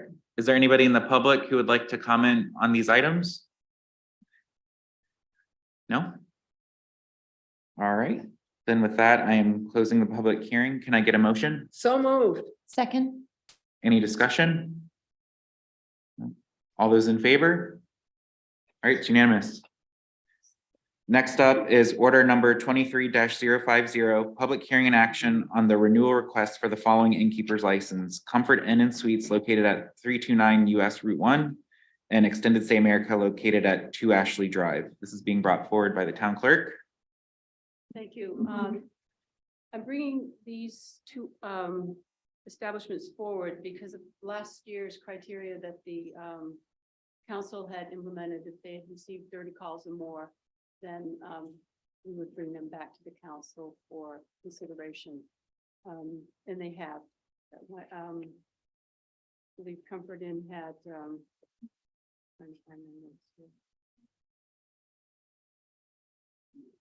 they had over the 30 calls that They had 129 from the thank first you. year. Yeah. The next for the town manager. Yeah, I'm pleased to offer a little more context to this. Yes, as a matter, of course, the ordinance allows the clerk to approve these annual license renewals at the administrative level, but certainly has the discretion to advance anyone she chooses to you for your review and consideration. Again, given some of the history and prior council setting those thresholds, we thought it was wise to use that again this year. 2 establishments met that threshold. We provided some detailed call log activity. I will say they're both kind of on, I think in good shape. Comfort Inn is something this council's talked about almost monthly for a better part of a year and a half at this point. They are moving ever so closely to finalizing the transition plan. As of today, I believe there are 5 or 6 rooms still occupied. I know our police department is actively involved in serving some of the required legal paperwork to the final residents. And I believe, and I see Attorney Braun in the back of the room, can certainly speak more to this. We've also conducted a thorough inspection, which was in your packet as well. I think to sum it up, I would say that the facility is certainly vastly improved from where it was. Those rooms that are still occupied, we can come back and re-inspect once they are vacated. With respect to Extended Stay America, we also have done inspections. Our fire inspector was there just this week, and we're very pleased with the progress. All prior noted violations have been satisfied. I guess the final thing I'd say, just given the sensitivity around the demand for public services, particularly public safety services, and I think call volume is a fairly good metric to use. I have recommended a condition be attached to each of these innkeeper licenses for your consideration. I would humbly ask for one slight modification to the language that I put forward.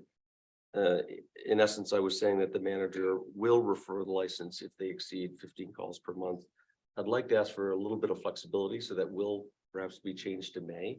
And I say that because there are all sorts of extenuating circumstances beyond the control of the innkeeper that may generate calls. And if you allow me that level of discretion, I'll certainly, if the threshold is approached or exceeded, I'd like to know a bit more about what the substance of those calls were. And you certainly have my assurance that I will err on the side of caution and certainly refer anything to your attention should I think it's necessary. This is a public hearing, so I think before we do go there, if there are questions for Tom. Yep. If you have a question. Yeah, Tom, I had a couple questions. Thanks, Mr. Chair. So Tom, if I have this clear, then we review these when they go over a certain threshold, right? Or is this annual renewal time? It's annual renewal time.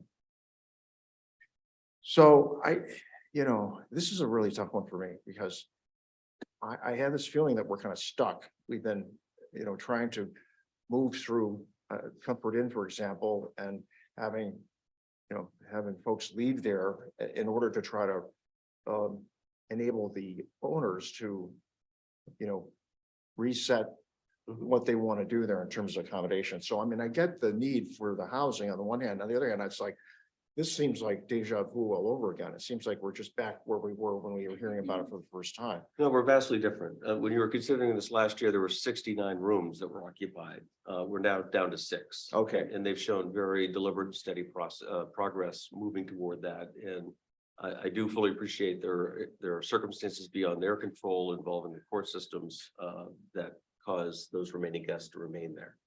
But we seem to be hovering at sort of like an irreducible level of calls, like 20 or 30. We're hovering there, is that, so we expect that that's, we're going to finally get over the hump on this with them, or we just, Yeah, we've seen a steady decline. I would say, and I see the darkness back there, I believe the police chief and fire chief are with us this evening. We've reached a point of kind of being able to manage the call volume that exists. I don't think it's fair to say that there's an extreme burden being placed on our systems at this point. That was not the case, in months prior. okay. Yeah, another thing I'm stuck with is that I know the courts in particular move slowly these days. And we want to be sensitive to the folks that have to leave there and who knows what's going to be next for them. But I just don't think we're in any better shape in terms of trying to define assessing needs and then helping to with our social service navigator and our public safety folks, trying to take care of these folks in in another way. And we have like a steady drain on their resources, particularly public, all three of those that I just mentioned. So I should, is there a chance for us to revisit this, or we approve it now, it only comes back unless it goes over 30 again, it follows? That's what I'm proposing, and I will bring those back for your attention. There are other circumstances that could require a revocation or suspension hearing in the interim as well. Because I read the reports in detail, and some of the stuff that is described there just also continues to give me a great level of discomfort in terms of, some potential, some lingering potential for an incident or some sort of condition that could be a real problem for us. So, and I'm a former safety guy, so I mean, it's stuff, you have a certain number of incidents over a period of time, sooner or later, the probability is not going to work in your favor. Okay. Any other questions before we open it for the public hearing? All right, is there anybody in the public who would like to comment on this item?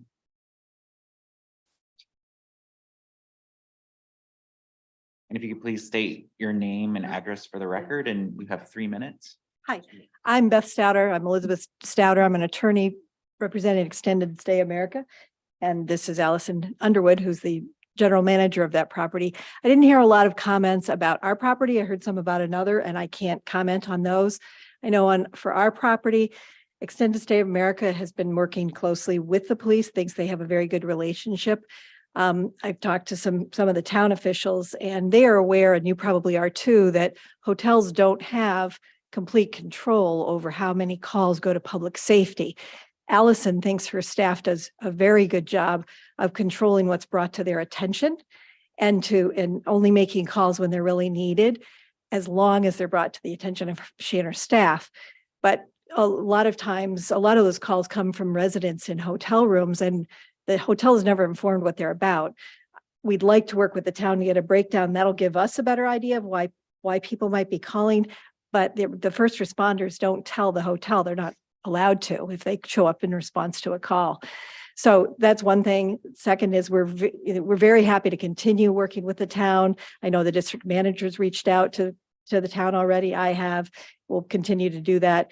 There were reasons in the past through COVID through now that we think the incidents have been higher. There have been a lot of public assistance folks living in the hotels, in her hotel. And also there was a homeless encampment on the side, which has been moved. So we think that will bring all of the incidents down. We'd love to stay engaged in a dialogue with the town.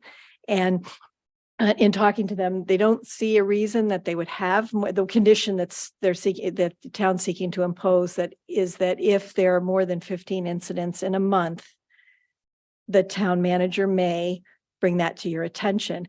We asked for that flexibility because we have a lot more occupants in the summer than other times. Those incidents may go up and down some. We'd appreciate the idea, the opportunity to talk about them rather than to, be viewed as a problem and try and figure out what to do about it. But we don't think that there will be 15 incidents a month. We think that we'll be under that in at least in most months, and hopefully all. So I just wanted to, and Allison could answer any questions that you have. And that's all we wanted to tell you. Thank you. Thank you.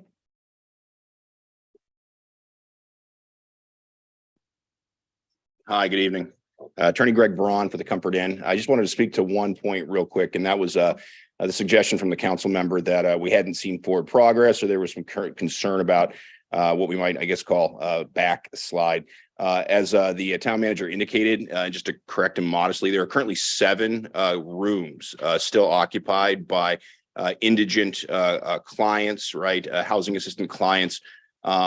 Every one of those rooms that is remaining either has already exceeded a court order by which they were allowed to stay, or we have a court order in effect that creates a basis and a solid time frame for any of those remaining guests. Those few guests that also are still remaining, there were generally extenuating circumstances, either certain health issues with several of those individuals. I know one set of guests had a child, and so we took some of those issues to the extent we could into consideration. And I would hope that, the numbers for last month, April, and this month, May, as indicated in the report, substantially less than what there has been. Remember, this is a 69 room facility, and this is a business that the current owners inherited, the current use of. And so they've, actively been, moving away from that.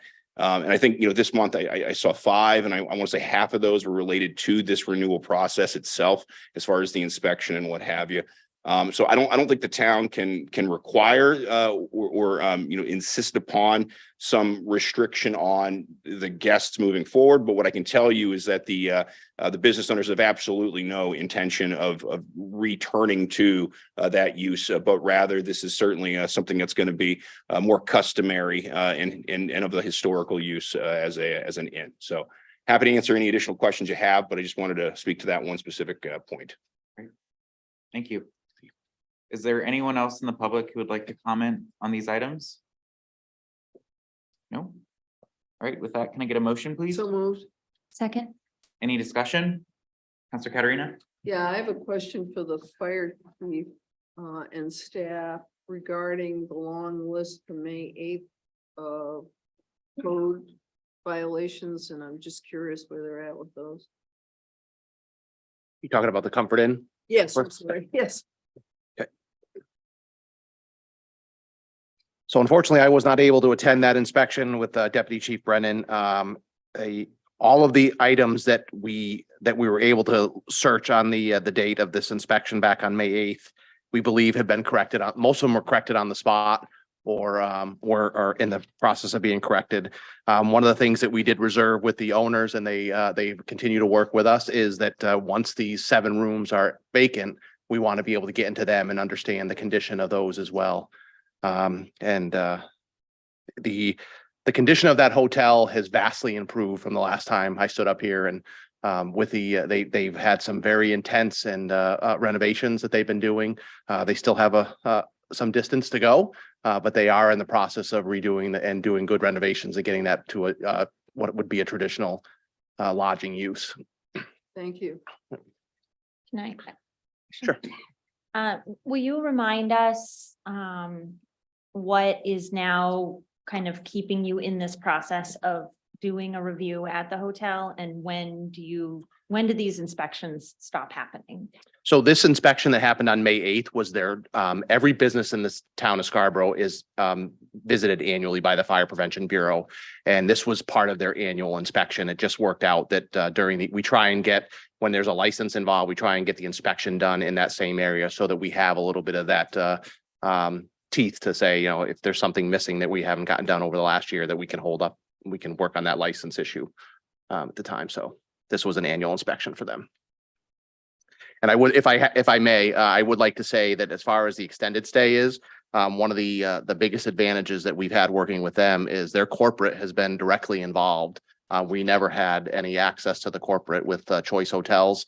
We work directly with the innkeepers, but extended stay has been very engaged with Deputy Chief Brennan and making sure that everything is on the up and up. Any other discussion items on these items? Counselor Cucci? I'd just like to offer an amendment to the order as it currently reads, to change, as the town manager suggested, the word will to may. Can I get a second? Second. Any discussion on the amendment? All those in favor? It's unanimous. Back to the main motion as amended. Any further discussion? All those in favor? It's unanimous. Thank you. Next is order number 23-051. Public hearing and action on the renewal request for a special amusement permit for the following businesses. American Legion Libby Mitchell Post number 76, located at 40 Manson Libby Road. Bailey's Campground, located at 275 Pine Point Road. Beach Ridge Barn LLC, located at 21 Beach Ridge Road. Black Point Inn, located at 510 Black Point Road. Clam Bake, located at 354 Pine Point Road. Cowbell, located at 185 US Route 1. Dunstan Tap and Table, located at 6 Stewart Drive.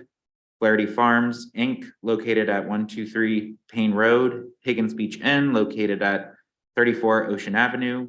Loyal Order of Moose, located at 19 Spring Street. Nonesuch River Brewing, located at 201 Gorham Road. O'Reilly's Cure, located at 264 US Route 1. Pat's Pizza, located at 209 US Route 1.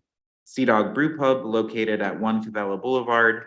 The Landing at Pine Point, located at 353 Pine Point Road. The Greenhouse at Highland Farm, located at 109 Highland Avenue. And Throttle Car Club, located at 10 Dynamic Drive. These are being brought forward by the town clerk. Yes, thank you. This is the annual renewal on these licenses. As noted in the cover page, when we received the applications, we did notify the abutters within 200 feet, which is required by the Good Neighbors Ordinance. We did receive an email in support of the Highland Ave Greenhouse.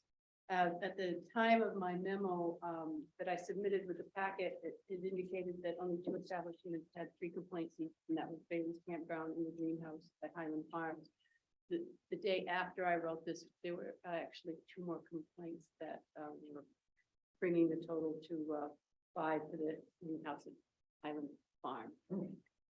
So, and I believe I submitted forwarded you a letter from the owners of the Greenhouse at Highland Farms explaining what they had done, because I know at the last year there were some concerns, and they were just covering that they had indeed implemented some of their items that they were going to.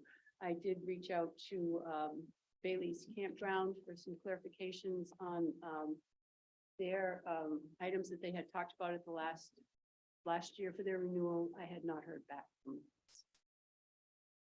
Just to be clear, what the clerk just spoke to, the two additional ones for the greenhouse weren't new complaints. It was a record keeping Thank you. issue. Our dispatch just corrected themselves, if you will. So they weren't new recent complaints. Is there anybody in the public who would like to comment on these items? All right, I'm seeing no public comment, so can I get a motion? So moved. Second? Any discussion? Counselor Katarina? Yeah, I had a couple of personal phone calls from abutters to the Bailey's campground with ongoing concerns about the noise that I just wanted to pass along. Mhm. This was in the last week, so. Counselor Hamel? Yeah, the same applicant that there are some continuing questions. I wanted to thank Chief Holmquist was able to check on our history there of violations, and Bailey's received 2 violations in 2021. They were fined 2 times $50 each time. I think the second fine, if there's a second violation, it's supposed to be a higher fine. At any rate, it does seem that there are folks that are on the Ross Road or, side streets off the Ross Road. This is not a new issue. This is just been a problem, a chronic problem. So I'm going to suggest that we, I'd like to make, I know this is just questions, but I'd like to make a motion to just table that one until we're able to get more information from the Baileys on it. They're requesting being able to play, Tony, you probably have this, I just lost it on my screen here. So what the permit request was for the entertainment going into the evening. Yes, And while she's looking, they have an amphitheater and a lot of their events are things like karaoke, where they have magicians, that sort of thing. And the amphitheater faces the Ross Road, so it's structurally, it's a problem. yes. On their application, they had indicated that Saturday would be the only time they would have electronically amplified music. My email to them, I had requested further information because they do have other acts during the week that would require amplified, like karaoke, or I think they have acoustic sometimes that have microphones too, which is considered amplified. Open mics and Yeah, stuff. so I asked for more clarification regarding that and I hadn't heard back. So Counselor Hamel, do you want a motion to split the question? Yes. Separate Bailey. If I could, I'd now. split the question, yes. So. It is on the It's in table, There right? is We a moved motion it. on the. Yeah, Yes. yeah. So you would like to I would like the motion to split the question and split the question, and I have a, set a conversation for Bailey? yes. Is there a second? second that. All right, any discussion? All those in favor?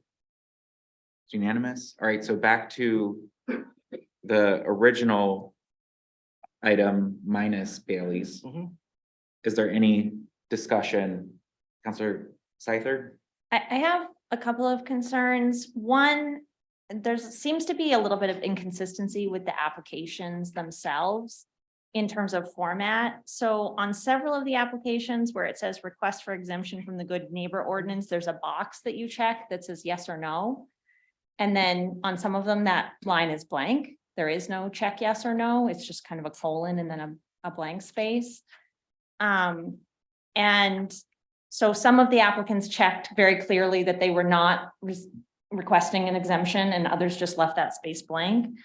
We do have at least one application from Dunstan Tap and Table, which indicates that the time of the event would be from 11 a.m. to 11 p.m. every day of the week, which in and of itself is a violation of the good neighbor ordinance. And so I'm not sure if it's inconsistency in the application or intent, but it's hard to tell from that particular application exactly if they understand the rules. So I have some concerns about that one. I just have a comment on this. So we spent a little time on this. For me, is with that. And I think the good neighbor thing, Charles trying to be a good neighbor, sir, but I think it's not a violation of the good neighbor ordinance unless there's a complaint. Okay, so if they ask to play to 10 o'clock, I don't think that's gonna relieve them from the requirement to not make noise, right, Tom? It says, for the purposes of this article, the following words and phrases shall have the following meanings: daytime hours between 7 AM and 9 PM, Monday through Thursday, and then it's defines nighttime hours. So there- Why are we defining the hours if we're not gonna use Not those gonna as our enforce parameters? Yeah, I think there may be some confusion. I don't know for certain. I say from personal experience, Dunson Tavern Table is my neighborhood.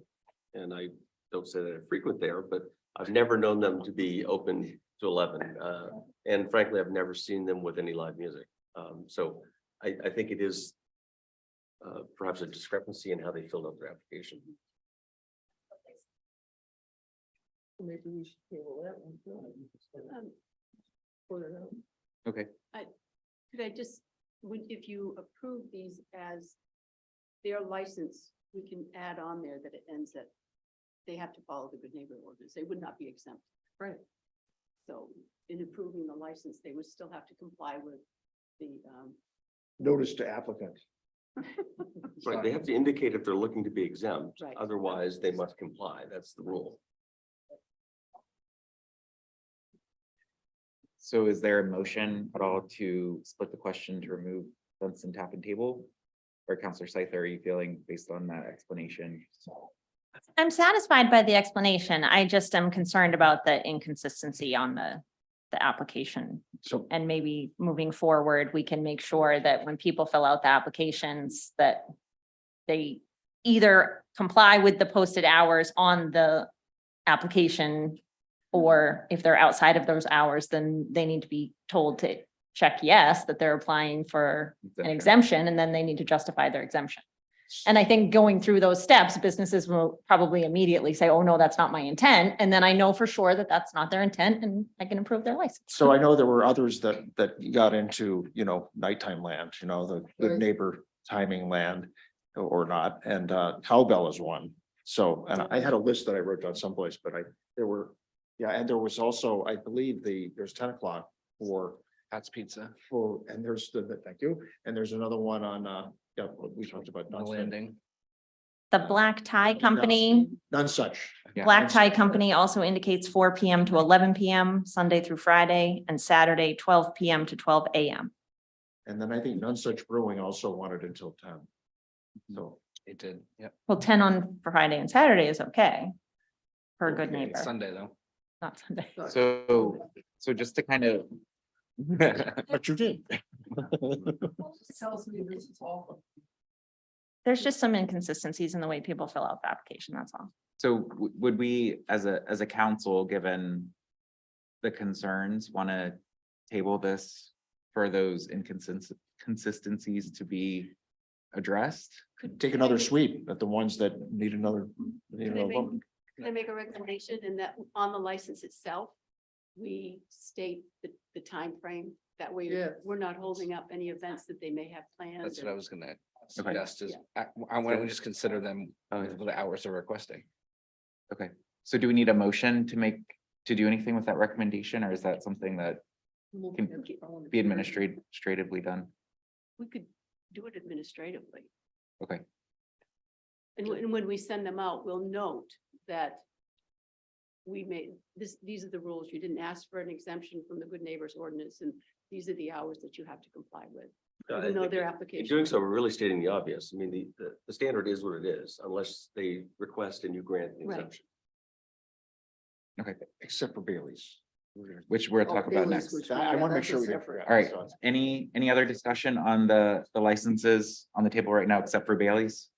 No? All right, all those in favor? It's unanimous. So now going back to Bailey's. Is there any discussion? Now, I would just ask that we make a motion to wait until we get a response from Bailey's to determine how we will act on their request for a special amusement permit. So that's a motion to table, so there's no discussion. To what date? I know you said to when we receive the information, but I think if we give the Yeah, just in deference to the business, that they're open and functioning, we've got Memorial Day between now and your next meeting. I would respectfully suggest you table it to your next meeting, and it will be incumbent on them to provide you the requisite information. So before we go to the table, sorry, they applied for a license as it's written in front of us, which only says amplified one day. We reached out proactively and asked for the clarification. Well, why not approve what they requested? Why are we trying to? Because neighbors keep calling me, that's why. Well, right, so they're gonna call you and say, what the hell you doing, Don? They asked for one night, you're giving them 5 now. Well, we could approve amplification for one night and then. That's every what they're other asked night, for. Just Yeah. second, they amplify. I will say the amplification issue is definitely key here. Folks are saying that that's a bigger part of the problem. But Bailey's, we've had some history, and there's some improvements they committed to do that they didn't. They've got a record of a couple violations, and I don't want to be, they're one of the original settlers in town, so I want to be respectful of that. But at the same time, folks have a right to be protected by our ordinances. So. Counselor McGee. Can I ask real quick, the process, if to have the license revoked, is it X amount of violations over a certain amount of time? How we grant the license and we find that they're continuing to violate and we've attempted fines, is there an actual process for? Yeah, the ordinance prescribes the circumstances with which suspension or revocation would occur, can occur. I don't recall them off the top of my head, though.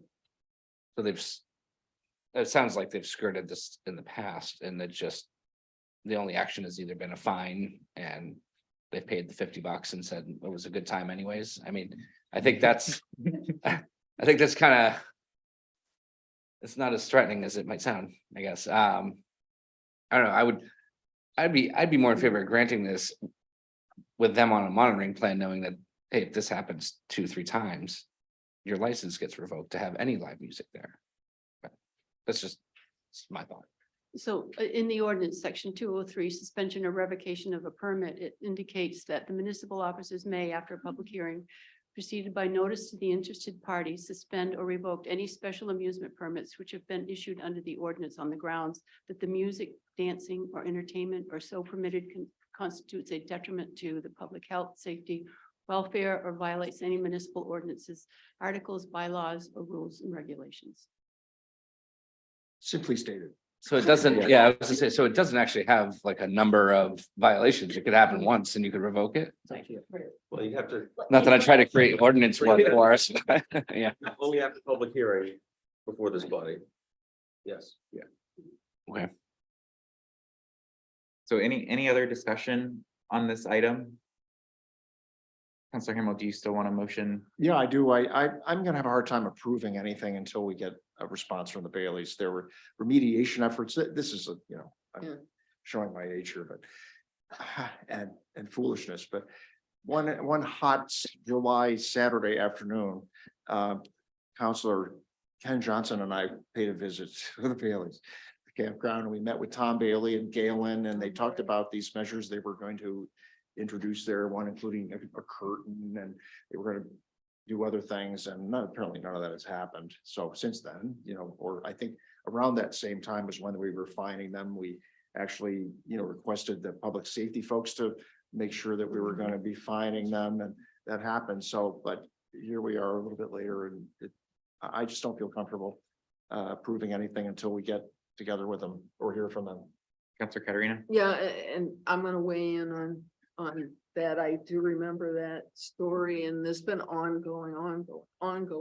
Every year there's something going on with the Bailey. So I feel comfortable in tabling their application till our next meeting, and they need to come in here and give us exactly what their plan is for what they've been saying they're gonna do forever. That's just because historically, it's almost like they've been thumbing their nose at the town and what we feel they should be doing down there. All right, so would one of you like to offer a motion to table? I will offer it. And I'll second that. All right, Table to the next. to the town, next time our council next meeting. All right, all those in favor? All those opposed? All right, so 6 in favor, 1 opposed, motion passes. Next is resolution 23-002. Act on the request to approve resolution 23-002 in support of responsible storage notification. This is something that's being brought forward by Councilor Scyther. So Councilor Scyther, would you like to set the stage? Yeah, absolutely. Thank you. I want to thank Brian Marino from the school board for collaborating with me to bring a unified message to our community around this important topic. Our community, unfortunately, is not immune to the tragedy that can unfold when a child gains access to a firearm. A resolution may seem like a small gesture, but information is a powerful tool. I am grateful for the opportunity to educate our residents on this important public safety topic, and I'm proud to bring this forward to the council for your consideration.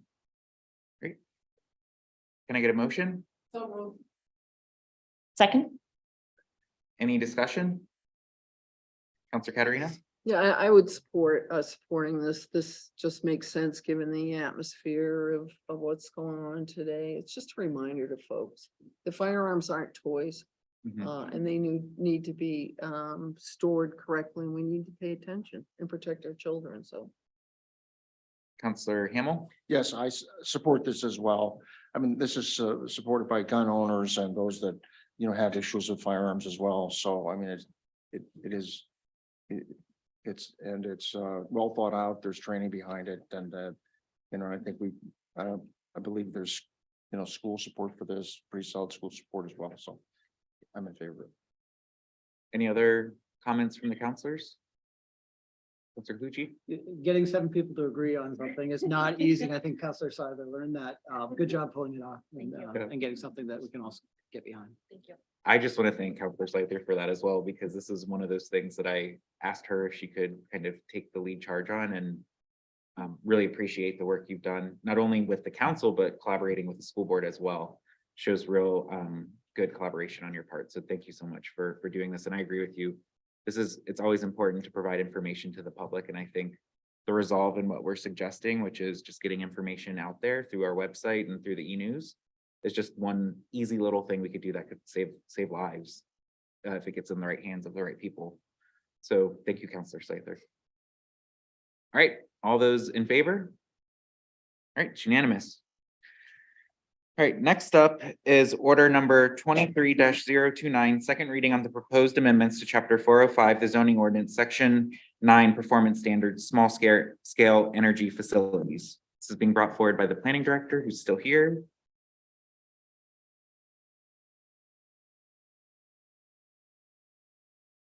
Thank you. This is the second reading for the item that came before you a few months ago that came through sustainability, and then it was postponed. So it's been around for a bit. It's fuel cell technology, and the limiting factor was the 200% capacity to put back into the grid for the user that hosts this on their side, if you will. If this is approved, we do have 2 users that would be able to proceed with site plan application. So I would request that you approve it. Is there any questions from the council on this item? Is there anybody in the public who would like to comment on this item? No? Can I get a motion? So moved. Second? Any discussion? I think no discussion. All those in favor? All right, it's unanimous. Okay, moving on to new business. We modified the agenda, so moving on to order number 23-055. Act on the request to authorize the town manager to sign a letter of intent to purchase property located in the Downs for the new school. Tom, would you like to set this one up? Sure, I think there was certainly good thorough discussion and review at the workshop. Thanks to you, Mr. Chairman. Want to certainly acknowledge your efforts personally and that of Vice Chair Hamel as well. And certainly our partners with the Crossroads team. This really has been focused intently on meeting the school's expected timeline. And so I think I made a comment earlier. I think if we had all the time in the world, we would have negotiated some of these details out a bit further, including purchase price and some of the other pieces, but we really find ourselves in a position of needing to advance this. I would characterize this as largely non-binding. I think it really starts to lay out the basic expectations and commitments by partners. I must admit that there are many steep hills to climb and hurdles to get over, not the least of which agreeing on a purchase price. And then we have chosen to defer a number of key discussions that would need to be part and documented in an option agreement that this document contemplates, which would need to be done by the July-August timeframe. So this really gets us started down the road and really gets the school what they've needed for some time, is some answers as to where a school might be located so they can go about their work. And I'm really pleased to bring this forward so we can at least continue those conversations. Are there any questions for Tom? Counselor Cucci? So would an option agreement be required before getting to closing, or would this be it? There could be another legal instrument perhaps in place of an option agreement, but that's what the parties have talked about, that's what's been envisioned. It would, as the deal, certainly purchase price and other details are understood and agreed upon, then the deal gets more binding, if you will, and more parties need to get more committed to the. So if we're tracking along the same page, it's possible that this could be it, that this, in terms of the only council action that's needed to, other than putting it. So on the we do vote. plan to have, once we have the option agreement, the plan would be to have an executive session and put the option agreement in On front the of the table. council for council action. And again, I think that's partially because, as Tom mentioned, there's a lot more detail that needs to be ironed out, that this just kind of gives direction in terms of things that we need to continue to discuss and refine. But once those details are refined, I would suspect a different document that the council would have to approve that outlines more details than what we have right now. Yeah, no, this could have been simply a term sheet that would have been far less detailed, but we really attempted to provide a document that saw us all the way through completion and considered a number of different scenarios in terms of failed referendum attempts and so on and so forth. In the end, we weren't able to negotiate all those particulars all the way out through the whole process. And so we envisioned this kind of step process, this Yeah. being the first one. Yeah, again, like I see this as a stopgap. More as Counselor Hamel mentioned in our workshop, to create some transparency to the conversations that have happened. You know, we want to make sure the public is aware of what's on the table so that we get opportunity to hear from the public as well if there are any concerns. Like, we've already started to get some feedback about Sawyer Road, which I anticipate may likely continue over the next few weeks with this out there. And so I think that's an important piece of information before we have a final deal, that we put that out to the public so they have a better understanding, and it's not just a final action in front of us, that, you know, we're buying a little bit more time for further public and even council scrutiny as we get to the final option agreement. So I have a question. Counselor Hamel? So, I've been, sort of two minds on this thing, if this, going through the whole thing on the land. There are lots of good reasons to take a hard look at it, and we have a need for land, that sort of thing. But so if we vote in favor of this evening, then Tom will actually execute this, right? We are executing this document. So anyway, that was just my question. So I have some other comments. So we would, if the deal goes forward, just one question. It means you'd be coming back with the terms, and that would require a second council approval, and very likely the public would have to vote on that. Yep. Yeah, ultimately, the public, whatever we put together, will have the opportunity at the polls when this goes to referendum to essentially have the final approval of whatever it is that we put forward. So yeah, there will be another step for council action. Any other question? So I'm sorry, I'm still processing this because it's a little fresh, but and this looks better than what I had seen previously. The release of the credit enhancement agreement obligation, section 8.16, that is only released if we buy the property, or if we don't buy it and buy 5 acres, right? So if we don't buy the 5 acres, if it all blows up, nothing happens, they're still on the hook for reserving the land or is signing this agreement binding us to releasing them from the CEA obligation? Is this in the binding or non-binding section? It's in the binding section, but Yeah. it's worded, I guess I'm not fully appreciating some of the nuances. That's section 2.4. Yeah. So yes, essentially what this would do is essentially we're committing as a council that in the event we don't go to closing or purchase that 5 acres, then 8.16 would be met.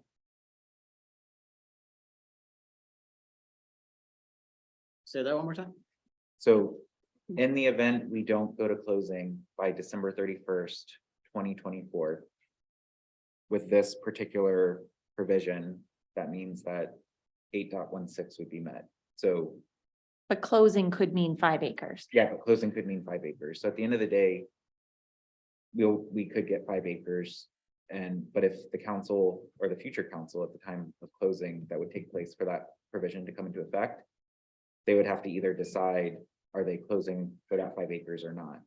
And if the council at that time chooses not to, then essentially 8.16 would be considered met.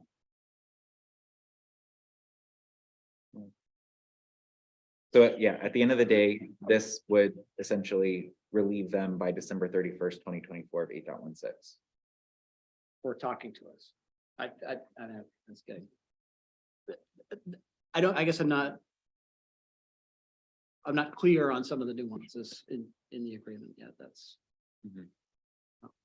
I fully envision that an option agreement will cover the same territory and then some. It will provide far more clarity and detail on all of these terms, and it may even include additional terms. It's going to be, this certainly provides a roadmap, and I think it does flag the various items. But there will be a successor agreement that this council will have to review and approve. But this one says it's binding for this section. It says, the way I think that it was just explained and I'm reading it is, we are deciding today to release them from their land obligation in the CEA for a school. Is that, everybody's shaking their head. So I just want to understand what I'm voting on. The scenario contemplated here is that we've chosen, we're unable to close because of our inability, whether it's voters haven't approved, and we've chosen not to exercise the 5 acres. And the conversation we had around the table was that in that scenario, they have, in good faith, participated in these discussions, and we've chosen not to move forward. And under that scenario, they would like to be relieved of that obligation. Counselor Scyther? Can you remind me, what the language is around the community center? Because that's different language than it was around the school. So are they under a similar time frame for the community center? And is that as prescribed as this? Because I don't think it is. So for 8.15, that they're essentially relieved of that requirement by March 31st of next year. Okay, that's what I thought. And the difference was they simply agreed to a process, whereas in 8.16 on the school, they agreed to reserve land for a school. It didn't define how much, didn't define where, so on and so forth. So in this sense, from their perspective, 5 acres is meeting that commitment. If the council cannot get, and the public cannot approve a referendum for the full 25 acres to go to closing. You look like you're thinking, Counselor Katarina. Well, I'm trying to dig deep on this one way back when, and I think some of the confusion arises from way back original intent. And correct me if I'm wrong, Mr. Hall. I'll do my best. Was, you know, putting aside this land for public use was like around 5 acres, or that's sort of where that 5 acres might be coming from. Am I remembering this right? Because I know there was some surprise on the part of, and I'm gonna speak for the developers who sit in the audience, about all of a sudden we're talking 25 acres. You know, originally back whenever, so. My recollection is, and again, we didn't determine it, it's not Right. in writing, the conversation was around 10 to 15 acres would be required to build a normal K2 school. But it wasn't 25, so I wasn't sure where It that. wasn't. That's been understood only in the last Right. 6 to 8 months, Right. that 25 was the was the now requirement, or Right. maybe a year. Right. Mhm. And I guess the only reason I'm bringing that up is it was never intended originally to be 25 acres. It was less. So. Counselor Hamel? Can I make a comment? Yep. Oh, wait, sorry, we're not, it's not on, Questions? we're still in questions, so No. questions, not a comment. Lucy? I don't have a question. Okay, Just yet. so maybe we need to get this on the floor. Yes. Can I get a Move. motion? Second. All right, discussion, Counselor Hamel. Thank you very much. I'm really wrestling with this one. We're trying very hard to be transparent. We're trying to keep moving along on something that we think is a need. It doesn't necessarily mean if we buy this, the school's gonna happen or not. Ultimately, the voters are gonna decide both of these. The problem I have is I cannot find any example where there's a parallel where we would want to do this now. And it's not because I am trying to derail something, it's because, if I look at other examples, I think it's safe to say that, you need a buyer and a seller, right? Two parties that are willing to cut a deal. We're still talking terms. We don't really even have a hard and fast term sheet. And if, and the analogy I like to use is if I were, negotiating a labor agreement and I came back to the membership and said, here's a contract, there's a couple of blanks in it, but I want you, to approve me, so I can sign it and finish the negotiating. Sorry, no, that's not, we're not there yet. We're not there yet on this one. And I think that, even in commercial, my wife and I have never transacted a, commercial, real estate sale. We bought and sold a lot of houses. I have not yet, nor will I ever sign a purchase and sales agreement that has blanks. Okay. And that's, I think, equivalent to what we're talking here. So I'm not going to do it. I'm not going to support it. And I still, are going to be amenable and try to, move down the road with the working group. But, this is the reason why I'm having agita. I think what's important, and I don't think we have our legal counsel here anymore, is that for the most part, this is not necessarily a quite legally binding, except for some of the provisions, and 8.16 is a good call out. That's an important one. And again, we still have to get to a agreed upon purchase price and do the appraisal to finalize things to get a full option agreement understood. We may get to a point where we cannot come to agreement on the purchase price, and then there is no further deal. But I think to Councilor Clucci's point, signing this document though would essentially relieve them of 8.16 as it's written. It's not enough for me. I need to see the terms, get the terms. Basically this does, in effect, potentially, not say it would, it could do this. We're moving down the road, we're agreeing to things, we're basically negotiating and without authority, without approval. If you've got something that's been negotiated and you need us to sign it, then bring it back and let's look at the terms. Otherwise, we lose our leverage with the other party. We've talked about a bunch of possibilities here, for example, in terms of methods of payment. They could go either way. We have no way of really knowing how to quantify the relative benefits of this deal financially. We're not even there in terms of looking at the specific terms in terms of whether they stack up or not. I think this is just not a good way to go forward from a process standpoint. Councilor Katarina? I'll counter that with, this happens all the time in commercial real estate, where they do go with letters of intent. And then they start really getting down to nuts and bolts. And people who sign letters of intent have been known to walk. It just happens. I'll just use the example of Amazon up by my house. They have letter of intent. They paid out monies and I don't know what all else went on, but they walked away. They decided they didn't want to do it because it just didn't meet their needs or due diligence or whatever. I don't know. But this happens all the time in commercial real estate. So I don't have an issue with the letter of intent. If I could go through the chair to ask Mr. Clucci a question. Mr. Clucci, what's your biggest fear? I know I sound like a social worker. Well, let me read you what one says. which is in the CEA. The developer agrees to reserve land within developer property to the inclusion of a site suitable for a school and associated land within the developer property, supporting land within the approved master plan. To my knowledge, the approved master plan does not include a site for school right now. So. Sorry. Ah, geez, it was good too. The way I read the CEA, the way I just read it for people in the room anyways, is they're required to reserve land for a school. They're required to put it on their master plan. They haven't done it. Okay. So why are we saying, oh yeah, you don't have to do it now? That's what. So that's my, and we're saying that today by signing Where in the letter of intent. Where in this LOI, if you could just point that out, because Yes. And if I'm 2.4. get kind of lost in the audience.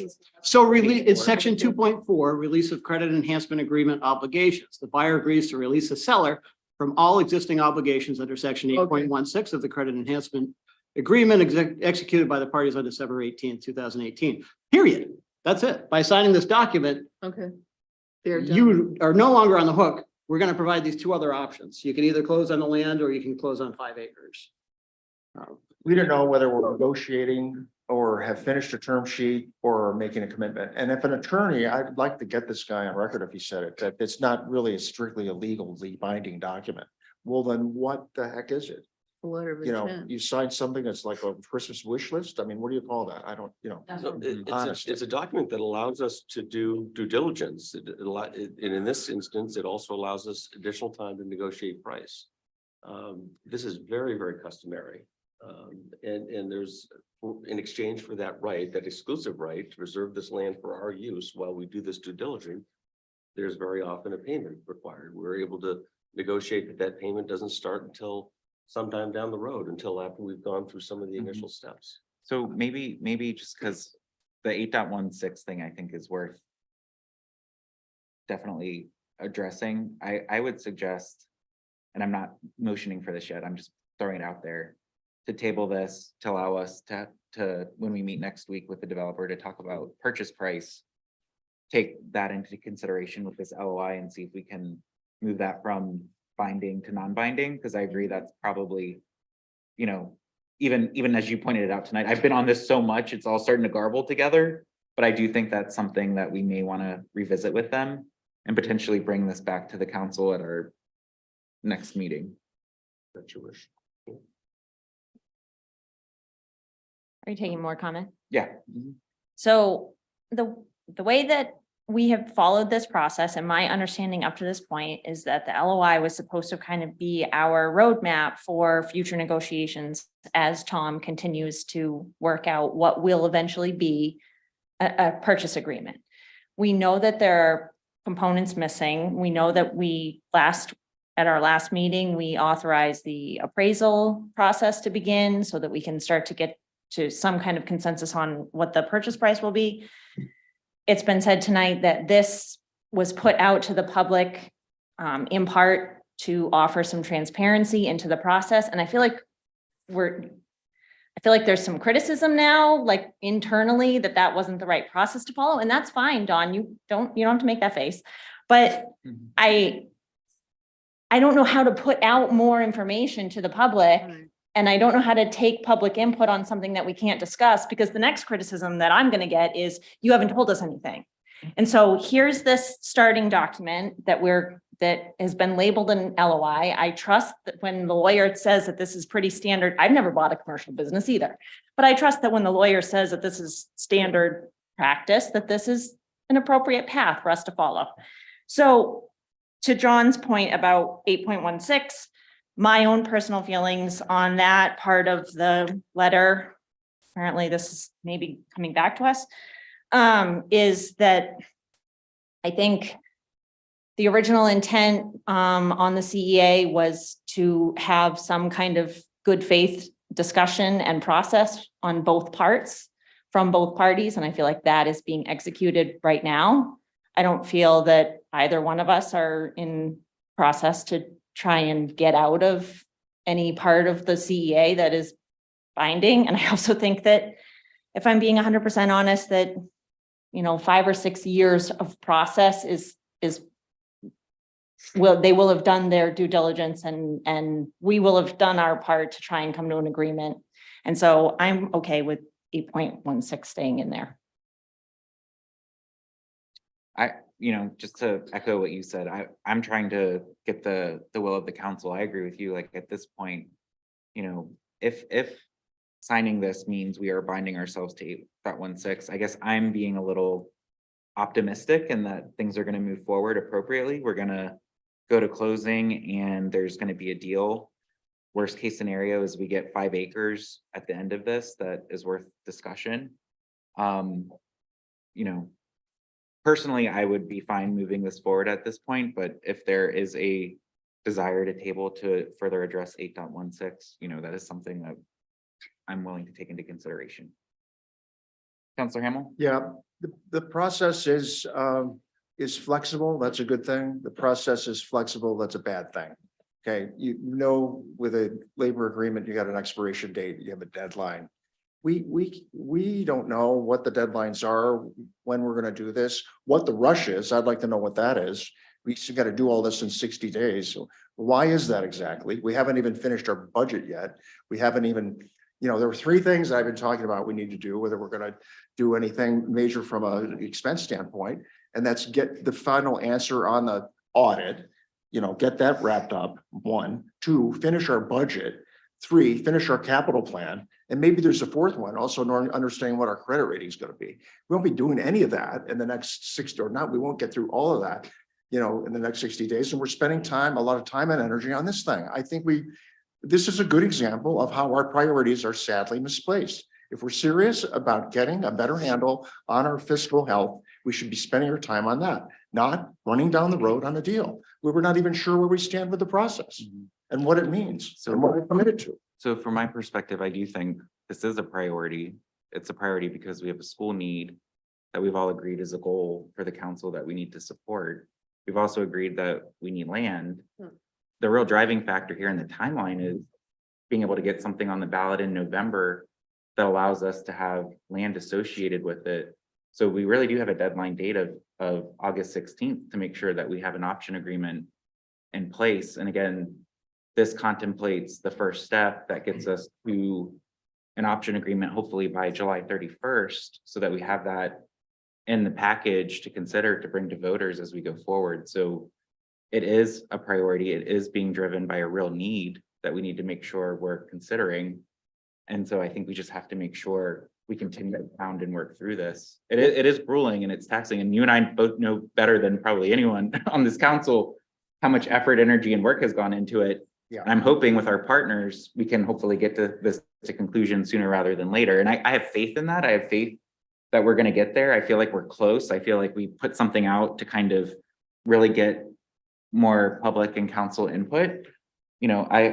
This was part of the process to try and move that forward. Even if this doesn't go forward, I still think we have a plan to get to an option agreement by July 31st that we need to have in place that has the purchase price, method of payment, and those things outlined that will, be in that final document that the council will act on. I think really for folks, I think the most important thing right now is to be thinking about that 8.16 piece and the comfort of that in this current LOI. Councilor Clucci. So there's other pieces that I'm not comfortable with, but I'm also not trying to hold the process back. What I'd like to offer up is an amendment to remove section 2.4 from this and authorize the town manager to sign that, which will bring you to more discussions. And if you come back, if they want to sign that, great, move on. If not, come back and we've had a little more time to process, because that's in my mind, a big concession that I don't think we're fully appreciating. Okay. So I'll offer that as an amendment. I will second. Any discussion on the amendment? No. Councilor McGee?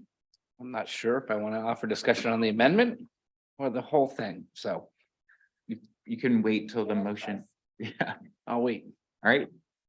So all those in favor of the motion to remove 2.14? 2.4. All right, that's all those opposed. So 5 yeses, 2 nos, motion passes. So now back to the LOI as amended, which strikes 2.14. Any discussion, Counselor McGee?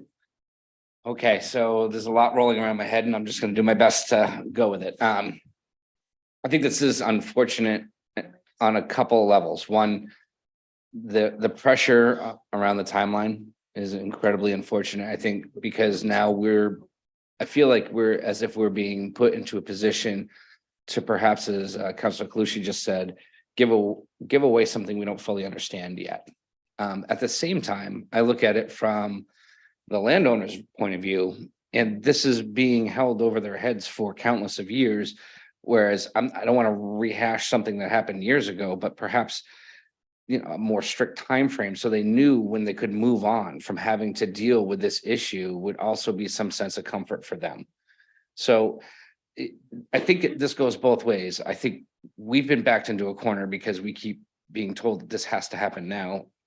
Don't get me started on how many years they had the plan, but whatever. It's our problem now. I'm here to help deal with it. I do have a huge hesitation here, as I think Dawn maybe said it best, was never signed a contract with so many blanks in it. And that makes me feel uneasy. It makes me feel like there are probably other things that we're not thinking clearly about or discussing thoroughly enough. And that would be my hesitation. I do agree that something has to move forward and we should be authorizing the town manager to pursue the land in town. Like, I'm of two minds on this, and I think the whole thing is just unsettling from all different angles. But with 2.4 being out of what we're considering now, I do feel a little bit more comfortable about asking them to pursue the remaining provisions.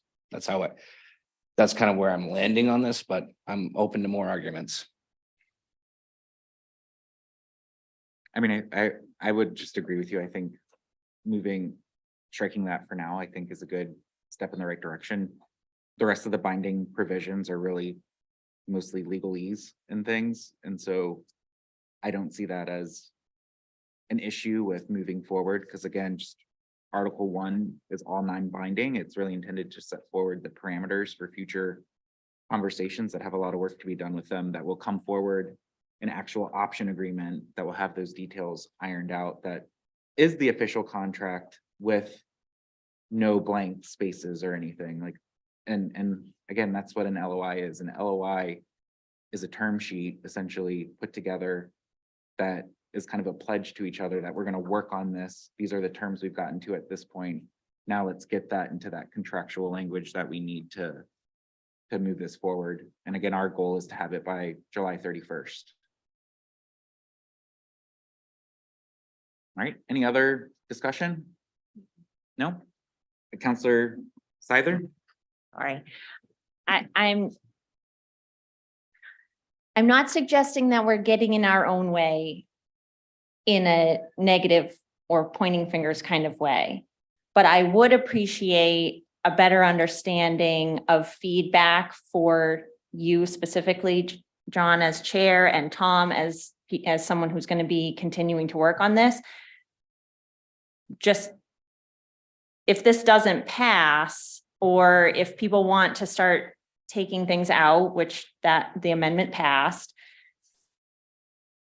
how can we do this cleaner? How can we do this a little neater so that we're all on the same page? Because I don't know if I'm comfortable with the feedback that you're getting from other counselors. And at this point, like, now I'm starting to feel like, well, I don't know where this is headed, because if other people are giving you feedback, but I'm not providing you feedback, then what comes out of this may not be something that I agree with. And so I do feel like we're kind of tripping over each other a little bit, in the sense of, I just would appreciate a cleaner process to have a final document here. Yeah, I mean, I think this is going to be like a real challenge. Yeah. To get the 7 people at this table fully comfortable in agreeing to something of this nature with this particular partner, because I think there's a lot of things involved in that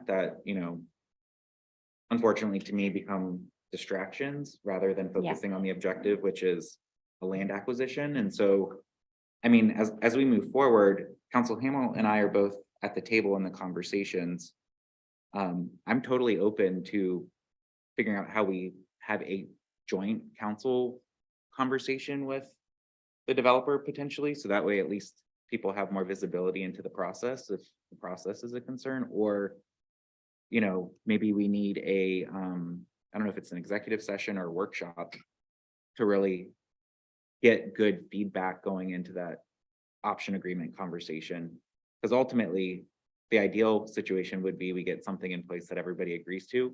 I personally just think that that's an unlikely outcome for this effort. Sure, and I agree with you that not necessarily agreement is not the objective, but I think visibility is the objective. And so for me, just hearing other counselors' feedback and leaving this conversation unsure of where the process is heading makes me a little uncomfortable. So the process where I see it heading as the next steps is really the primary priority at this stage is very much focusing on aligning on terms for the appraisal so that we can do the appraisal to see if we can actually get to a purchase price that we can agree to. If that doesn't happen, everything else after that is irrelevant. What likely needs to happen in parallel though is we do need to work through some of the details of the terms that weren't fully fleshed out, like Sawyer Road, infrastructure and utility coordination,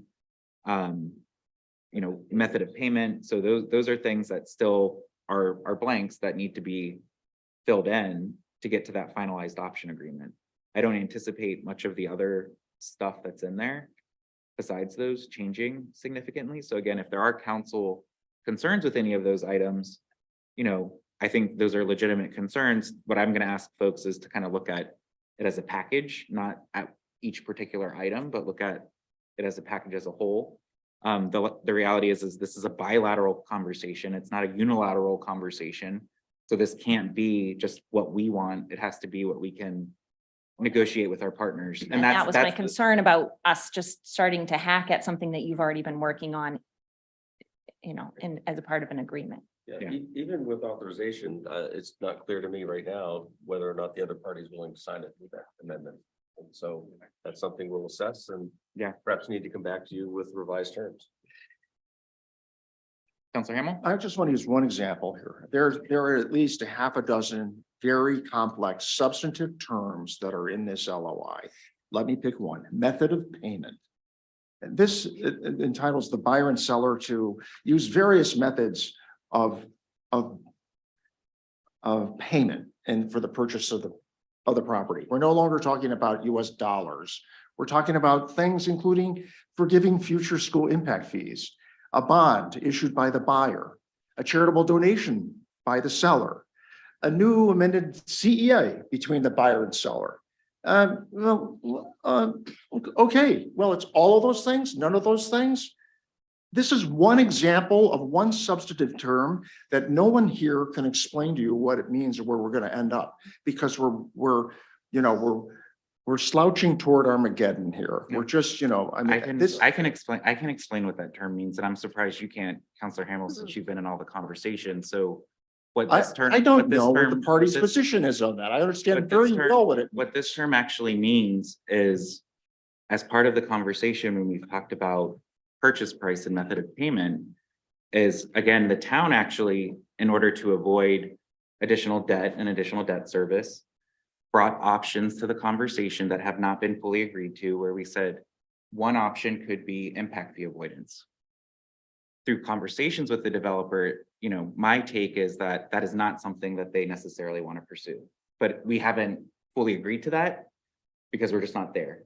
That's my read on the situation. So that could get striked, and we're not doing that. When it comes to the CEA, again, that's just an option on the table. It's not one that they've contemplated. Frankly, I think if I had to read the conversation at this point, they prefer just a bond. But we were coming up with creative options to avoid additional debt service. we would prefer a gift. And then the gift is something that we've also requested through the conversations that they have not fully committed to, that we're hoping as we get to the final purchase price, there is a gift component on the table. So these are all things in motion. They're not final. Again, this is why this is a letter of intent, because it's outlining the things that need to get addressed as we go forward, that as we continue to negotiate, those things will crystallize, and in the option agreement, there will be assuming we can get to a purchase price, method of payment, and another item, I think, that we need to do over the next couple of months to really just make sure that we have those terms in place so that when we approve that final agreement, all of that will be outlined specifically for us to authorize Tom to sign. And again, when we get to that point, there will be an executive session with the council to review all of those items to make sure that the council understands them, is comfortable with them, and at that stage can decide whether they want to approve Tom to sign it or not. Councilor McGee? So, and please tell me if I'm misreading this, section 2.1, which is under the binding provisions, also references that the conditions of 1.6 need to be met. I would argue that 1.6 is therefore meant to be a binding provision as well. In there, we make a host of agreements such as changing zoning, and that bothers me in the sense that we would be doing it without, we can go through the motions of a public process and public input. But to me, it says that this is a done deal. We are changing the zoning, public be damned. And I don't know how anyone up here is 100% comfortable with that, because, and please correct me, am I wrong that 1.6 is now a binding provision based on the language you see in 2.1? I get this is an intent, and we're saying that we could try to do all of these things to make this work. I'm going to go back to my earlier statement. Like, could we find a more complicated piece of land? Like, this is not straight up. Like, there's a lot of moving parts. There's zoning, there's gifting, there's just a lot of moving parts, is all I'm going to say. And it's just to be backed into a corner with a time frame so tight. It's just like, how do you not feel like, how is anyone really comfortable? That's what I'm struggling with. How is anyone really comfortable right now? Councilor Katarina? Hope I don't blow it. One thing I don't see on the table is eminent domain. Mhm. And I know that that's always a last course of action, and just so that I can explain to the public to the best of my ability, I'm not a lawyer. Eminent domain's not something that people, municipalities or other government organizations prefer to choose. But government organizations can say that we will take this land. But in exchange, we have to pay a fair market value. So please understand, it's not stealing anybody's land. You have to pay a fair market value for it. And that's always an option. I don't want to see that happen with this. I'd like to see us sit at the table as adults and work something out. But I mean, it is an option that's out there. But I consider that a nuclear option, but it's also the elephant in the room, because no one, whenever I bring it up, people are like, oh. But it's like, but it is out there. Yeah. I mean, it is out there if we had to do it. So I'm just throwing it out there. You know, I think attempting a good faith effort is very appropriate. I think this contemplates that, and I think that's the direction we're trying to go. But you're correct, like if and when we decide we need to do that, you know, that's a real question for this council that we may have to come to terms with. Again, I just think of that chart that we saw in the school workshop that showed that gap of like what happens if we don't act. And it doesn't feel good to have time pressure behind our backs, but that's what we're elected to do, is make these tough decisions and make the best decisions we can with all the pressures that we have behind us. And while I don't want to get to eminent domain, I'd like to get to a deal. Frankly, I think, you know, again, this just kind of moves that process forward, and there's still more work to be done. And if anybody wants to be involved, if anybody has concerns, my challenge to you is the same challenge that people said tonight: get involved, come up with options, give alternatives. You know, this is ours to own, so own it and come forward with a better solution if you think you have a better solution. If not, from my perspective, this is the best we're going to get at this point for the most part. So if you don't want to support this, that's okay. If you're not comfortable with this, that's okay. If you think we can get significantly better, I don't think that's realistic and gonna happen. We can try, but you have to give ideas, you have to give alternatives, you have to remember that this is a bilateral conversation, it's not unilateral. And so, you know, as we move this to an option agreement, if you want to be involved, get involved, because I'm completely happy myself to let other people get involved in this. Been involved in it long enough. So if anyone else wants to take a stab, I see Counselor McGee and Counselor Hamel still kind of concerned. And so if part of this is you guys kind of taking the ball from here for the option agreement to allow for that to happen, you know, that's definitely something we can discuss and move forward with. One thing I'd like to say is I think we did make progress with this, right? We did make a decision on one item, right? To drop to remove that one provision. And which one was it again? It wasn't the one that had to do with reaching a final agreement on the meaning of, you know, making land available for a community center or a school, for the school. So that one item has been a sticking point for us. It's taken us 5 years to get that one defined. And that was a very simple statement in the CEA. So I'm comfortable with, you know, progress. What I'm not comfortable with is if we're going to kind of use that as an explanation and we're going to err on the side of transparency, but there's some things that we need to nail down as we go and we need to socialize them with the public. So we are doing that. It's been painful even with a small term, but that's kind of what we need to do. And I don't really know if approving this LOI as it currently exists is going to help us or hurt us. I'm concerned that we could be giving away important leverage in our ability to negotiate the other terms. And what will happen is whatever we don't get to, it'll fall off the table and we'll be there, you know, with something that may not be what we had intended. So Counselor Katarina. Oh, you better get those two. Oh, sorry. I'll be- Counselor Clucci.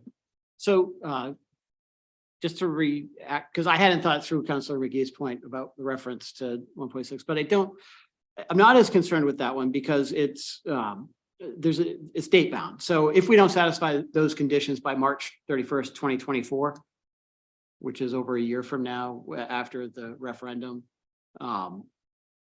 then they don't have to reserve the land for us anymore. That's the only thing that is letting them off the hook of. It's not binding us to make those zoning changes. It's just saying if we don't make them, then they don't have to reserve the land for us. And the one thing that's. Do you mind a come up with little bit of legal- a counter argument to that? Well, the only thing I want to add, that the lawyer has said is like, this is a document that binds the town. It doesn't, you can't bind councils in action. So when those actions come forward, if those are contemplated, if you don't like it, you can still vote no. It doesn't mean you're obligated to vote, or future councils based on these dates.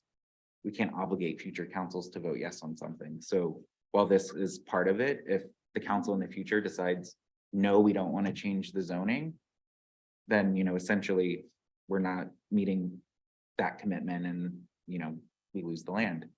So again, that is a consequence, I guess, but it's not something that you have to vote for if you don't like any of those things in section 1.6.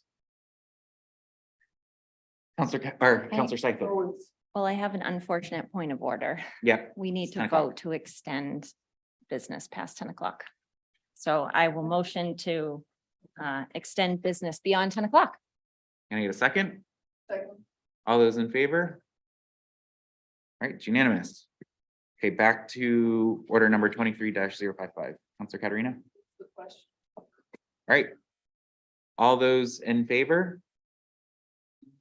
In favor? Oh, Public comment? public, is there anybody in the public who would like to comment on this item? We had it open for public comment at the beginning, but we can. Nina McKee, 309 Black Point Road. This is dangerous. We're in a dangerous place right here. Because as I recall from the very beginning of the Downs, things were kind of settled, but not really settled. And there were some loopholes. And, you know, I think this is a very dangerous thing to do right now. I think that, first of all, I think the council has to say, what do we want? and look at this from your point of view, not from, oh, what are they going to do? What are this? Just do it what you want. And then I think that certainly the town attorney has to look at every single word. And this fact that some things might be binding, not be binding, I think this is a very, very serious time. And I hope that we don't go back to what the original consultation with the Downs, and then there were loopholes, and then it was a mess. And, you got to get this down, and it's got to be really looked at, I think, by the town attorney. And yes, there's a time frame here, and that's dangerous because it's kind of hurry up. And you've got to look at it from what do we want? What do we need? And the heck with what they want. If they don't want it, then tough. That's the way I feel. And I just think you're all wonderful. This is a very, very serious situation, really. And I'm afraid we're going to go back to the loosey-goosey, and then there'll be this, and then there'll be that. So thank you. Thank you.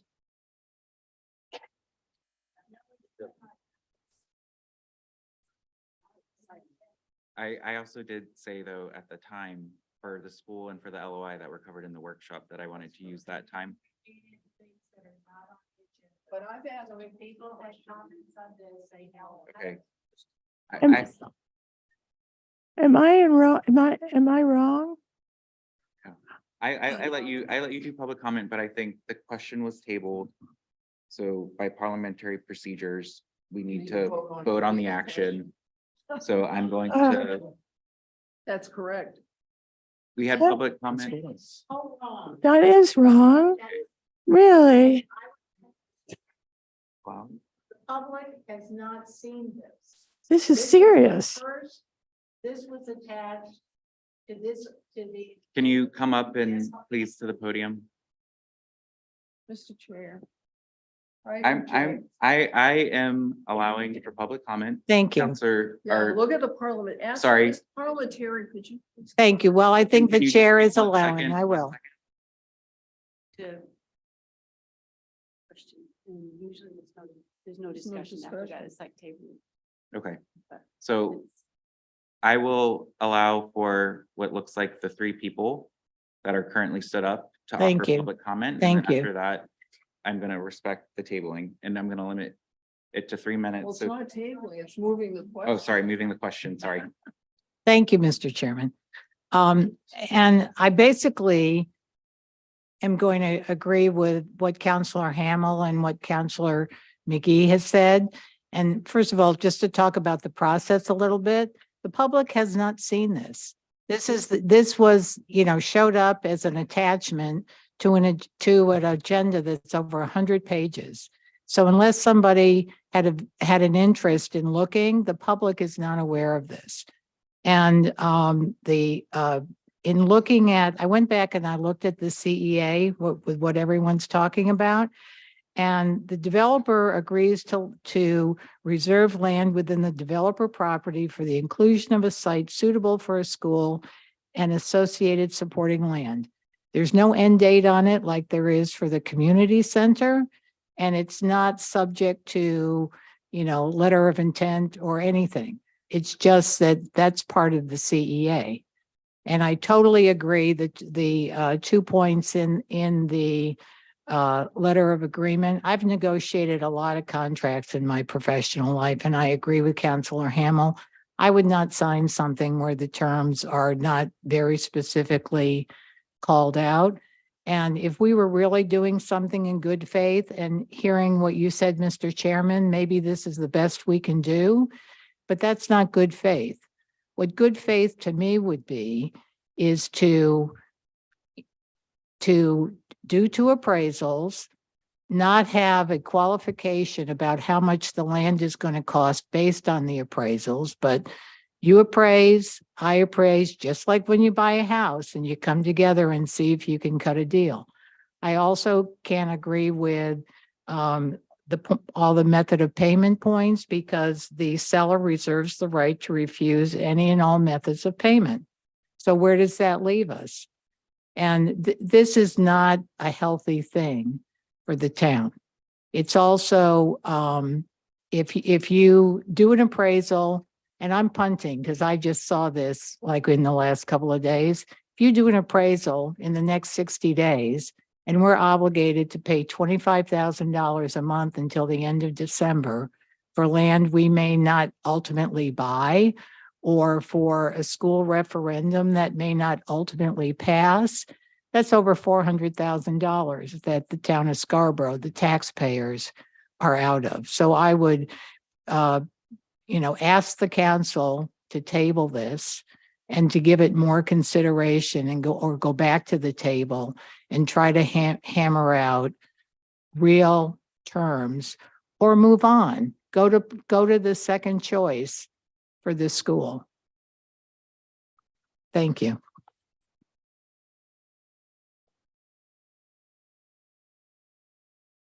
Hi, Suzanne Foley Ferguson, 331 Black Point Road.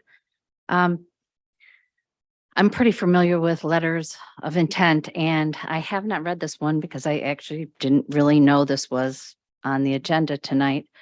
But I have to agree with Nina that letters of intent coming from a town, you're responsible for tax dollars, and you should be completely 100% comfortable with the terms. A lot of letters of intent are very simple, and they're simple that way they can be flexible. When you get into the minute details that I'm hearing right now, that makes me afraid. And I've only heard just a little bit about the details of the method of payments and the binding versus non-binding. And I understand that, but I also think if the reason to put this out here, which is really good, is to let the public know about it and know that you're really considering it, what you definitely want to cross your T's and dot your I's. And the more you guys spoke about this, and then Councillor Cloutier brought some things up, and then McGee brought something, and every time somebody brought something, I'm like, what is that? My blood was boiling as a taxpayer thinking, and we don't even know if voters are going to approve it. So I would suggest you not move the question and maybe table this.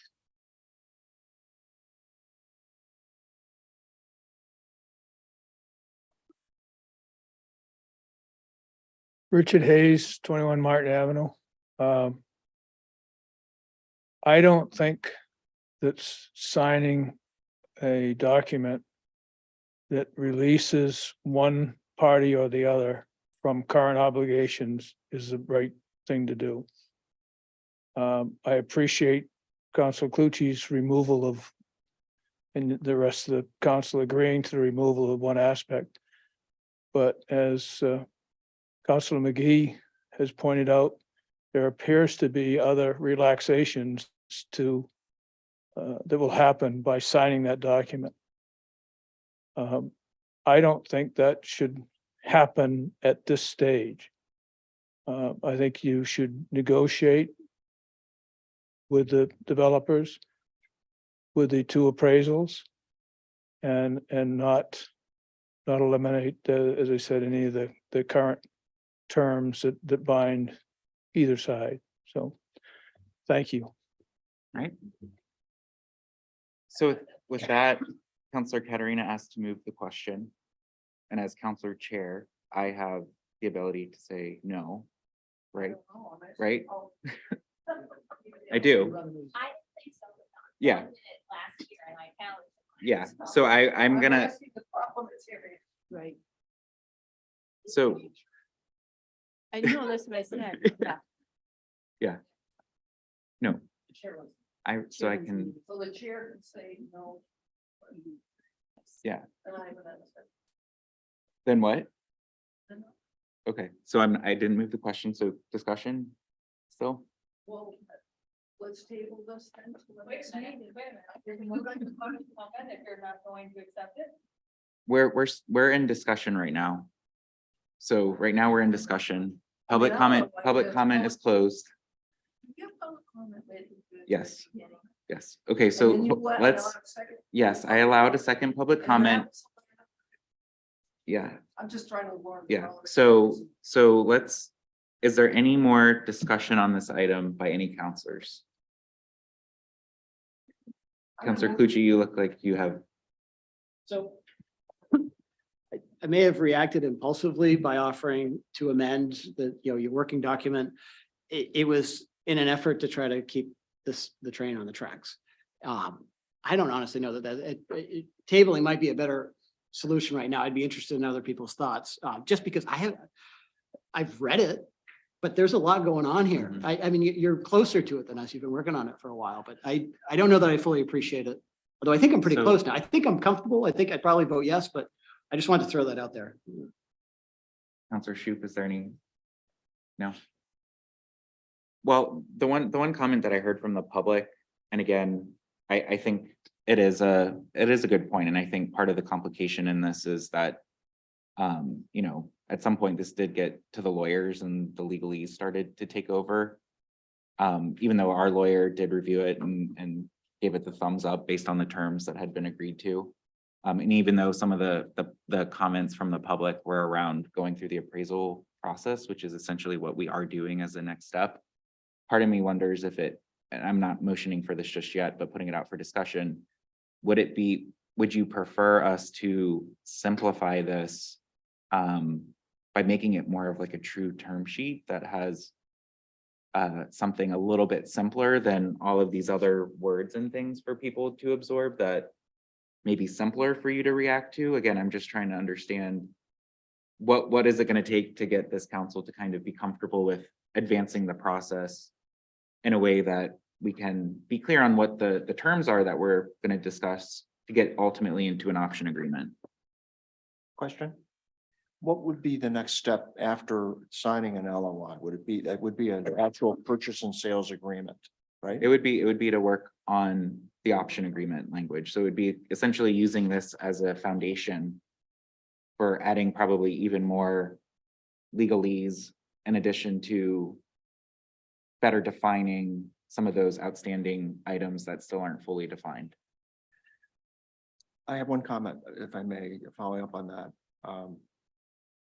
I think it is easier if we can kind of confirm what the terms are and then you start working on the language for each of those terms, and then that becomes the agreement.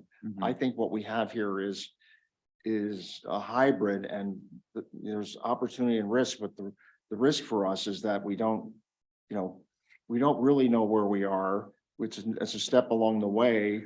It should facilitate more discussion, but look at how much trouble we're defining exactly what one or two. And I think the one John worked on was one of the more clear substantive terms in here. The other ones are really pretty complicated. I think we're just going to need more time to process it. I think as messy as this is and as time consuming as it is, I think it's necessary for us to confirm our own understanding and then to get feedback from the public. I'm retired. I don't work, for a living anymore. I spend most of my time on this stuff. And I'm a slow reader, okay, and I can forget stuff. But I really struggled with making sense of this. And the more time I've spent on it, it's not really becoming clear to me. So I think we really need to just table this thing and regroup and figure out what the next step is. Maybe we drop this all together and we just go to terms and then go to purchase and sales agreement. But whatever it is, I think that, it will never get there going at it this way. So one point of clarity that I just want to make clear is, like, again, this was intended to be an interim step.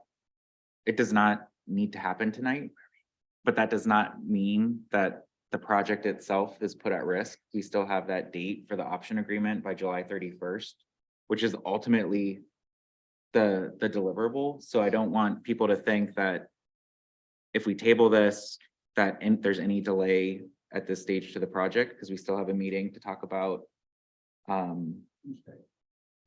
appraisal terms and trying to advance that. However, approving this tonight does send a message to the developer that we are planning to work in partnership and earnest with them as we go forward. So this is something that we need to consider as we debate this too. And I would say further, without anything like this, we don't have any legal authority to access the property, to do the proper due diligence. Sure. And I think that's a key point. I mean, days, certainly weeks matter, days might even matter at this point to be able to do the work that needs to be done within the timeframes that we're working. Okay. So with that, I am going to call the question. So all those in favor? All right, all those opposed? All right, so motion passes 5-2. Next, thank you all for the discussion and thank you all to the public for commenting. Next is order number 23-052, first reading and refer to the planning board, the proposed amendments to Charter 405, the zoning ordinance, section 7C, residential density and affordable housing provisions, B, affordable housing in lieu fee. And this is being brought forward by the Housing Alliance. No, I'll take care of it. The council may recall that, forgive me, I need to get my. But back in March, the council pledged $50,000 toward the State and Main program. At the time, we did not indicate what the source of those funds are. The Housing Alliance took the matter up and is proposing a very slight change, but meaningful change to the portion of your zoning ordinance that pertains to the Affordable Housing Initiative Fund to really allow the use of these funds outside of the town. And the simple change is shown in red. It's expanding the ability to use it anywhere within Cumberland County. Again, the council controls when and if you ever use these. So these are kind of self-imposed parameters, if you will. And so with this change, we would then come back to you and have the council consider action authorizing the use of these funds to support that pledge.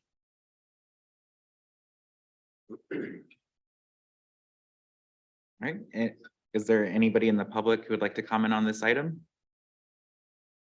Can I get a motion? So moved. Second? Any discussion? I had a question. So does this mean, it would mean that we would still be able to have it apply to projects in Scarborough? So And the original amount of money that we approved, we did that recognize more than likely go to the project that's in Riverside, right? Yes. with this change, it would still require affirmative action on the part of council to actually authorize the use of those funds. Right now, as I read it, you've created parameters that don't allow you to, even if you wish, to access these funds. Okay. All right, any other questions, Councilor Pucci? So I fully support this. The two possible other items that we might want to clean up under 5. It says the affordable housing in lieu fees collected by the town shall be deposited into a specific account segregated from the town's general revenue and created for the supporting the creation of affordable housing with Scarborough. That with, I had always read as being within, anyways, we might want to change that to within Cumberland County, or I guess I can offer that as a motion. I think I'm confident enough as to amend the section 5 to go from affordable housing with Scarborough to affordable housing in Cumberland County. In the first paragraph, Yes. same paragraph of section 5. Yes, first paragraph of section 5, it's the first sentence, but Yeah. the third line, the creation of affordable housing with Scarborough.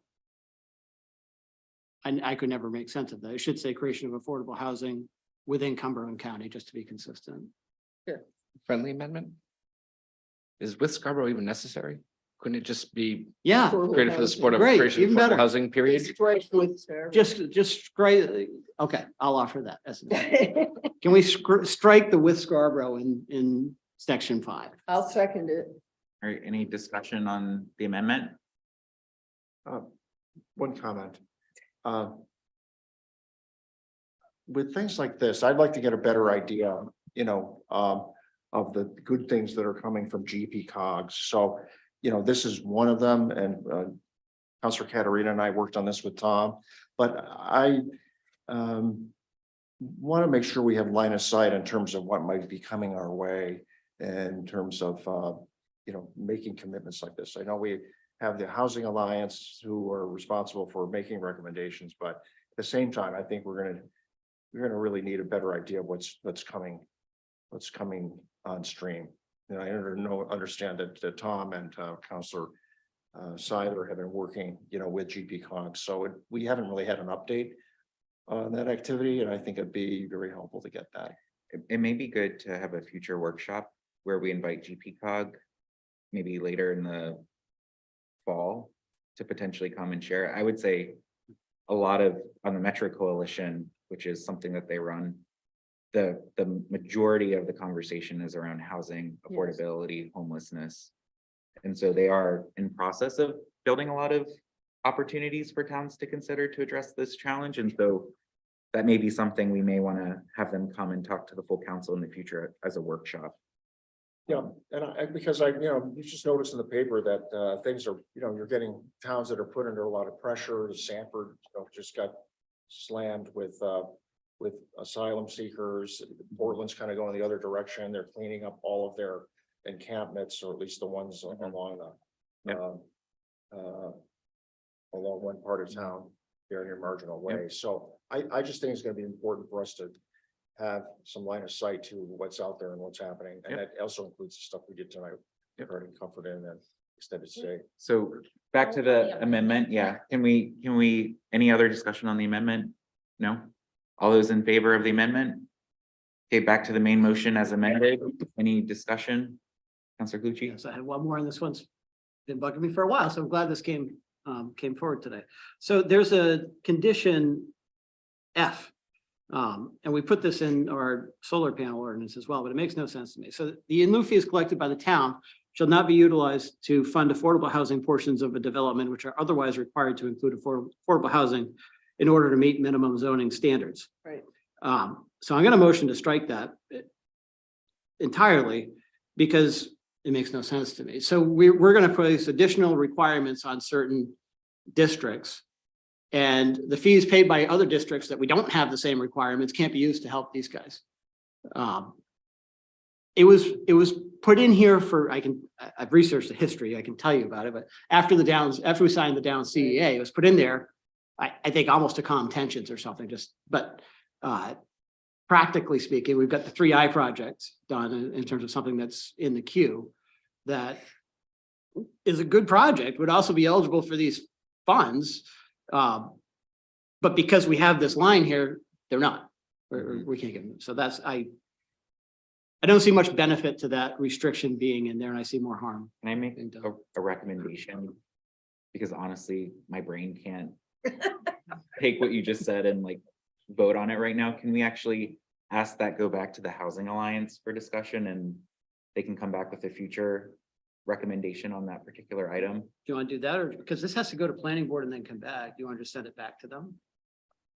I can say with respect to the 3I project, they've repackaged it and they've come back to the Alliance, and I believe what they're asking for now qualifies. Yes. That's not to say your points aren't valid, but at least that project that we know about, I believe will be coming forward and does qualify. Counselor Seiler, you look like you're in my boat. That's just trying to decide if I was going to second Counselor Clucci's motion or not. Okay, Didn't so I I'll let say- it go. didn't I But when say- when 3I comes forward, how does it get by that? It's in the CPD. I just offer a counterpoint to that. The answer to that. Okay. I mean, the way I read that is we don't want to use these in lieu fees collected from developers to go ahead and do something we're requiring developers to do. Great. That, right? I mean, Say that again. the way this reads to me is a developer walks into a zone and they are supposed to create X amount of affordable housing with their project, and they don't. And this is saying that we're not allowed to take affordable housing fees to help them meet that requirement. Like, we don't want that. The developers should be meeting that requirement. Don't use these our town funds for that. Use your own funds for that. That's the way I read that section. That is why it is. Yeah, but they're using other developers' funds, not really town funds. For developers that chose not to. Correct. I mean, I'm sure, Elliot will be glad to hear that he's paying for Risbara's 10%. It's not claiming that, I'm not gonna go there, it's late. This one's been on my radar for a long time, but, okay, I'm moving on. Tom, you said. Yeah, there are 51 units proposed, 45 of which the Downs will be using that count against their requirement. The other 7, they will not. And so the revised proposal from 3I focuses on those 7 units that are not being counted toward the Downs requirement. Okay. Does it come with parking? What? We need to vote Yeah. on Counselor. So Cookie's let's amendment. move- No, I don't think I got a Yeah, second. Jean Marie did. Oh, did you second his? Yes, I did. Oh. Okay, I think. any, I'll just withdraw. you withdraw? Okay. Yeah. Okay. You can withdraw my amendment. All right, so now back to the main motion as amended. I'm gonna call the vote. All those in favor? It's unanimous. Next is order number 23-054. Act on the recommendation to reappoint Angela Blanchett as the representative from Scarborough to serve on the Long Creek Watershed Management District Board of Directors. You skipped one. Oops, I'm sorry. That's okay. So These guys have been next is patiently order waiting. number 23-053, first reading and schedule a second reading on the request to approve the expenditure an amount not to exceed $260,000 from the Land Acquisition Reserve Fund for the purpose of purchasing property located at 80 Beach Ridge Road, Southern Tract, located more specifically identified by the Scarborough Tax Assessor Map R030 Lot 008B as recommended by the Parks and Conservation Land Board, and authorize the town manager to execute any and all documents as are necessary to protect the town's interests.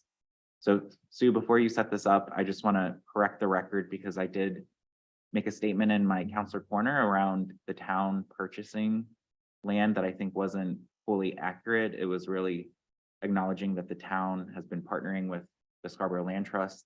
There's been a lot of work on recent purchases, this one included, where they're getting funds, and this is the town's contribution to that as part of our goal. So I just wanted to create that clarity because I miswrote in my counselor corner the town's contribution. Okay. Thank you. I'm also tired, so I'll end up reading this. I don't know can you put maps up there or you don't do that anymore?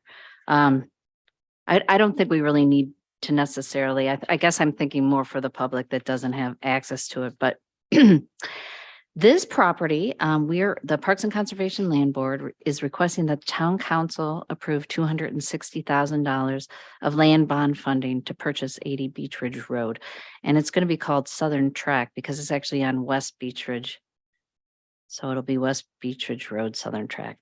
The property has rolling topography. It consists of drier upland areas interspersed with lower wet areas containing intermittent streams that make their way to Beaver Brook.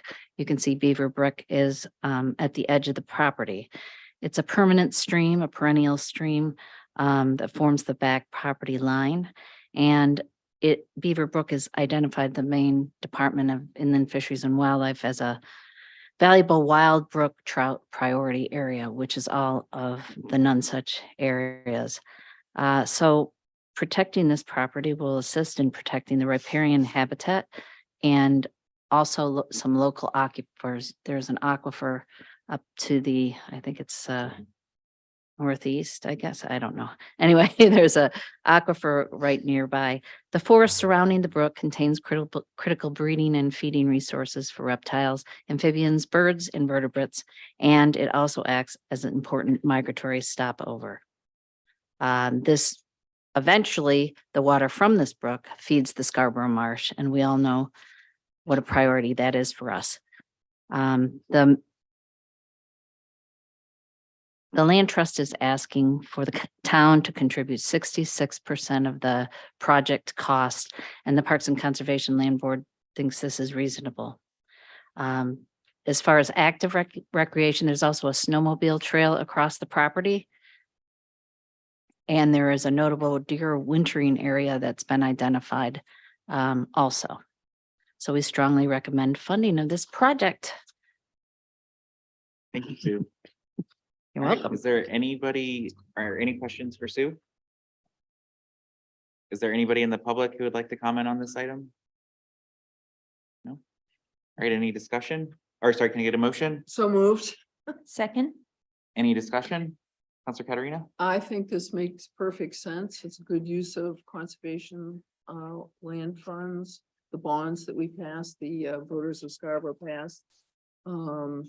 As part of our drive to conserve endangered or special areas of Scarborough, particularly wetlands, so I'm gonna support this. All right, any other discussion? No? All those in favor? It's unanimous. Next is order number 23-045. Act on the recommendation to reappoint Angela Blanchette as the representative from Scarborough to serve as the Long Creek Watershed Management District Board of Directors. Tom, do you want to set this one up? The town of Scarborough does have a standing position on this Long Creek Watershed Management Directors Board. Angela's a perfect candidate. She's an expert in stormwater related matters, and she wishes to be reappointed. All right. Can I get a motion? Public comment? Is there anybody in the public who would like to comment on this item? Can I get a motion? Oh, So moved. oh, sorry. I was like- I was gonna kill you. Sorry. So can I- moved. Second. Free and punchy. Yeah. Any discussion? All those in favor? It's unanimous. All right, next is, I'm combining items 10 and 11, committee reports and council member comments. Is there anybody who would like to offer any? Counselor Scyther? I have a long list too. You guys are gonna kill me. So first, while it's top of mind, John, I have not submitted your council corner to the leader. Well, I have, but I still am within the deadline. And so if you want to make an edit Okay, to the I can do that. portion as it relates to the land trust, I can get that edit in time for it to go to the leader. So just send that to me and I'll take care of that. Yep. Other comms related updates, authors for June for Council Corner articles. Dawn is going to take care of our June 1st article. Really? Yes, please. Hey, Jean, Really good topic. I can't imagine where you Yeah, would get your listen, material from. What she's got to say. Jean Marie has offered to do the June 15th article on the school. All right, you two. The comms committee also has started to discuss the community survey. And our timeline for getting out the survey to the public is going to be a little bit sooner than it was when we did it before.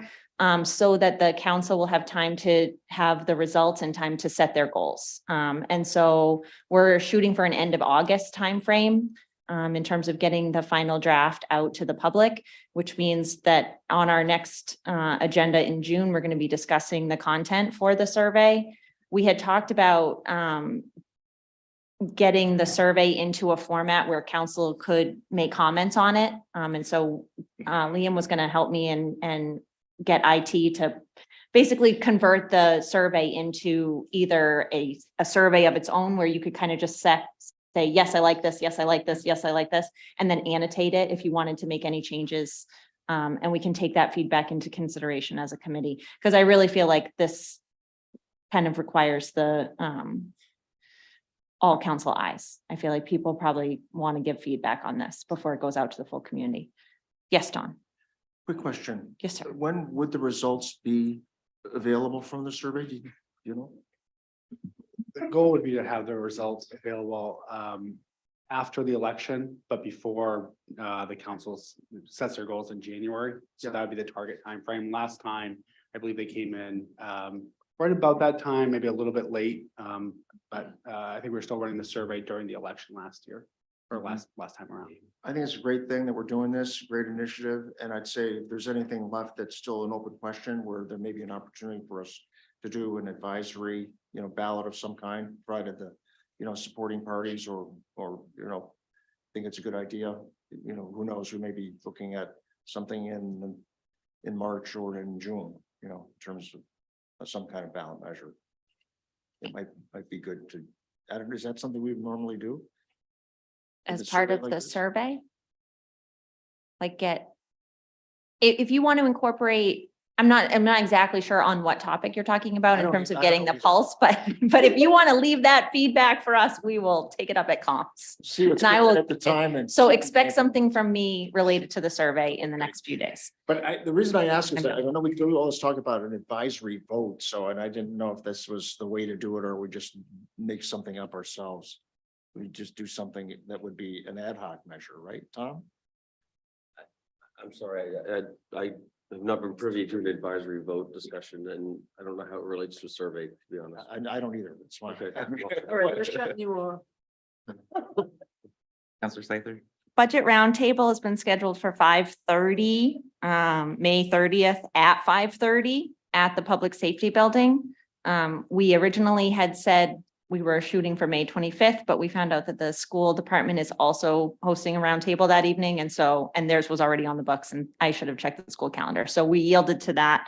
And we're going to have our budget roundtable on May 30th at 5:30 at the Public Safety Building.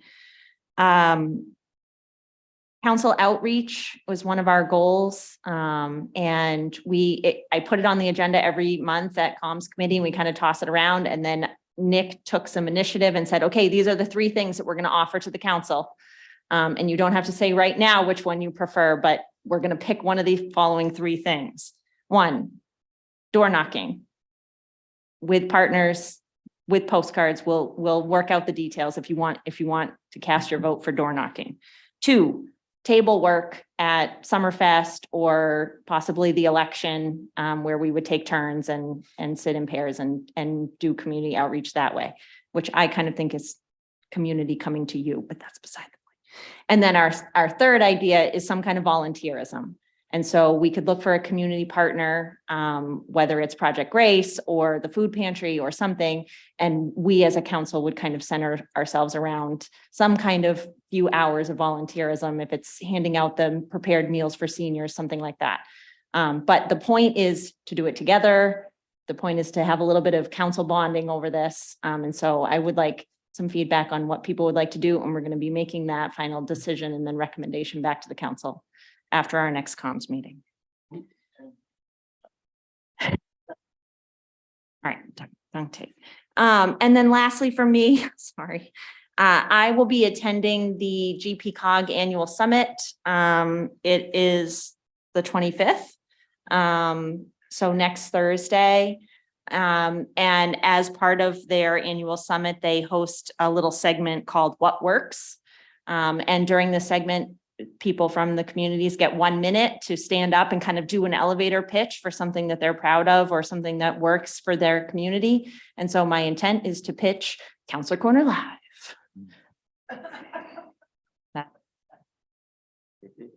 All right, any other updates, Counselor McGee? Yeah, so we tried to work through marijuana at the last ordinance committee meeting. We had to hit the pause button, but with good intent, because we've kind of committed to bringing forward maybe a more comprehensive approach at the next ordinance meeting. So just want to put it on the radar that you may be seeing that come to the full council sometime within the next couple months. So that's it. Oh, and just for council comments, thank you everyone for indulging me a little this evening. It's not easy to make sausage in public. So I hope the one thing that people take away from this is like nothing that you're seeing happen on this is clearly staged or orchestrated. This is public policy making at its finest right here. So, you know, we don't have to agree, but what I will say is that I'm encouraged that everyone here was very respectful and open to hearing the ideas and concerns. So thank you to everyone involved. So speaking of public policy and decisions, just to kind of give a forecast of what's coming up at our June 7th meeting, just for awareness. So there could be some action on the comp plan based on what comes out of long range planning. So again, trying to figure out how do we want to accept some of the addendums that have come forward based on that feedback. There will likely be an executive session based on Tom's employment agreement. I think you all saw an email that was sent out that, you know, the council needs to take action to determine whether to move the employment agreement forward or not. So that will be at our next meeting where we'll make that decision, an executive session. the budget second read is happening. So again, that's another big topic that I'm looking forward to hearing from the finance committee based on all the work that you guys are doing over the next week. We do plan to have a workshop on the GMO amendment. So again, for you guys, it's probably been a while since you've looked at it, even though we had the public hearing tonight. I'm sure, you know, there's a need to kind of revisit some of the things that were brought up in public comment, reminded me of things that I wanted to potentially propose. And so again, I expect some amendments from this group that may come forward at that workshop. Tom also plans to give an update on his impact fee plan. So again, that's one of our goals, and he's on the docket to kind of, again, talk about the plan forward, not necessarily all the details, but what he's thinking in terms of how we can move forward with addressing impact fees. And then both Counselor Katarina and Shoup are going to be proposing a resolution that they've been partnering on in coordination with the committees that worked with us at the workshop we had a few weeks ago to bring that resolution forward and advance the conservation conversation. So those are the things that I'm aware of right now that could come forward on the agenda. Again, subject to change based on other things. I'm sure there'll be additional stuff, but those are like the things that I'm tracking at this point. John, just to clarify the resolution, the Yeah. conservation committee is going to look at what Karen and I proposed. I talked to them at their conservation meeting. Karen was on vacation, lucky Karen. And they're going to be meeting on the 22nd of May, but Karen and I will both be there. So we will bring forward whatever comes Great. out of that, right? So that's just to look forward. And then things get really light after that. So hopefully, at least in the summertime. All right. Again, I just want to echo what Council McGee said about, you know, some of this stuff is challenging and hard, and we're just gonna have to work through it as a team.